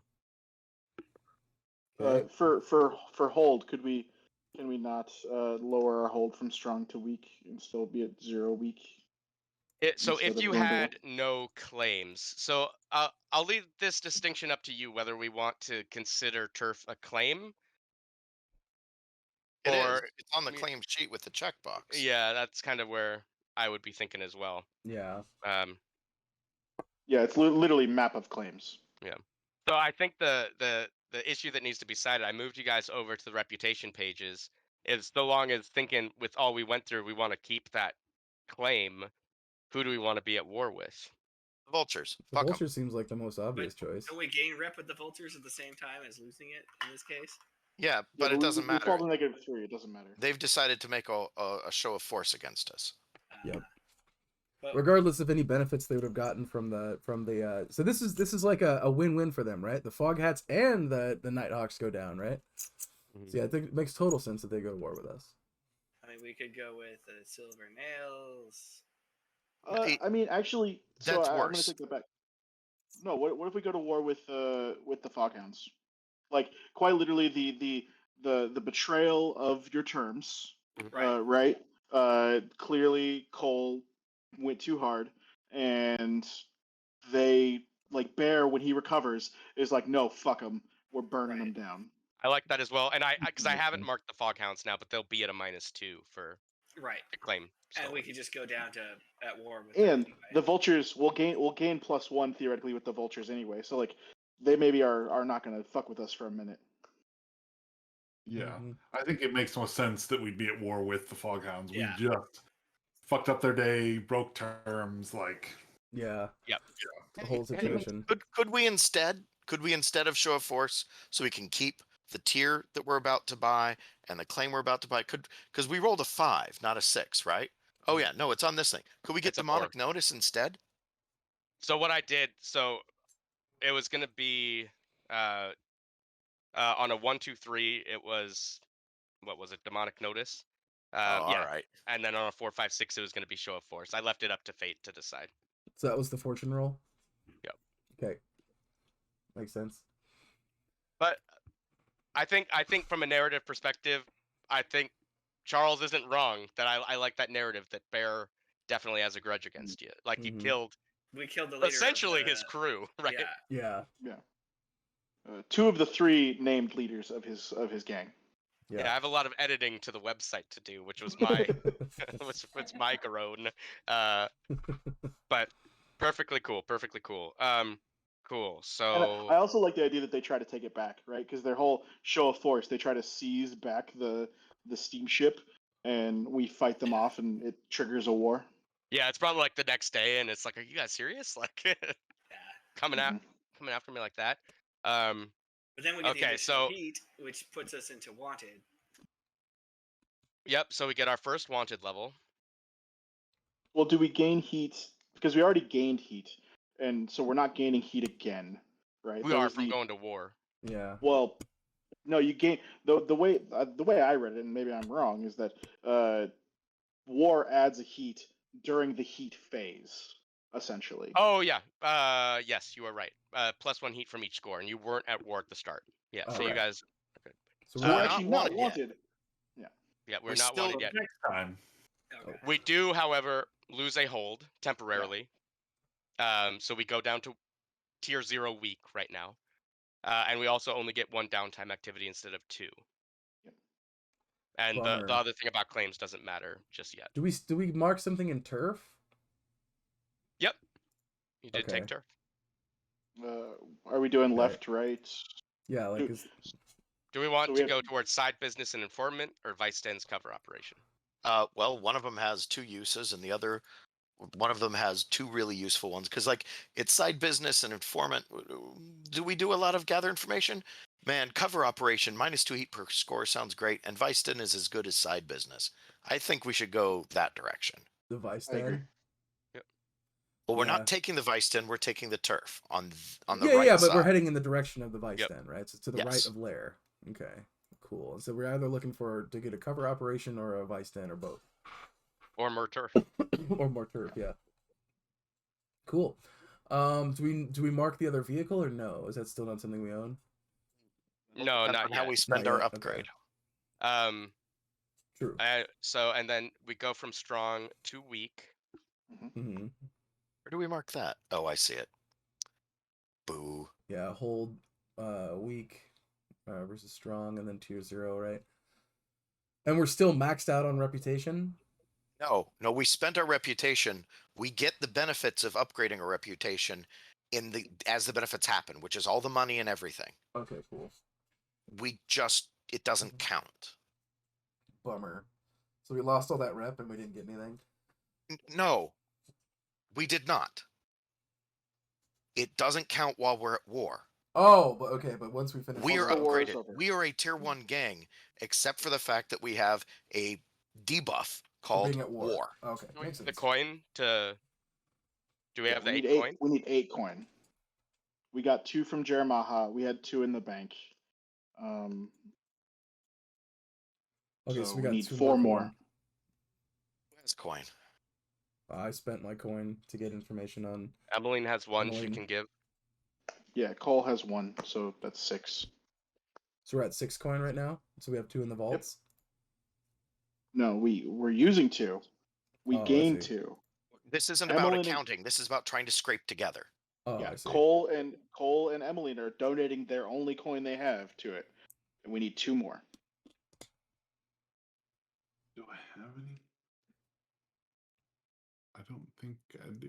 We It's should have never all have any gotten coin. 1 last time. Yeah, I Yeah. spent it healing. I spent it Yeah. getting information about Emeline. I can think I donate spent my coin. most time. Okay, We're so at that, 7. one more. Does I mean, Virgil have a coin? Virgil does have a coin. I'll allow Virgil to donate to this because we'll say Okay. like when he gets back he can. Sure. Okay. I will donate my coin to it. Yeah, absolutely, no problem. Okay, Cool. Fantastic. so we 'Cause the lose thing all of is- our coin. But That was So- something to bear in mind for next time.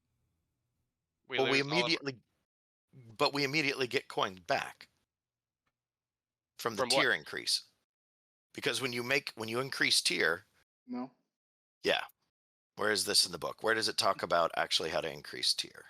It increases our vault. It doesn't actually increase our amount of coin, or not increase our vault. It increases the reward we get from. So what are we spending this coin on? Hold So- up.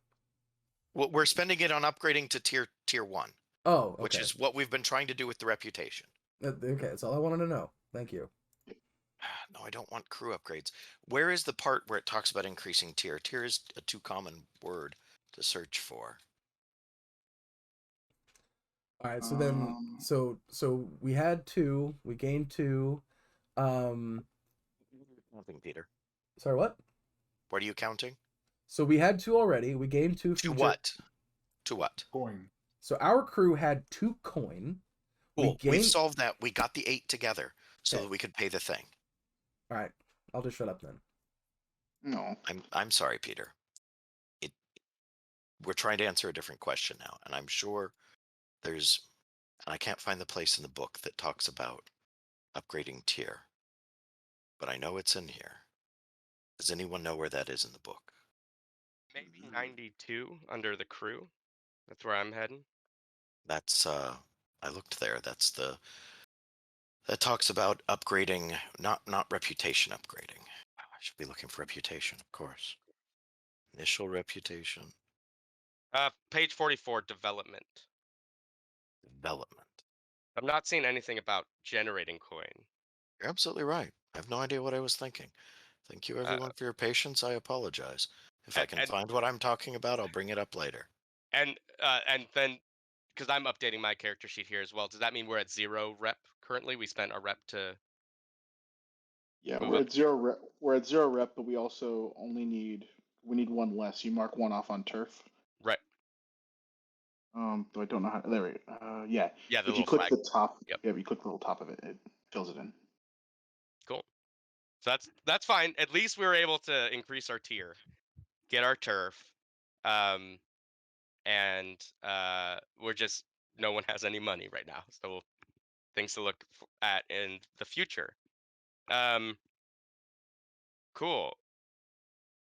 How are we feeling about moving on to downtime activities? People cool with that? Mhm. All right, so Do we we get do that 1. before we do the faction things? We could technically.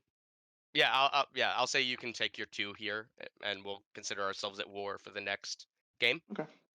Last pal, what on earth did you think you saw? So what's next? We're doing downtime. Downtime activities. And we get 1. I'll say we get 2 now. I won't count us as being at war until the next session. When do we do the up and down for faction stuff? We could do it whenever. I was going to do it next. Oh, okay. Never mind. We can do it. We can do So let's downtime. that first. Found what I was thinking of. It's advancement, not tier, which we'll also be doing this session probably. But Oh, because you have to do XP too. Yep. Oh, but that's after downtime. yeah, it's crew advancement that gives us stash. I think we should definitely focus on reducing heat. Well, yeah, I'll definitely spend. Emeline will throw her activities out here real quick first. She needs to reduce stress.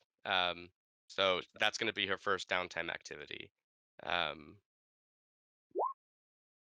Cool. So she's down to 1 stress.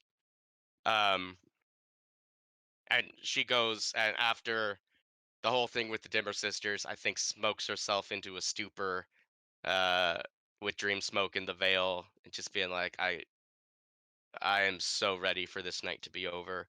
And then I think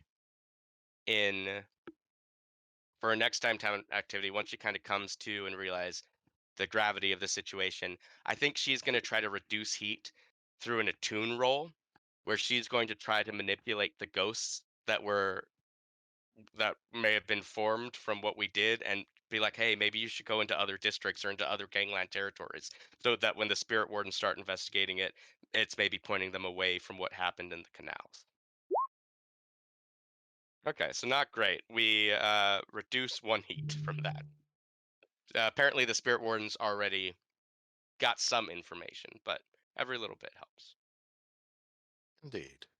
I think Cole, once he comes to, like I assume we get back to the grotto, and like, Peter, you can tell me if I'm wrong, but the maybe his doctor friend uses some smelling salts to like wake him back up. Mm-hmm. So yeah, he comes to, but clearly very like hungover essentially, and is just like puts his hand up on his face. He's like, "Oh, that's why I don't like doing this." But did we win? Yeah, dude. Yeah, dude. We won. Good, good. This was a very stressful day. I'm gonna go get laid. I'll be back. And he like stumbles off, basically drunk, even though he hasn't drank anything, to go do that. Does basically nothing. Yeah, so he visits the madam that he normally visits, Meliora, but uh, I don't know. He's very distracted by having staved in someone's head, uh, so does not find it satisfying. Um, Or you're just too well, tired and you just fall asleep. so I think yeah. So he exactly he made actually that's a great idea. He he rents like he pays or whatever like he would normally, and he's I there, mean, he but then he basically just took falls speed asleep. earlier, right? Like, so he just Yeah. crashes. When he comes to, I think he like stumbles back to Silas and is like, Silas, like I'm hearing lots of rumors out there about the shit that happened. Uh, this is bad, yeah. Like, do you want to see if maybe some of the Scovelanders, like I'm probably gonna be busy, but maybe you can go recruit some Scovelanders to you know be some backup. I don't know if you have time, but it might be a good idea. So he's gonna go. I think he's gonna go back to Meliora and try again. I promise this never happens. Seems better. Okay. Uh, he's now reasonably not stressed. This is much better. Once he's thought about his homeland, I guess he's able to really get there. But yeah, that's his two. But my suggestion is that we acquire an asset of potentially a temporary cohort from the Scovelander uh, refugees. Question: what happens when you get trauma? Do you still keep the full stress bar, or does the stress bar Nope, go to it 0? goes to 0. Okay. But Well, He's stressed. but if you don't indulge your vice in your downtime, you get stress equal to your trauma. So if you have one Yeah. trauma, you will start with 1 stress unless you indulged it. yeah. Which actually fits for Reese's character. Right, but you don't indulge your stress if it's clear, because then you're just gonna overindulge. And lose your Yeah. character. Well, chance to get more trauma, right? So, I think he's gonna take to heart the things that the old man told him about his overusage, and he's gonna stave off from using his chosen vice. So he will take that stress, seeing as how he's just gonna be reckless about it, and he's gonna spend all of his downtime, and I'm harmed, right? So I gotta heal instead. I can't if I want to get rid of this spooked, I have to go through the healing clock, right? And what's the roll for that? That click on will healing? be a number of dice equal. So like you'd get 1 dice normally, then you'd get 1 because you're a physiker, Mhm. and you could potentially get a 3rd if Charles's Thawbones ally is helping you out as well. Yep. Yeah, so like that. All right, so I have 3 dice for to do a oh, so that would just be three ticks on the healing clock, right? No, so this No. would be a fortune roll. This would be a time you'd roll fortune, but you'd roll Okay. 3 Well, dice. You can also just okay. click healing, like on your Oh, character there is sheet. it. Oh, cool. Oh, is there? Oh, okay. Yeah, just Hold click on. the word healing. Let me And Thank then you. add I in don't 2 spend enough dice. time in the character sheet. Where's it say healing at?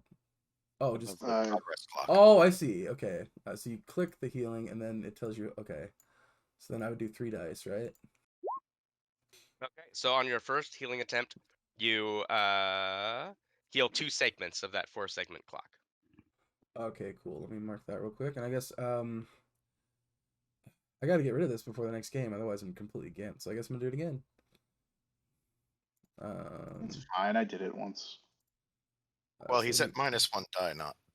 I know. I'm just joking. So I'm at 2 Also, it's dice not like now. we're at war or anything. We're never gonna go to war. So I'm at 2 dice now, or still at 3? No, still 3. Still Still 3. three. Okay. A 6. So that is 3 segments complete, and so that'll fill up 1 clock completely. Your level 2 harm drops to level 1, Mm-hmm. and you have 1 tick on your next healing clock to reduce that. Okay, cool. So at least I don't have the -1 die anymore. But sorry I couldn't help with the heat, guys. No worries. And what does your healing look like, Reese? So I think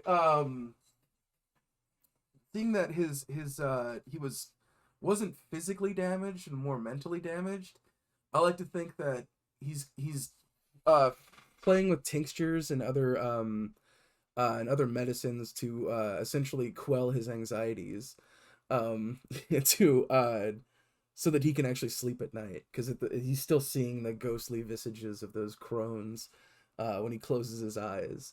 And so this is I like to think he's mixing a various herbs and stuff together to essentially just give himself some Prozac. Okay, so that's my downtime. Who's next? I'm gonna go next. So the messenger absolutely needs to indulge their vice, because they are very close to being full there. No bonus dice. Love me. Sweet. Nice. Okay, we're down to a much more manageable 2. And then, okay, for the heat, the messenger is going to go on a harassment campaign. Is going to be harrying people, kind of just like you would harry an animal. It's a fox hunt. Only, so what it's like for these people is when they turn around, the messenger's there. The messenger has let them know they need to not talk. The messenger keeps showing up in the peripheral vision and is just, making them uncomfortable. I think that allows me to roll hunt for lowering heat. Does that sound good? Mm-hmm. All right. Is that a fortune roll, or do I choose a position? Yeah, the position and effect don't really matter for this. Cool. Rolled Yeah. standard. No bonus dice. Cool. All So right. we'll take the 4 for -2 heat. So we're now down to 6. Mm-hmm. Cool. And that's what that looks like. So the indulging the vice for the messenger is they've got to find out how people are projecting, because they didn't know that living non-Tycherosi could do that. But like the crones were there, and there was this presence of power, and what the fuck was that about? So that's what they're digging into in the stacks, is finding out more about astral projection and general what the fuck. Good. Who's next? I'll go.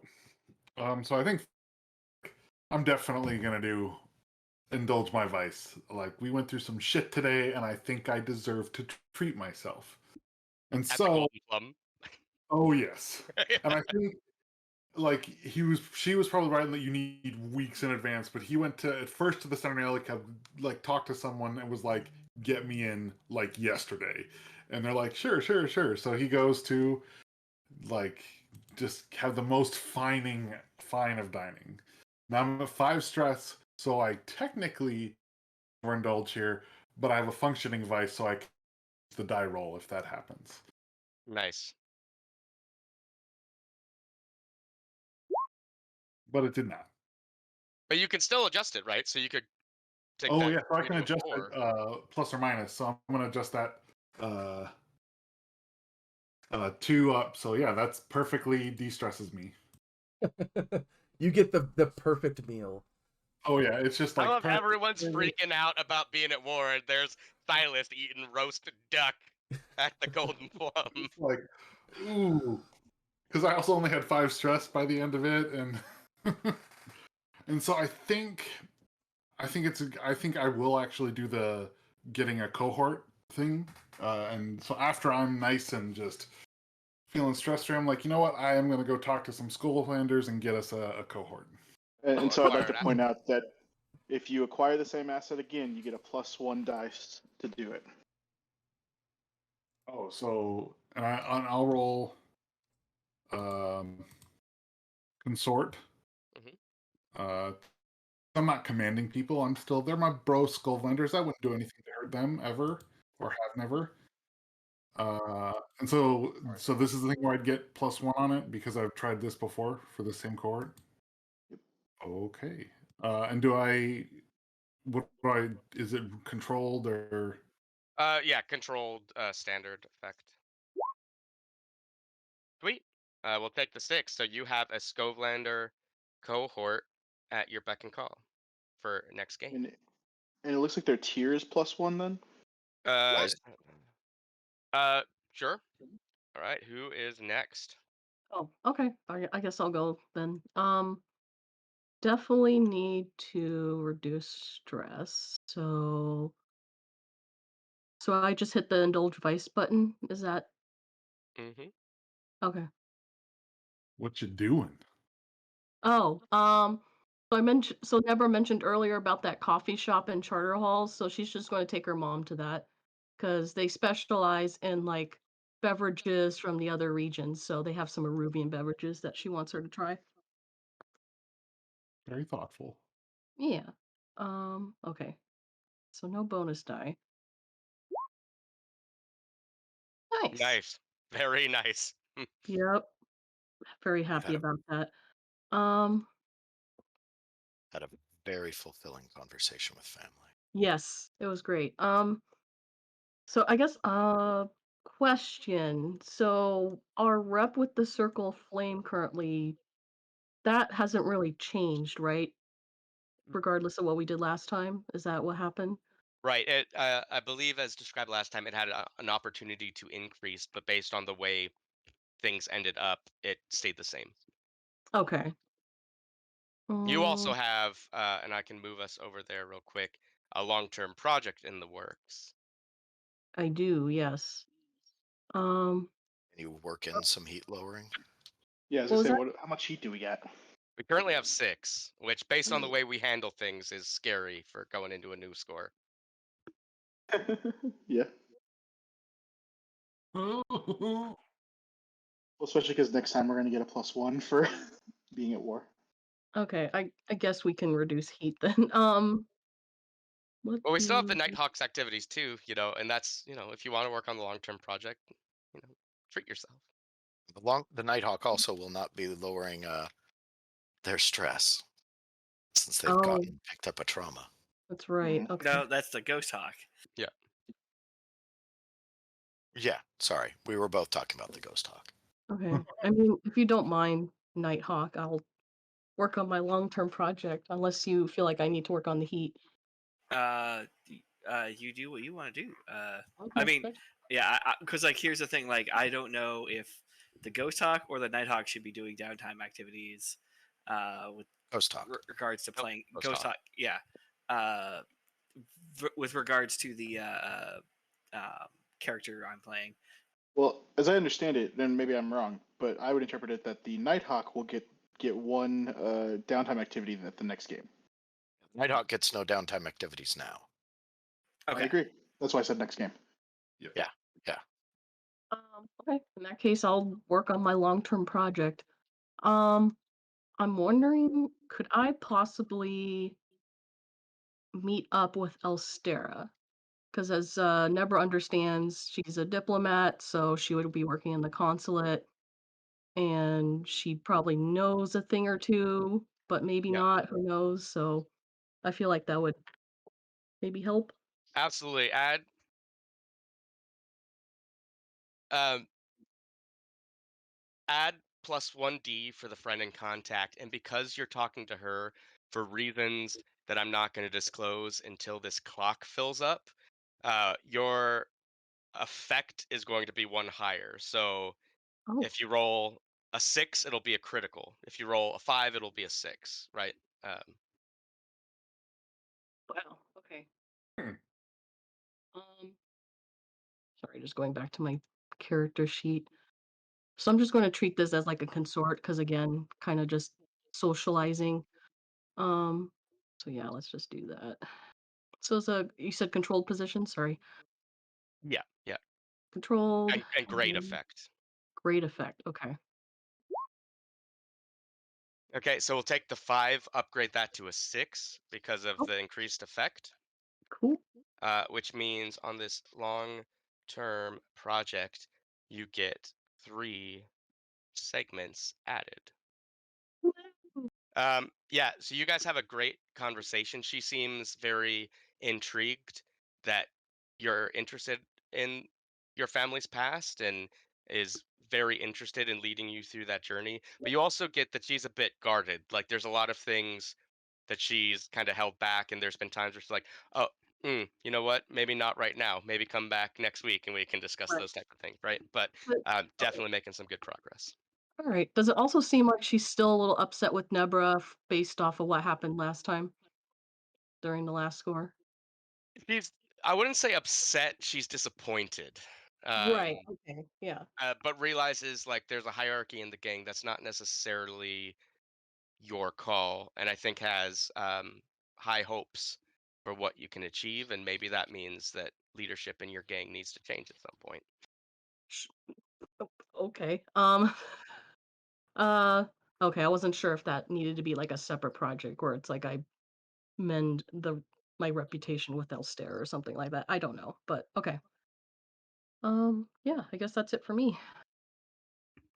All right, Ghost Talk. All right. I think. Well, I mean, I assume Alistair gets carted back to our lair or the lair. I I don't know. I don't think there's anyone who can stabilize his condition. So I think, and I don't even know if is he actually harmed? Does he have harm? When would you have taken harm? I can't remember if I I took think harm. you resisted it, and that's how you. Um, Got trauma. Okay. yeah, I Sure. think you're all right. Okay. So yeah, I think dealing with that, I think is something he's going to go try to figure out. I mean, I think he's happy to do some downtime activities before he leaves. He's Eh. lower heat. Yeah. Since I don't have any stress, and I'm probably not going to be in the next game, I don't mind having stress, I guess. So I can certainly spend some time lowering heat. Let me think here. How about like? I mean, I think he is definitely. I think haunted actually does work for the character. The ghosts, like it's possible. What I think happened is when he saw the ghost, like he actually saw like maybe somebody he used to know or something like that, and is You now saw the sort of fate that awaits you one day type deal. yeah, and it's just not sitting well with him. He just has constantly kind of lost in thought of like remembering like all these things and people who've died in his life and just like not okay with it a little bit on occasion. So I think that's the haunted thing. So I think for like because I think he is perfectly happy to help reduce some heat. And I think he is going to go kind of like freelance it a bit and take care of some things in a way for other gangs that don't add heat back on us, but are just like, hey, I saw like the Ghost Hawk or Nighthawk doing this, and that helped us out. That, you know, like because like the idea, the reputation of the Nighthawk being like a vigilante on the streets, right? Is there to is one where you know the Nighthawks as a crew, but then there's also the Nighthawk, right? So I think Well, you're doing this as the Ghost Hawk, though. The as, Nighthawk, yeah, the Nighthawk doesn't get. but I'll leave like Nighthawk, you know, like graffiti or something like that in the scene or Oh, something, okay. right? And so essentially like low effort kinds of things where it's like, hey, look, you know, these guys are really these guys who have no attachment to anyone bothering this faction. I'm gonna deal with them. Hey, guess what? You know, so little minor tasks that like help, you know, notes and stuff for the spirit wardens to kind of get them to where they need to go. Things to kind of like, oh, the Nighthawks crew is trying to clean up their mess, right? Does that sound reasonable? Mm-hmm. All right, so I'm happy to do that, and I guess I'll take it twice. Doing some civil services, I like that. Wait, That's pretty cool. before I do this, are there any consequences to doing this twice? Can you overindulge in reducing heat? Okay. No. It's a good question to ask now that I know. What are you rolling? So I have to roll a stat for this, right? Yep. An action, yes.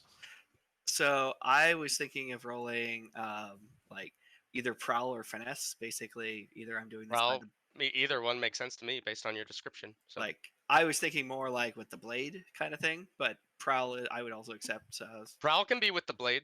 Oh yeah. okay, then Mhm. prowl with the blade. Then yeah. All right, so I'll make a prowl roll. Yeah, it says And- it says prowl about unseen and traverse obstacle, climb, swim, run, jump, tumble, ambush with close violence, a backstab, throat cut, black jet, etc. And this is you don't get any bonuses, right? Not unless you're doing it with a friend. I don't think anyone can help you out in downtime. Nope. Well, you can. It sounds like based on your description that the Nighthawk was going solo Yeah. because you don't want Yeah. necessarily Or the ghost connection. hawk. Yeah. Yeah. So the position is controlled, right? Mm-hmm. Effect standard. Effect standard. And no bonus die. A 3. So you reduce 1 heat on your first go. All right. Would you like Down to to do 5. that again? Oh. All right, we're down to 4 heat. That's still a lot. Wow. Ah, man, the dice have been just betraying me all day. That happens, man. All right, Well. so real quick before we go into XP, let's just adjust reputation here real quick. So we've already dealt with the reputation from the Fog Hounds. If someone has it up, or here I can. The Fog Hounds. Their allies are the Dockers and the Lampblacks. Okay, so we'll take a -1 with them. So -1 Dockers, And and then and -1 Lamp Blacks, which brings us to 0 because we were already +1 with them. their enemies are the Bluecoats and the Vultures. All right, so we're back at 0 with the Bluecoats. Apparently, Nathan's contact name drop maybe affected that. And the Vultures are like, well, they stole our boat, but they also messed up the guys who are trying to annihilate us, so... And we also stole That's their just their boat thing, too. They steal boats, yeah. And we also stole their boat. Emeline is going to moonlight with the Dimmer Sisters, which is going to give us a +1 bonus there, bringing our relationship with them up to +2. Cool. And I think that is it for faction. I will say I'm going to move us over to the faction clock real quick. Emeline's time and work now with the Dimmer Sisters is going to reveal one of their clocks. It's going to be their first clock. They are looking to dominate the spirit trade. Mm. And they're very close to it. Isn't that our business too? Well, and it could be our business, Ah. which might explain some of their actions, as ill-advised as they might be. Are we +2 with the Dimmer Sisters then? Yeah, we are now. Huh. We're on the same with them as the Hive currently. All right, so real quick, let's look at crew XP and then we'll do character XP. So execute a successful smuggling or acquire new clients or contraband sources. No. Well, We yeah, we smuggled got a new trade boat. routes. Yeah. Oh yeah, we did get new trade route. Yeah, we have the canals. Yeah, that's All right, so that levels us up. So we'll have 2 things we can choose from. We'll deal with that in a sec here. Contend with challenges above your current station. Oh yeah. Yep. Well, we did that twice. I think we should get 2. Yep. Bolster your crew's reputation or develop a new one. Well, you definitely developed a new reputation after what told you. Yep. We are Did going we to war. Did we also bolster our reputation as ambitious? I don't know. What do you guys think? Yes. Yeah, I would think so. I mean, I would say like negotiating our way threatened off that the boat. Dimmer Sisters. Well, no, I also Yeah. think negotiating our way off that boat and then killing the leader. That's, Well, we've that's- already covered. We Well, covered that's the that thing. one already. Yeah. I think going after him to begin with might be the thing. Like, because instead of we could have easily gone after the Vultures, who are weak and right there, and we've already hit before. But instead, we went after a neutral faction and Yeah. took And her. immediately went to war. Yep. Ambitious art. Wait, you make it. You made another enemy while you Ambitious are already had dumb. one.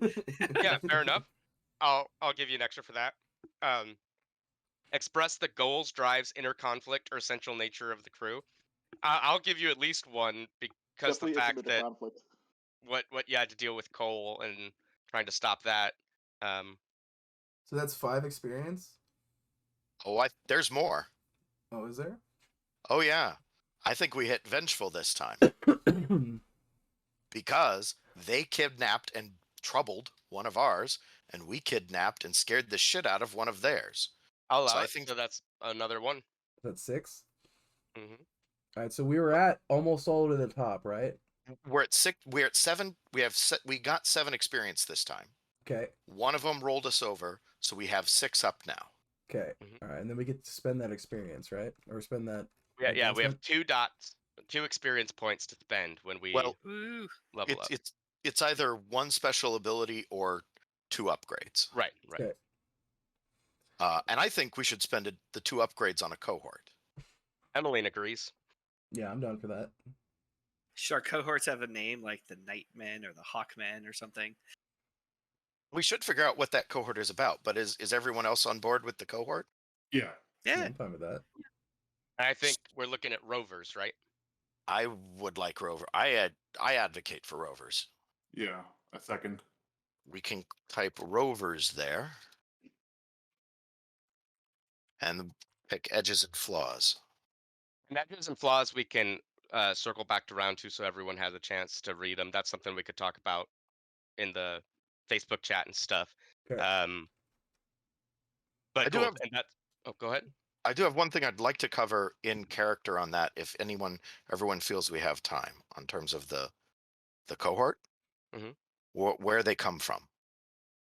Scovelanders? Ah, excellent. No Scovelanders. Disagree. We have so many Scovelanders in the crew already. Right. Yeah, I don't see the problem. I suppose you wouldn't. But the thing is that you don't understand, I think, is that you 3 have successfully demonstrated that you are not carrying, or you've overcome, the failure of your national character. We don't know that about these others. You're going to draw them from the Scovelander refugees? These are unfortunate, broken people. We need people who are strong. Are you suggesting Arakosi? I don't care. I don't think it really matters. Obviously, I'd prefer Taikarosi, but there's not that many of us here. And so will this be separate from what I did during downtime then? Yeah. We'll have 2 cohorts Okay. next time. Yes, so I mean I guess we could do something not Scovelander. Yeah, I'm fine with Oh, you agreed so easily. You have so much more racism to throw around. So excellent. So guys, consider what edges and flaws you want this distinctly not Scovelander cohort to possess. And we'll Well, I think throw under those flaw, down. we're just gonna put not Scovelander. Wow. Well done. I'm just kidding. All right, so moving quickly into character experience here. I'll start off with Emeline, get that out of the way. So addressed a challenge with knowledge and arcane power. I think at least once with the ghost ice thing. Does doing it with your well, downtime activity? yeah, technically we have been doing that, and she got Rorik's ghost too, doing the thing. So fair It enough. was going to be either that or dealing with the Dimmer sisters. I think Mhm. was also. Expressed beliefs, drives, heritage, or background. What's your background? Noble. I think like the way I would frame this is perhaps because she was she has this known of being the 6 tower girl who talks to ghosts and stuff like that, and that kind of came out into play. But I don't know what you guys think. I think that was going to be my thought as well. Struggled with issues from your vice or trauma this section. I mean, she engaged in her vice, but I don't think it necessarily came up. That's going to be a playbook advancement for her. Congrats. Woohoo! And she is going to take compel. Nice. Grab those ghosts. Ooh, nice. All right, who's next? I'll go next because I gotta go AFK right after this real quick. I went and checked, didn't do a single desperate action. Address the challenge with calculation or conspiracy. I think I did, based on getting stuff like the blueprints and any, and I think almost that's what we did essentially with kidnapping the girl. Well, and also we're gonna have a coal problem. Be ready to deal with that, right? Mhm. Well, and I think that also comes up in dealing with my beliefs, drives, or heritage. And I think I think I did because of my initial complete opposition to the kidnapping, where I didn't want to be that blunt. And I'll talk more about that in rounds because I went on, or Silas went on a bit of an emotional roller coaster this game, even if it was only internalized. So I think that's a yes. I don't think I struggled with any issues resorting in my vice or traumas during the mission because Okay, my vice. one, and this is for why. For the, I go up to her, I look her dead in the eye with the most main face. How do you get a reservation there? Yeah, I would say that I counts. also wanted that That was very good. Oh Yeah, I thought no, that was he's great. gonna fuck this up for us right now by what he's about to say, and that it's completely innocuous. No, I love it. Okay, so that's 3. Woo! All right, I guess I'll go next. So I did 2 desperate actions. That's 2 for this turn. You addressed a challenge with technical skill or mayhem. I think a little bit of both. I would say a little bit more mayhem, looking at the ghosts, and a little bit more technical by dismantling the Gatling gun. So I'd say that's 1 there. You Got expressed 2, your. I would say. That would be 2. Okay. Um. Okay, and then express your beliefs, drives, heritage, or background. I don't know if I'd count like that too much. He used his doctor's stuff to go and gain information, but I don't know if that would count or not. So he didn't do anything particularly Scovlander or particularly military. So I don't know if I'd count that one. And then you struggled. Storming the boat was kind of a military action, probably bringing up training from the war. Okay. Yeah. I was gonna say also you threatened people when you threatened people with a hypodermic needle. Is a little doctory, but Yeah, I guess that works. And then you struggled with issues from your vices trauma during the session. I think that I would definitely count the conversations he had with the old man kind of works, especially since he decided not to indulge afterwards. Right. I think that would definitely count. So that's 2, 3, 4, and 5, 6. So 6 total.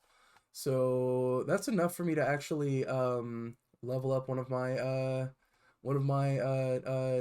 dealies. So I think I'm gonna give myself a 3rd dot in Tinker. Sweet. nice. Very cool. Boop. And remind me, what trauma did you take this session, Pete? Reckless. Reckless, nice. Yeah, I think that works perfectly with his stupor and his now he's like, if I die in this, who gives a shit? It's kind of his thoughts. Okay, who wants to go next? Mm-hmm. I can go. Oh, No, go go ahead, ahead. Charles. No, you go ahead. So addressing a challenge with violence or coercion. I think particularly I really liked my speech with the Dimmer sisters, which I thought was nice as a coercion. And then I think charging the boat and the violence that ensued from there. For 2, expressed beliefs drives heritage. I mean, I think there's background. I think there's some of the military in there, but I also think beliefs came up probably the biggest it ever had been, in which I was like, no, she's walking out of there. Like this is like Emeline is not. We're not leaving a person behind. And a note I took that I would bring up later too is that Cole is not the type of person who's going to betray you behind your back. He will betray you to your face, and that's how that works. I'm so just betraying you now. Right? And struggled with issues from vice or trauma. I don't really think so, except that he definitely could not indulge in his vice to a good way. I started with 8 stress and I left with 3 stress after using all of my downtime. So that is what it is. So ultimately, that gives me 4 XP, which is just enough to get me to a playbook advancement as well. And I counted 2 desperate actions for you as well if you didn't have those already. So Yeah, going exactly. back to the combat log, I saw 2 desperate Yep. actions for you. So nice, man. Woo! Yeah. Thanks for way combat rule- logging, Peter. Yeah. Well, it's in the it's on the right side, so you just gotta scroll back up. Mm-hmm. The way the rules are written, when you mark for a desperate action, it's more like marking a in Burning Wheel, where it happens in that moment. Yeah. The way the rules are written, I believe you can actually improve an insight powers to resolve action during play. You don't have to wait to the end for that. If you happen to hit the max during play, you now have another dot to spend right then. Cool. I mean, going over it at the end is great, and thank you for the review. Appreciate it, Peter. But just, I don't. No. Well, I'm just saying it because I forgot about them as well, and when I started looking at Mark XP, I was like, oh, desperate action. So I it's like, how do I remember? Oh, we have a combat log. So Definitely had a Sorry lot for your more gun, this Charles. game.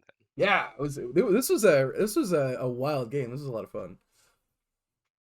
And so I was gonna say the thing that he takes, the thing that comes up is Battleborn, so which I linked in the chat. Oh, nice. Oh, killer. Nice. Going to be even harder to stop the next time you take that stuff. Yeah.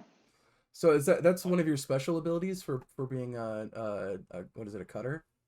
Yeah, it's the cutter like signature ability. It's the one that they're like, hey, you should take this if you don't know what else to take. Oh, okay. So that's under your special abilities for the class itself. I didn't know you can gain those too. That's neat. Yeah, that's literally what playbook advancement does. Oh, okay, cool. I'll go next. So I am marking 1 for Vengeful. And then addressed a challenge with tracking or violence. I believe that happened multiple times. And then expressed your beliefs, drives, heritage, or background. I do think the messenger's beliefs came up a couple of times, a number of times during play today. Not much about the academic or Tycherosiness, but Yeah, does that seem like 1 or 2 to the team? I'll give you at least 1 for it. You think One of multiple sounds good. instances? Yeah, I can't think of more than 1 though. Cool. And then you struggled with issues from your vice or traumas during the session. I believe I played paranoid multiple times. You very well did. You super did. That was great. Saying in the beginning, you were talking about like what happened to her. Oh yeah. Well, and also with trying to limit the number of Scovelanders on the team.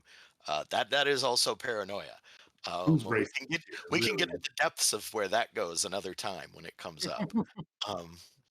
But yeah, so that loops me back, fills my playbook, loops it back to 1, and I am going to take Sharpshooter. Oh, Sweet. quick interlude there, pal. I do see actually on page 49 of crew advancement profits. Each time the crew advances, each PC gets stash equal to the crew tier plus 2. So really, what we would get is the new crew tier is 1 plus 2 means that each of us gain a stash of 3. Right. And I meant to bring that up when we were talking about crew advancements. I actually have it queued up right here to paste in the Discord. But thank you for bringing that up. I forgot to bring that up. We should all get 3 stash. Stash is not necessarily cash on hand, right? Yeah, that's just your ability Specifically to. not. Yeah. It's like We bought you a bigger wallet. Yeah, stash. Well, no, stash is actually what you have saved for a rainy day for your retirement. That's your It's how you retirement win fund. the game. Yeah. Yeah. And it's there's a cost to it. For every coin you take out of stash, you need to take 2 out of stash. So for every 2 coin you take out of stash, you get 1 coin on hand. Yeah. Yep. And that's if you do. If you die or retire, your stash is how you pay for that, right? Well, I mean, if you die, you're just dead and your stash goes away. But if you do manage to retire, your stash determines how bad that sucks. Yeah. Saving, and Silas doesn't understand that word. Nebrit, did you want to go ahead with your XP? I did have a quick question first regarding the stash. So does that mean we would have been collecting stash for our previous scores as well, even though our tier was 0, or does that matter? Okay, No, it's was only profits because- is for advancement. gotcha. Okay, Yeah. Unless you have Interesting. like a rule that lets you add to your stash or something, which some do. Slides do. right. Yeah. Sure. Well, anyone Yeah. can take it as a veteran thing. Yeah. Okay. Just wondering. All right. So for my XP, Didn't do any desperate rolls. So nothing there. You addressed a challenge with stealth or evasion. Yes. A lot of sneakery, a lot of I would trying to say get at others. least I'd say 2 for key. that easy. Too. Yeah, exactly. That's an easy 2. You expressed your beliefs, drives, heritage, or background. Um, I know at one point Nebra had to do a study role, so I feel like that would be related to her being a student, but I can see that being a stretch.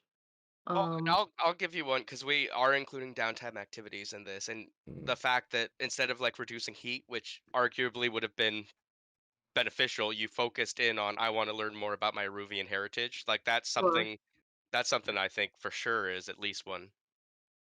Okay. I'm trying to figure out if there's anything else. I don't think there was anything else, so I'll just call that 1 for that. And then struggled with issues from your vice or traumas.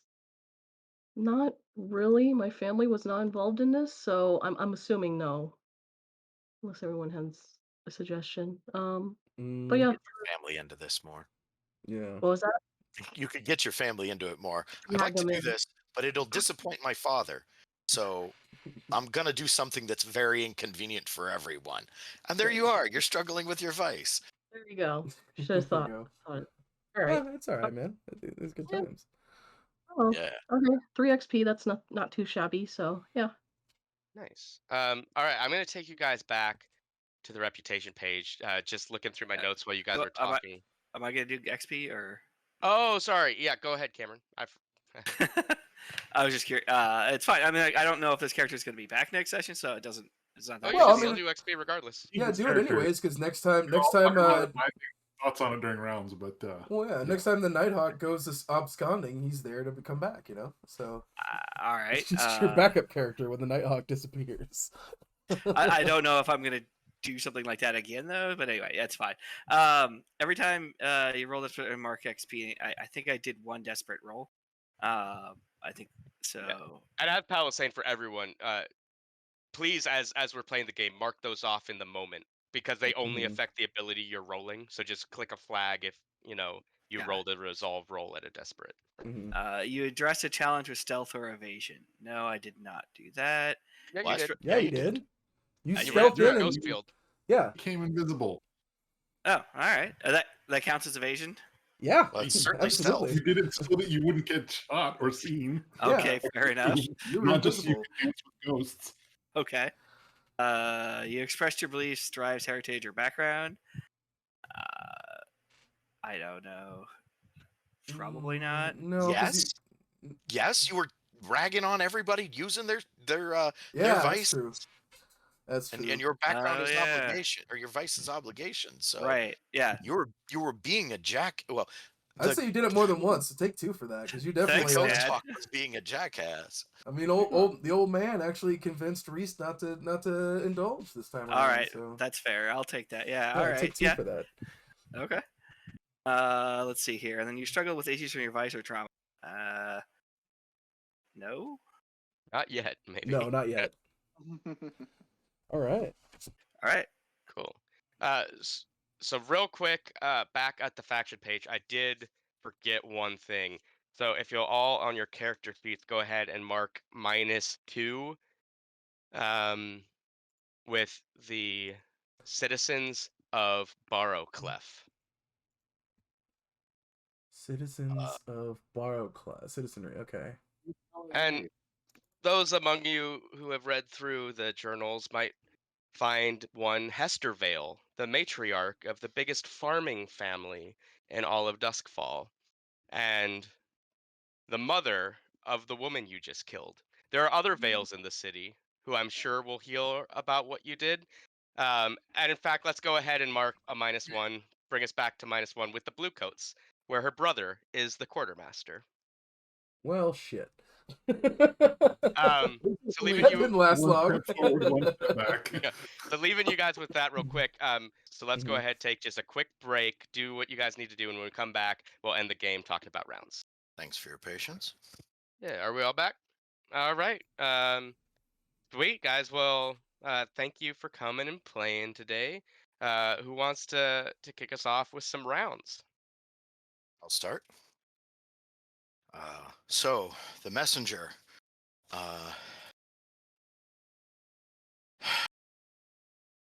Messenger has learned that the gondolier, that there are layers of control. Was not expecting the gondoliers to step in like that. The messenger thought they understood how the control worked around here. We were taking territory. It would be ours. No, it turns out it's more sublet or something similar. So that's another layer of complication, and things are much more complicated than they seem. That learned about the world, about themselves, really would like better nerve. The getting they feel like they should have control. They're Taikarosi. I mean, they're not disconnected from the world the way these other people are, and yet still those ghosts shook them good. Trying to be stoic about it, but stoicism is a coping mechanism. And if nothing was wrong, you wouldn't need to cope.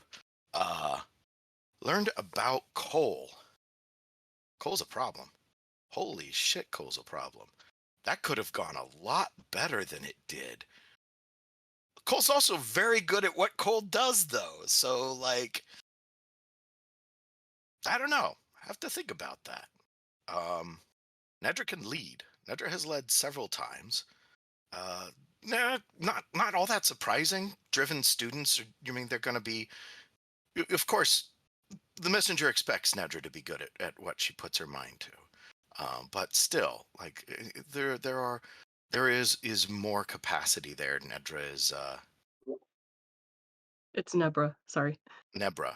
Thank you. Nebra is displaying ever more depths of competence. Emeline, she seemed to hold herself together well for having been locked up for a while. That's good. She kept control of the cargo and delivered that appropriately.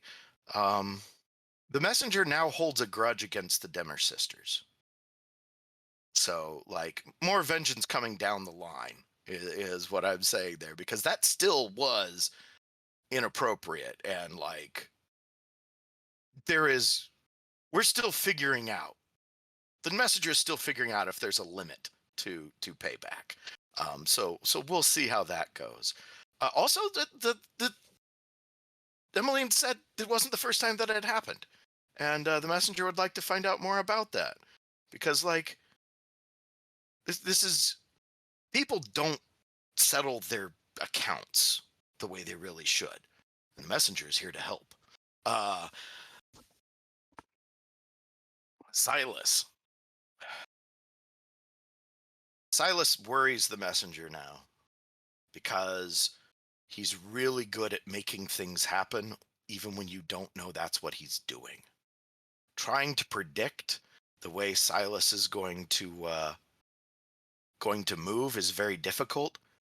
But the messenger has noticed Silas works especially well with other Scovelanders, and is so very wary of more Scovelanders being added to the group, because well, it's good that Silas is in charge, but like there does need to be a balance between leadership and labor, and you know, you've got to keep that line, right? Got to keep monitoring that. I'm just going, by the way, in the order of the pictures as they show up on the screen here, which I imagine everyone will do. The ghost talk. The ghost talk is right. People do need to control themselves better. You can definitely tell the ghost talk is right, because the ghost talk didn't give the messenger any guff. The messenger doesn't have a problem. The messenger has a very appropriate hobby. And maybe a bit of hypervigilance. So yeah, ghost talk is very effective, a bit spooky. Held it together. And the good doctor is yeah, came together there with the blow dart, knocked him out, kept us from all getting killed at the hands of Cole, or having to kill Cole, which, you know, 2 of us were on a different boat. We probably would have survived the rampage of Cole. The rest of you, it's a good thing you had the doctor there to slow him down enough to deal with the situation. Also, he took that thing apart. Just ran up, pulled a couple of things from this, murder machine, and there's no more murder machine anymore. There's now a pile of parts. I think that wraps. I'll go.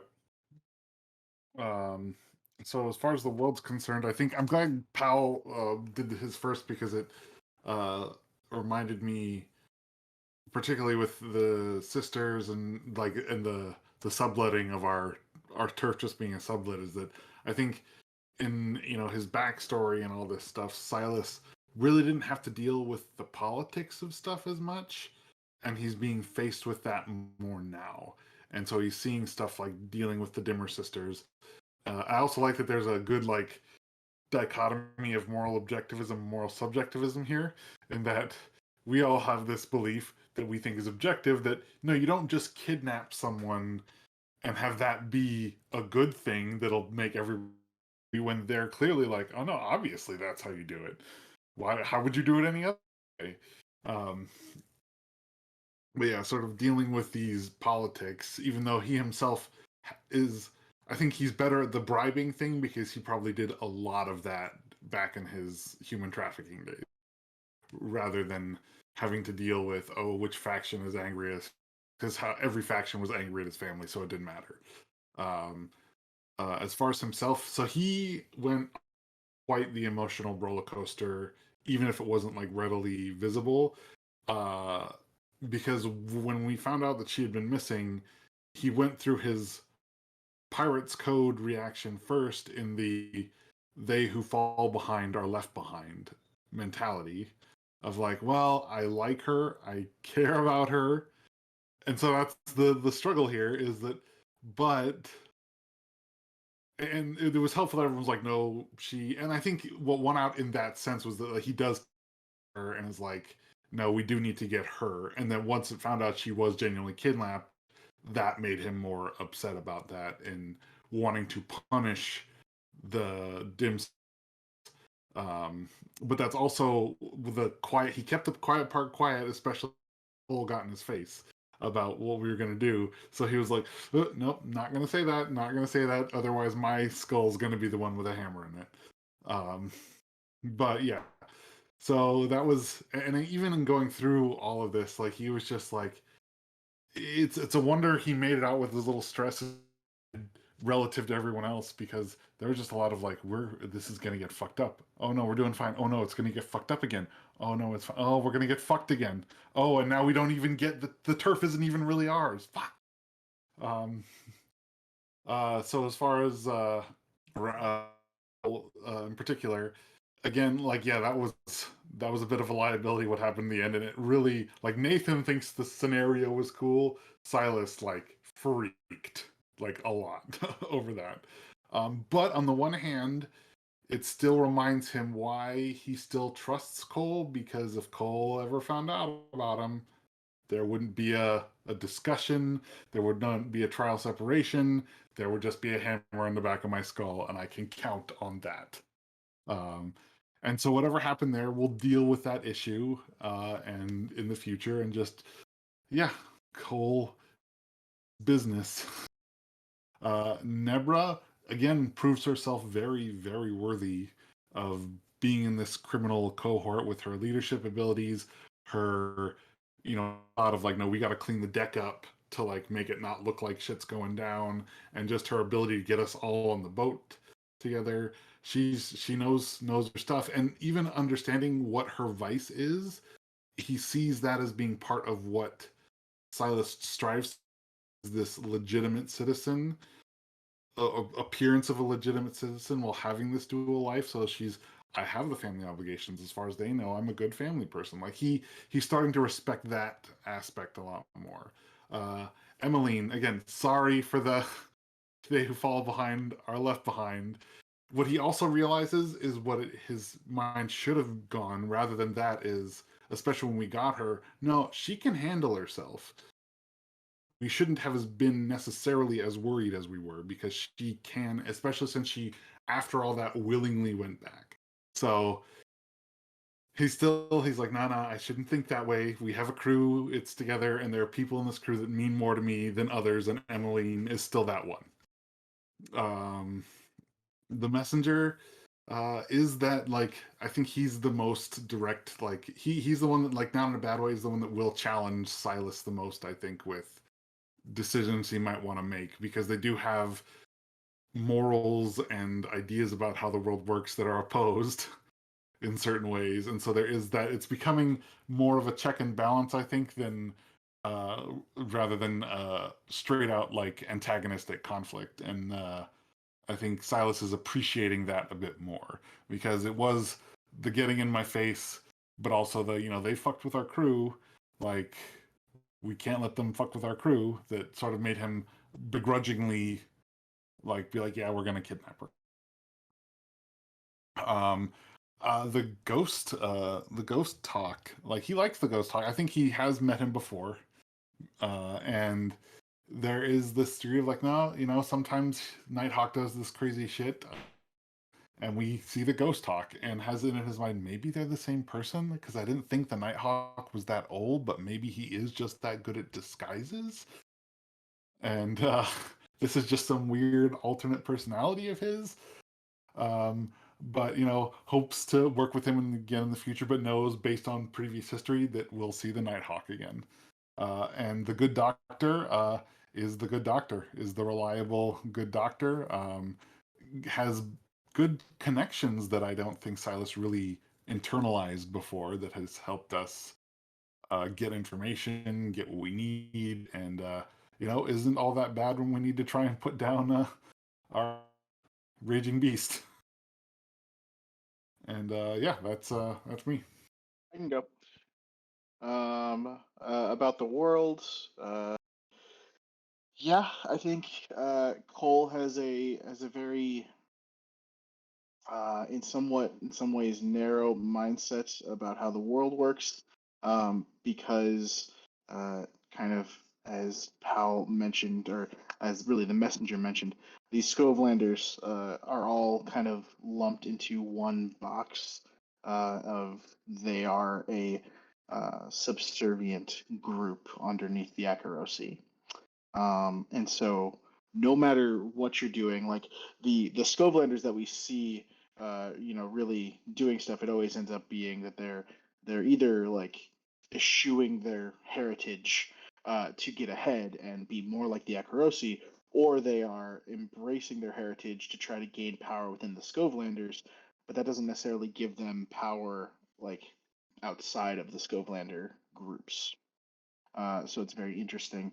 I think of anyone, I actually think that Cole was the most comfortable with the gondoliers showing up, and even though he doesn't like them because they're spooky and weird, and he doesn't want to deal with them, he also understands that everybody pays up to somebody. Like, everybody, like, everything is owned by somebody. Nothing is free. Everything is basically rented. Uh, Especially coming from a poor, like, almost company town thing of, unless you are collecting the material yourself and making it yourself, nothing is actually yours. Everything is somebody else's, and you might get to borrow it for a while, but they're gonna want payment of some sort. Whether that's a favor later, whether that's money, whatever. Um, so he was totally fine with that. Though I think he does want to see, how that comes up. I think Cole is very, again from the world, very invested in the gang. Obviously, he's very happy that we have advanced and we're now a stronger. We're actually not stronger, I guess, per se. We have more power, but we are weaker than we were before. We've extended ourselves a little bit, taking this, and now we are. I think that's demonstrated by the war. As far as himself, I think that I think represented by the dice rolls, really, but the fact that he definitely went into a kind of murder machine aspect versus the previous incarnations of Cole is much more in line with his military experience, the savagery that was probably needed to survive on the battlefield. He's definitely not used to the odd like pirates code or the odd like surrender things, because I'm sure in the war there wasn't that. It was you go over there, you storm this trench, you kill everyone in the trench, or you die trying. If they surrender, you keep killing them, and you just keep going until everyone's exhausted, kind of thing. And so that's very much in that aspect. He believes in total war. He's definitely does not like basically if anyone was to sit down with him and talk about it, he definitely thinks that the Fog Hounds would have been gunning for us anyway after we take their prized possession, and that they are actually slightly stronger than the Vultures. So and they had started out stronger than us, and essentially it was this was going to happen regardless. So even though it was the rage vial that got him there, I think he's pretty happy with the choices and how they laid out, because a war was going to come no matter what. Maybe it would have been delayed another couple of weeks, and we'd have pussyfooted around about it. As far as the other characters, Nebra, I think I've said it before, and I'll say it again. I think Nebra is easily the best criminal out of the group. The rest of us do a lot of different things, but I think Nebra has the most criminalistic skills of being able to prowl around, being able to find out everything and do all the things that need to be done. And I think while she may not be in charge, obviously Cole's reaction to her has always been like, "Hey, Emeline's been kidnapped. Get in the boat. You're driving the boat. We're going up. We're getting her back. I don't care what happens." Like, and Nebra could easily say no, and Cole will probably accept that. But in that moment, he's like, "No, we're doing this. Let's." Listen, he's not just going to start caving in heads. That's probably not what's going to happen. Um, but yeah, no, I think Nebra is great, and that's been represented throughout. Everything Nebra does and touches is just good. As far as Emeline, like Cole knew that Emeline could handle herself. He was very comfortable with Emeline making her own choice. But I think he was at first. He and the messenger were on the exact same page of someone comes at you, you better react with overwhelming force to make sure they never come at you again, right? And so as soon as it was clarified that yes, Rosalind was not just a witness, Rosalind was the person that had done this or was part of this group.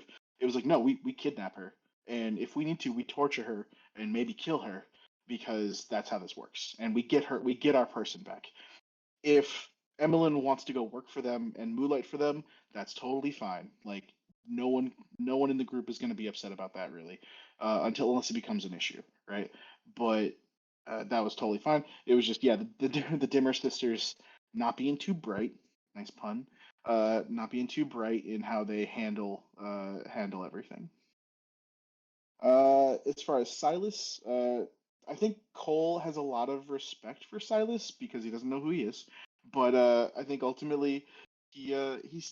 He has a lot of respect for Silas. He works with Silas clearly, and part of that is I think there are definitely moments where Cole expects Silas to do the things that Cole either is demanding to do or give him a good reason not to, right? If Silas had not wanted to do it for whatever reason and been able to consort or whatever it is and work his behind the scenes magic to do something, then I think that Cole would have accepted that. But I do think that Cole is very much a hammer, and when you're a hammer, everything looks like a nail, and so he's gonna go hit some nails. And he kind of relies upon Silas to figure his own shit out, and which is why I don't think it was out of character for him to kind of be up in Silas's face and be like, "No, this is fucked up. And if you don't figure out a way for us to not do this the hard way, we're doing it the hard way." So you have there's a timer started on the Cole clock, which is, we'll get there, right? As far as Peace clock too. I think there's two. I think one is always filled, but I think there's two. Um, but yeah, as far as the messenger, I liked the interpersonal. Not even really conflict, but like the points between the messenger and Cole. That the fact that the messenger and Cole were very much on the same page as far as no, they've taken Emeline. They're not they don't do not pass go. You do not get to collect $200. You do not get to do this and walk away from this without any consequence. Doesn't matter who you are, right? It could have been the Hive. It could have been the governor at this point, right? We would have done something. And so I think that was very well represented. Especially because Cole is very, very familiar with that aspect of life of no, if you get bullied, if you get picked on by bigger kids, by people with more power than you, if you let them do it, they're just going to keep doing it. Or other people are going to see it happen and then they're going to do it as well. So he's like, no, we have to do something about this. And I mean, I don't know if other people are going to, I don't know if anyone saw it or what happened. I guess, yeah, there was some heat associated with it. So very possibly there's some reputation things in there as well of like, no, if you fuck with one of the Nighthawks, they are going to find you and take care of you. So don't fuck with them. And then to have that be like a really cool, I think, synchronous moment of us being in sync, and then to have the complete opposite later on, which is really good, in which he's like, no, we like I think even down to little things like Cole is like, no, let's sail the ship up right next to them and we'll ambush them, and that'll be how we do this. And and the messenger's like, no, I'm gonna shoot him from as far away as possible, where only I can do this. And it's really just barely lucky that we managed to do the things we did, so we didn't get torn apart by their Gatling gun, and things like that. Uh, and then yeah, having just the kind of philosophical disagreement around when is the time to betray a person? Like, what does that look like? And yeah, Cole, I agree completely, especially out of character. Like, no one is going to give us terms again, and maybe that's okay. Uh, maybe we just got to go a little hard, and we don't. We've earned our reputation. We're definitely ambitious. Um, Ghost Hawk, man, Ghost Hawk is great. I don't know if I like him more than Nighthawk. He's definitely Silver Age comics, like just Caped Crusader, um, but also being just the moralizing voice of "Come on, Sonny, like let's go do things." And at the same time, I think Cole is just like, I fucking hate this guy. I don't know if I would rather have the Nighthawk back or what, but every time the Nighthawk goes missing, this guy shows up. Fucking hell. He just wants to talk about just stupid things. And so yeah, Cole doesn't like him, but Charles likes him. So, which is a theme for these characters, all the Hawk types. Uh, and then Reese, like I think Cole and Reese have a bit of a bond in there. Oh yeah, also I'll go back to the Messenger. It did not go unnoticed from Cole the racism proposed in there. Cole is very upset with that, in that he's like, this is bullshit, because he actually doesn't in himself does not even consider that there's a balance of power within the gang. He's like, no, Silas is in charge, obviously. Uh, like either Emeline or Nebra or maybe me at different times, well, depending on what we're doing, is the number two. Uh, like, and then the rest doesn't matter. Why would it ever come up? We're not voting anyway. Uh, like we're not a democracy. Those things don't exist. Um, and so he's like, I don't understand why we wouldn't just recruit the Scovelanders. because they're great, and obviously we can get them for cheap, and we can get a ton of them. And we've already worked with them, so he was he was a little hurt and confused. He's like, "What? Why would you not trust me? I don't understand." Um, but yeah, going back to Reese, I think there is still that bond there of these guys are war buddies. I think of anyone, Reese has probably seen Cole and his unit take Rage Essence vials before, when they had to like break a Scovelander line, which is probably terrifying. To have like a unit of dudes just all go crazy and attack an area. And so I think that especially having him, the way we were able to like work the different things coming up was really cool to have him get hit with a blow dart. And then yeah, I think Reese. It was very interesting seeing Reese's struggles throughout, and kind of having this. Uh, uh, I think basically getting shaken, like I was spooked, right? And immediately having an issue. Like harm is very harsh in Blades in the Dark. So like seeing how Reese then had to deal with things was really interesting, and it like almost makes the things that Reese did even more impressive. That Reese was able to assault a boat, take apart a complex machine in the middle of a firefight, uh and they just, without like coming up with a plan, they worked together, right? Like that was uh very similar, I think, to things they have done in the past, where Cole is going to charge forward and Reese is going to dismantle whatever the target is while Cole is taking fire. All right, I guess I'll go next. Um, all right, so in terms of the character itself, I think Reese was, you know, definitely had some second thoughts this game around in terms of his, his actual his addiction. I feel that like he, while it's something he copes with and it's something he's super used to now, I think he hasn't questioned it in a long time, and hearing it come out this time, I think definitely made him pause. Because at first, like, he just wants to throw it off, but it kept coming up and eventually led to him not indulging. um I think that's interesting. I don't know what that really means for the character just yet, but we'll see where that goes. um as well as just the sheer amount of recklessness he pushed himself into this game, like, fucking around with the Dimmer sisters and doing some occultish type stuff was very brash.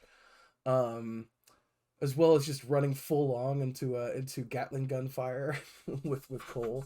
So yeah, recklessness is like his reckless abandon is starting to be a thing. That's a little bit more for Reese. I think it's going to be continuing to be a theme of the character. As a character who feels defeated in life, and is looking for a way out potentially. Maybe not in the direct path. In terms of the world, yeah, we just keep pissing people off. I mean, when you're ambitious, that's what happens. You're gonna ruffle feathers. So the world is fucked, but it's been fucked. So that's not a surprise. The Dimmer sisters pulling that chicanery was a bit that basically just using a grammar trick to try to steal one of our crew members. It's like, what kind of bullshit is this? you know so it was fun getting to roll in there and kind of play Knuckles to get our crew member back. I like that the whole idea of we're a crew, we're not going to let anybody get disrespected. And I like that came out in the game. I thought that was cool. In terms of the characters, I'm gonna start with Cole. I thought it was really cool getting to do some combat type stuff. You saw like our teamwork kind of come out in that a little bit, especially with I like that you said that he probably not only watched you use those potions, he's probably administered them to you. Which is why he had the antidote, which is the knock him the fuck out dart. So I think he's probably done this several times. Amps your ass up and knocks your ass out when you've gone a little bit too far. which I thought was great. So I mean, Cole is ever the battering ram that Reese has known him as. Um, and then in terms of Nebra, continues to be impressed with your prowess. A discus like toss of that dynamite was amazing. Schlepping our asses across the ice onto the boat, that was awesome. Um, the way you're able to grab information without spending coin like I had to was great. You've got this basically the same information, minus like 2 small pieces, without having to spend a dime, and I had to straight up give a coin to somebody. So, maybe I didn't have to, but you know what, it worked out the way, and I like the way it did. Let's see, for I'll come back to Emeline later, since there's very little interaction with her in this game from Reese. We'll go with Silas. So I mean, Silas continues to see, Reese continues to see Silas as kind of that stoic leader. So whenever a decision needs to be made, or some sort of negotiation, or talking with another crew, he's more than happy to send Silas in that direction. He's like, "This is what you're good at. Go do that." you know. And so I think he feels comfort in being able to lean on Silas to handle that sort of stuff for the gang. He doesn't feel obligated to step in and try to work in that area. I think he trusts Silas to do that. In terms of the messenger, yeah, you're paranoid, bro. like, like you see enemies around every corner. And you know what? You're not wrong. That's the thing. You're not wrong. So keep up the good work, I guess. I as a player, it's really fun to watch the messenger do his stuff. Taking pot shots, doing wacky shit, and as a character, also a great asset. The messenger is fantastic. Very good at getting information. Very aggressive when we need them to be. Yeah, all around. Solid. Messenger's a solid, solid bro to Reese, I think. And then the old hawk, as it were, the ghost hawk, the dead hawk, whatever. I thought that was great. I thought Reese was annoyed with him at first, but you definitely brought some question into his mind, and affected him, and actually affected some change in the character. So I thought that was pretty neat, especially for a one time only character. So I thought that was kind of cool. I liked seeing a Ghost Hawk do all kinds of sneaky sort of Silver Age Batman-y type stuff, as Charles put it. It reminded me of like Frank Miller Batman, that gray costume sort of look. And so yeah, I think that, oh yeah, Emeline was very worried about her at first, based on the information he'd gathered from Stasia. And so was worried you were in danger. And then when he'd heard that you'd skipped over to them, like, what? That doesn't make sense. Especially with with the amount of you've been giving to this crew. But then when he found out it was more a grammar trick, it's just then he called bullshit, and he was willing to put his life on the line to save you, because I want to think your character has done the same for him in the past. And this crew is pretty tight knit, and he doesn't want to see anything bad happen to you. So, especially after he saw what was holding you, like the 2 creepy crones, he's like, okay, we got to get her the fuck out of there. That ain't great. So, which is why he was willing to put himself back into danger to try to get you out. And I'm glad it worked out. All right, who wants to go next? I'll go ahead and go next. Okay. In terms of interacting with the world, again, it was nice to be able to explore other parts of Duskfall, including driving the boat. Almost got into a boat battle there as well, which was kind of exciting, not gonna lie.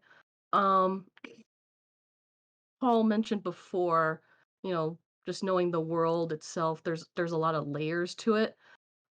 She definitely agrees with that, and she also, just the interaction with the Fog Hounds and the Gondoliers, it kind of confirms her belief that a lot of the world is run with through a lot of deals, contracts, promises, what have you. So she's not at all surprised that, the Gondoliers showed up and now we have a thing with the Gondoliers. Like that wasn't far-fetched to her at all. In terms of herself, um, she is definitely turning into the type of person that likes to be very diplomatic, which is very fitting for her. She prefers doing things, in the least violent way possible, negotiating and all that. She understands that some violence might be necessary in certain situations, but she'd rather avoid it if she can. And also her leading a couple times, like she's not sure what to make of it because she doesn't see herself as a leader type person. She feels she's more beneficial in the background. Um, and she's still also afraid of, stepping on Silas's toes or Emeline's toes, and because she doesn't want to give the impression that she's trying to take over the crew, so to speak. Like she still respects everyone here. Um, and yeah, I guess to the characters, I'll start with Emeline. Nebra was definitely concerned when she found out that Emeline was missing. Um, and she, again, very worried about, what was going on with the Dimmer sisters and stuff. But as soon as we figured out that, like, Emeline was actually being taken care of, nothing nefarious is going on, she wasn't as concerned.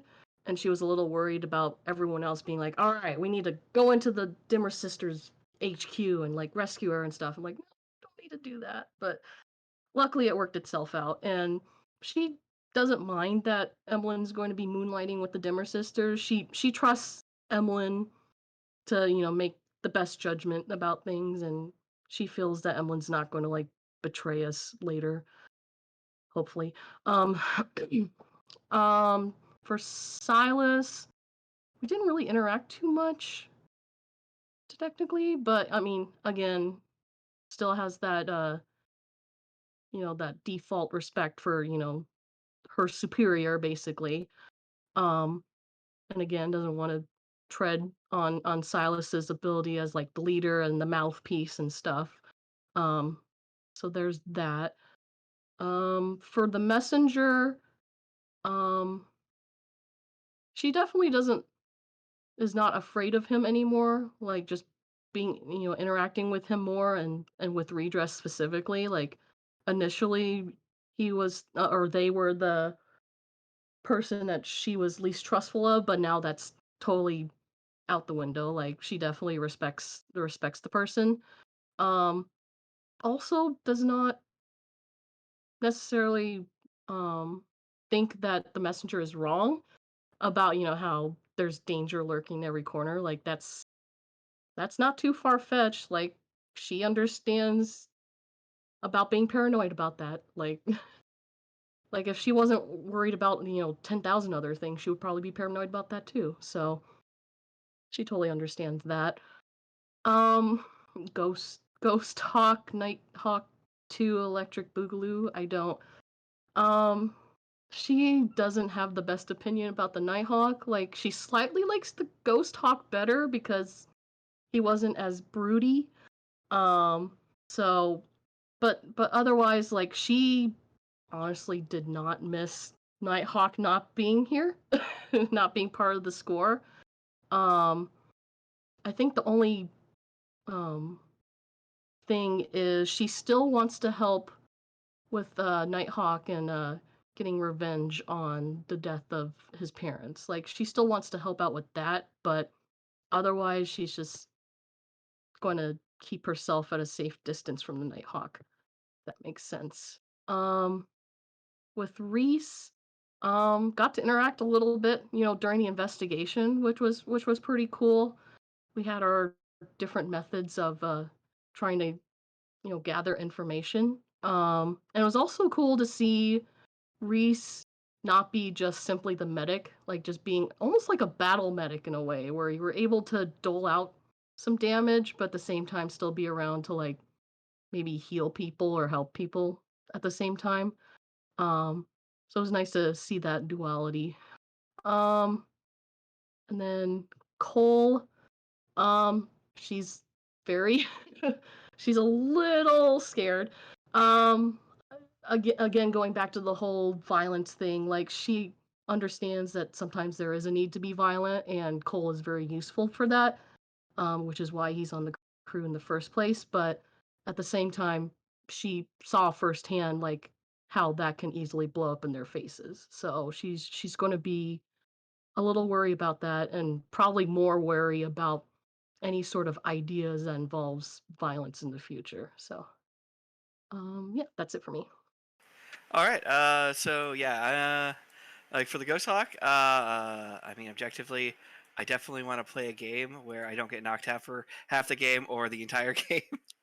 I've played 2 of Blades in the Dark. I like the game, but definitely I feel like it's been a rough start for both sessions. But as for the Ghost Hawk, I mean, yeah, he's definitely more kind of like classic crime fighter kind of thing of like, you know, goes and deals with problems in the streets kind of thing. And this is probably, you know, because of some of this background is probably why he was ultimately hired to be this, you know, quote unquote butler, because he wasn't probably hired just as a butler. He's probably hired because of his special skills, right? Is more of a bodyguard than anything else, friend of the family, and his obligation to both this cause and this family is kind of what drives him. I mean, he's entirely here because of the Nighthawk, right? And for the game today, you know, it was really, I think, definitely glad that we were able to help out Emeline to get back get back, because I think that was just an unacceptable condition. You don't just kidnap people, and I think he definitely agrees with like a lot of the sentiment there of like that is not okay. And no matter who you are, like he is still a bit of a thug himself, and is like, no, you can't just kidnap family. There has to be consequences, right? Like I think he definitely is of that mindset as well. Um, and so yeah, glad that we were able to get her back as well. As for capturing territory and whatnot, I think it was good to dive in and try something YOLO something, and get and it could have been really fun, but it was ultimately interesting. I think he's definitely probably feeling like he's kind of too old for this shit kind of thing of like, you know, all these years, and he finally goes back out again and now gets completely traumatized by it. I think that's something that's going to make him more cautious to come back out in the future, um, at least at the moment. Maybe that's something that he resolves in some other, you know, way. Like I don't think he's going away. He's part of the world now, right? Yeah. But I think that is something that's going to be something he's going to have to work on or work out himself. Um, and so it was good to kind of help the crew out, reduce heat, kind of like I think, you know, in terms of being a good, like I think, uh, you know, father figure, you know, in terms of like making sure this crew is set up the best it can be for success, is something that is important to him. So helping out with talking to Silas about, you know, his problem, and he's like, because immediately like we go together, we go to hang out together, and he's just immediately just like very like harsh, and he's like, okay, you know, and then he goes in, he's like, oh, don't touch anything. So you know, the ghost hawk's like, well then I'll just wait out here. You know, you seem kind of on edge. I'll wait outside while you handle that. Like, is, you know, and then talks with him later about like, so what do you know, maybe you should be careful about what you put in your body kind of thing. Whether, you know, and yeah, like, you know, thanks dad kind of thing. But that is, I think, the kind of person he is at this point in his life, sort of a little bit. But and you know, we'll see if we see more of that in the future or not. As far as other characters go, I don't think I got much interaction with Nebra. Although if I had been more part of the combat, I think he would have been like quite happy with how you handled the situation. Definitely very capable. Similar skill set, like his he's also a I think a lurk So would definitely have respected your ability to hone those skills as well. Um, for let's see here, uh, who else? The messenger. I mean, I think like the messenger said earlier. I think also the Ghost Hawk has agreed. Like the messenger has a very simple code that which he lives by, but it's very obvious to everyone exactly what his intentions are and how he works. And I think sort of like respects that like attitude of like, no, back in my day there was crime and there were good and bad things, and like there were shades in between, and you make your intentions very clear. That's the kind of world that he kind of like respects. Maybe things have gotten a little more shades of gray in recent years, and maybe that's like these young kids don't understand what it was like back in the day. you know um but in terms of, yeah, so I think he thinks the messenger is fine, maybe a little bit uh gung ho, but that's just something that comes with being younger. As far as let's see here, but yeah, as far as so yeah, I think as far as Silas um goes, then like clearly we know each other. Clearly he knows of the crew, and you know about him. I don't think he has necessarily an issue with your disrespect. I think he thinks that the Nighthawk should have been here. I think he's like, I need to make sure that this person is set up for success because he is obligated to this person. He has a that is his vice, right? Um, and so that, I think, yeah, like whether or not you agree with his presence or not, I think the fact that you are like, no, as long as you are backup for this person, right? That's okay. Um, for let's see here, I think Lysander Cole Colburn, Lysander Colburn. Okay, yeah. As far as Cole goes, uh, did not get to witness your raging, but definitely would have had words to say about that. Uh, that would have been would have had similar things to say about controlling your anger and controlling and not losing control. You probably would not have necessarily taken that well, because it seems like you want to be more reckless, but actually maybe you would have. Maybe you would have been like, I don't want, this is what I have to do to survive, and that would have been an interesting conversation. But I think that's one where he would have probably wanted to just chat with you about that. But yeah, I think that covers everybody. Cool. I can go. So I'll do the world first from a GM perspective, and then I'll move into Emeline's feel of it. So, um, Charles and I were talking during one of our breaks. Um, one of the cool things for me as a GM, I am really invested in you guys, and Emeline included, to see what you do in this terrible, horrible city, and how you pull through. And I want the best for you. I think to play it uh, to the truth of what Dustfall's like, it is rarely easy on people trying to make a name for themselves here. But know that, like, I'm not here to try to stop you from accomplishing your goals. I am rooting for you and just throwing kind of monkey wrenches in the works. And I like particularly that this game has a lot of tools to give the players to be like, okay, we understand that the situation's fucked up. We're going to try to mitigate some of that. So, like, as a storyteller, I can be like, Gatling gun comes out, cuts your boat in half. Like, whoa, whoa, whoa, whoa. No, no, no. We got something for that, right? Additionally, as Pal was saying, are we always going to have these multiple storylines and have to choose? I want all of you to feel empowered that you guys can choose to do whatever you want.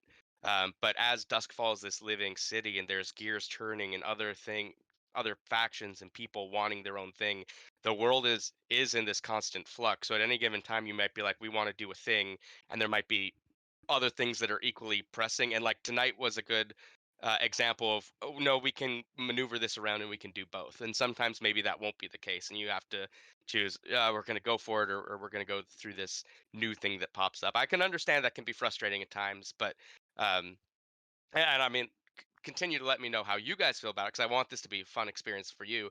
But to me, I like the realism it gives of the city existing and evolving around you and because of the actions that that you guys take.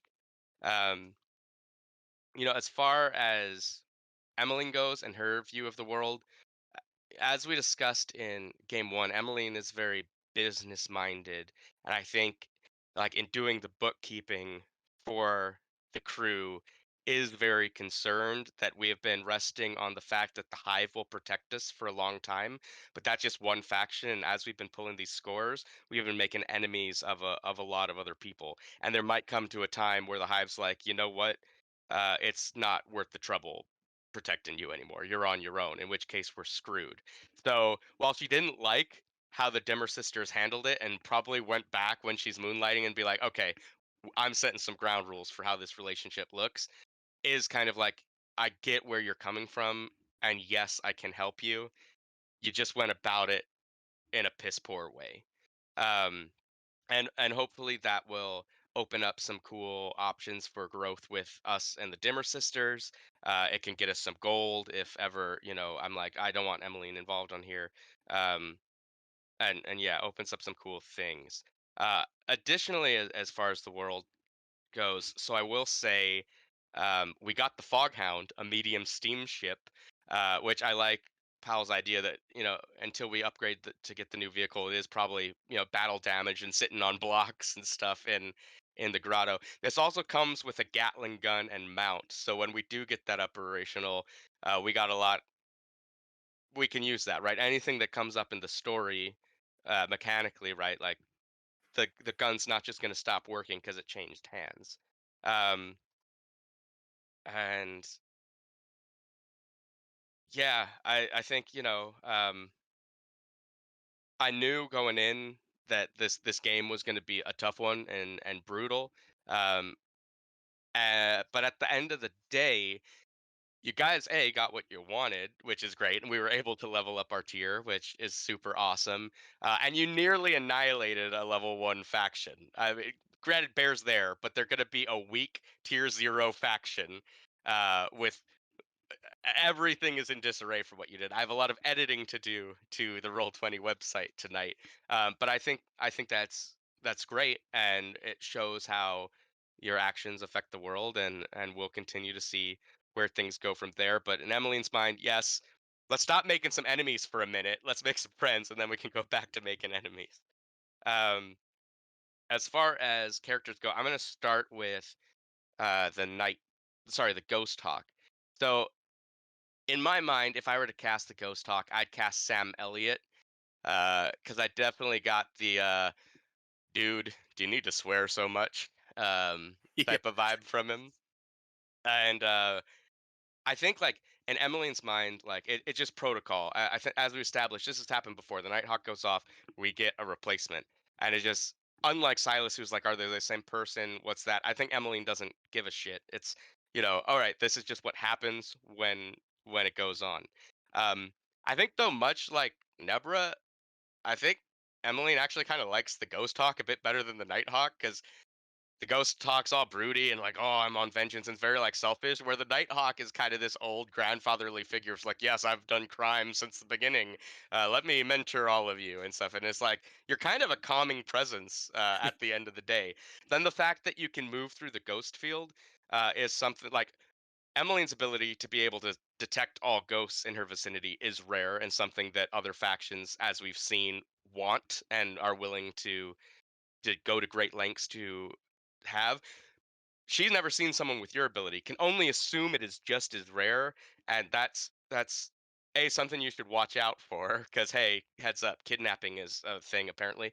But also like very interested in how you do that and what that means and what that looks like. And because of a certain devil's bargain, you're also haunted by a ghost now, which Emmeline will be able to detect naturally. And if we encounter each other again in a game, I think Emmeline will want to have words with you like, hey, you're haunted, right? Like you see it too, right? Uh, Um, but yeah, I out of character, I think it was a great inclusion. Thanks for bringing the Ghost Talk in. mm, Really cool to add to that growing narrative. And excited to see where he goes, and excited to have the Nighthawk back on the next adventure. So going down my screen here, the next we have is Cole. Cole. So like Emeline doesn't know what went down with the Dimmer sisters, but you did say like it was because of us, like we went to get you, and like both you and the messenger said that, and I think she really does appreciate that. Like it's cool to know that I do have people watching my back, even when I'm in a desperate position. And I think that that is meaningful in a way of like uh, perhaps like a paradigm shifting way of like, okay, crew comes first. This is the new thing, right? Um, was on the other boat, so didn't necessarily see everything that went down, but probably witnessed the, oh, everything's fine now. No, everything's not fine. What the hell's going on? And has no idea what happened. And again, is the type of person like, no, no, why don't people get this? Make friends first, kill people later. Like there's an order to this that we're just throwing the books to the wind and hope for the best. We're all gonna die. Like she's freaking out. This might become a trauma later on down the line. Um, Nebra, I think again, you continue to show that you're a very good criminal. He's not seen you as a student, so maybe give that up. Um, and I think what at some point, like you're growing on her in like a personal way as well. Like I think Emeline would like to be like, hey, that she wasn't there for the coffee shop, but like, hey, let's go out and do something together. Let's get to know one another. I'm liking you a lot more than I gave you credit for initially. Don't fuck that up. Yeah.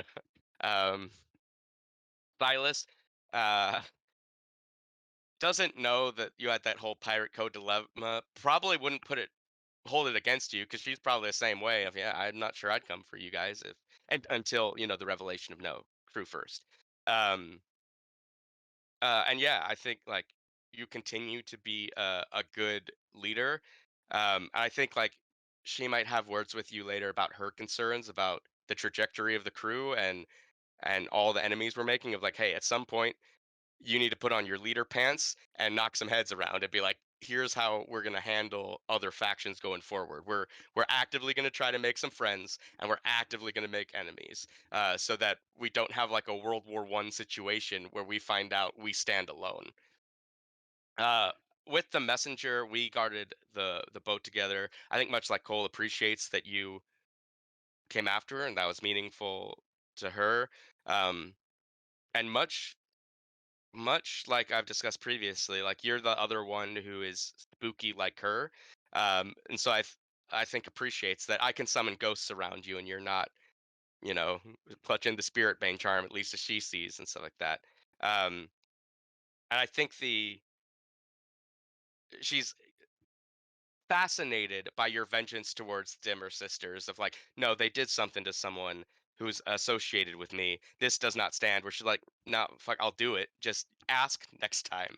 Um, and we'll be interested to see how those relationships and why you feel that way, and how maybe that influences her and others among the crew, um, as we continue. Because again, we level up with your vengeance tick. So I have no doubt the crew will become more and more vengeful over time.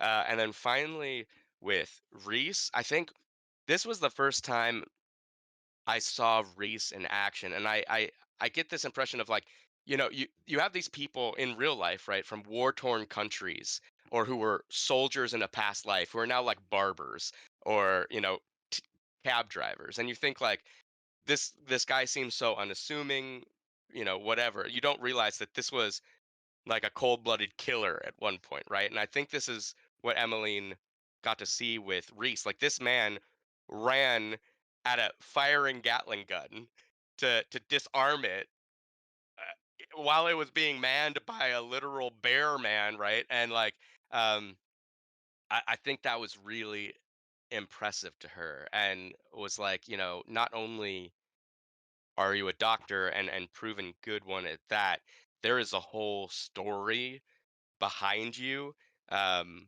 that we haven't seen. And I think like because last time you indulged your vice at the Vale, which is where Emeline usually indulges her vice, perhaps you two had run into each other or saw each other or whatever. But I think, I mean, you both have stupor as a vice, and I think she may at some point come to you and talk about like what does that look like for both of us, and what is that impact on our lives and the fate of our crew, and how do we manage that, especially if one of us starts going more off the deep end than the other. But I think Well, right now Emeline definitely views both of them as having a functioning vice. Well, I think it's something Reese hasn't realized yet either, is that his, something that he's grown cold on, and which is the search for his wife's ghost, right? And it's something Emmeline could probably help him with, if she was so inclined. But he's so lost in his stupor at this point. He's so obsessed with the actual high, and like, as opposed to what the high was originally for. That, yeah, I think that's really going to be something fun to explore in the future. Yeah, and at the end of the day, I'm glad you kind of rescued her from the Demmer sisters. As I was telling Charles in our break, like that was initially just a throwaway thing to be like, this is why she's not here, and it went off, which is great. Um, and I'm kind of glad she's back. I think I can find ways to include her in the story without taking limelight off of you. Hopefully, fingers crossed. Because I do like her interactions with you, and what she does with the crew, and if nothing else, a health and stress battery for those times when we really need it. The final thing I'll say as part of rounds, you guys, is I did put a poll up for a December game in our Facebook chat. So when you have a chance, look at that, post your preferences, and whatever day has the most people, I'll look at getting a game scheduled for December. Um, and yeah, but thank you guys for playing Yeah. today. Thanks It was for a running. Yeah, fun It was a good experience. time. absolutely.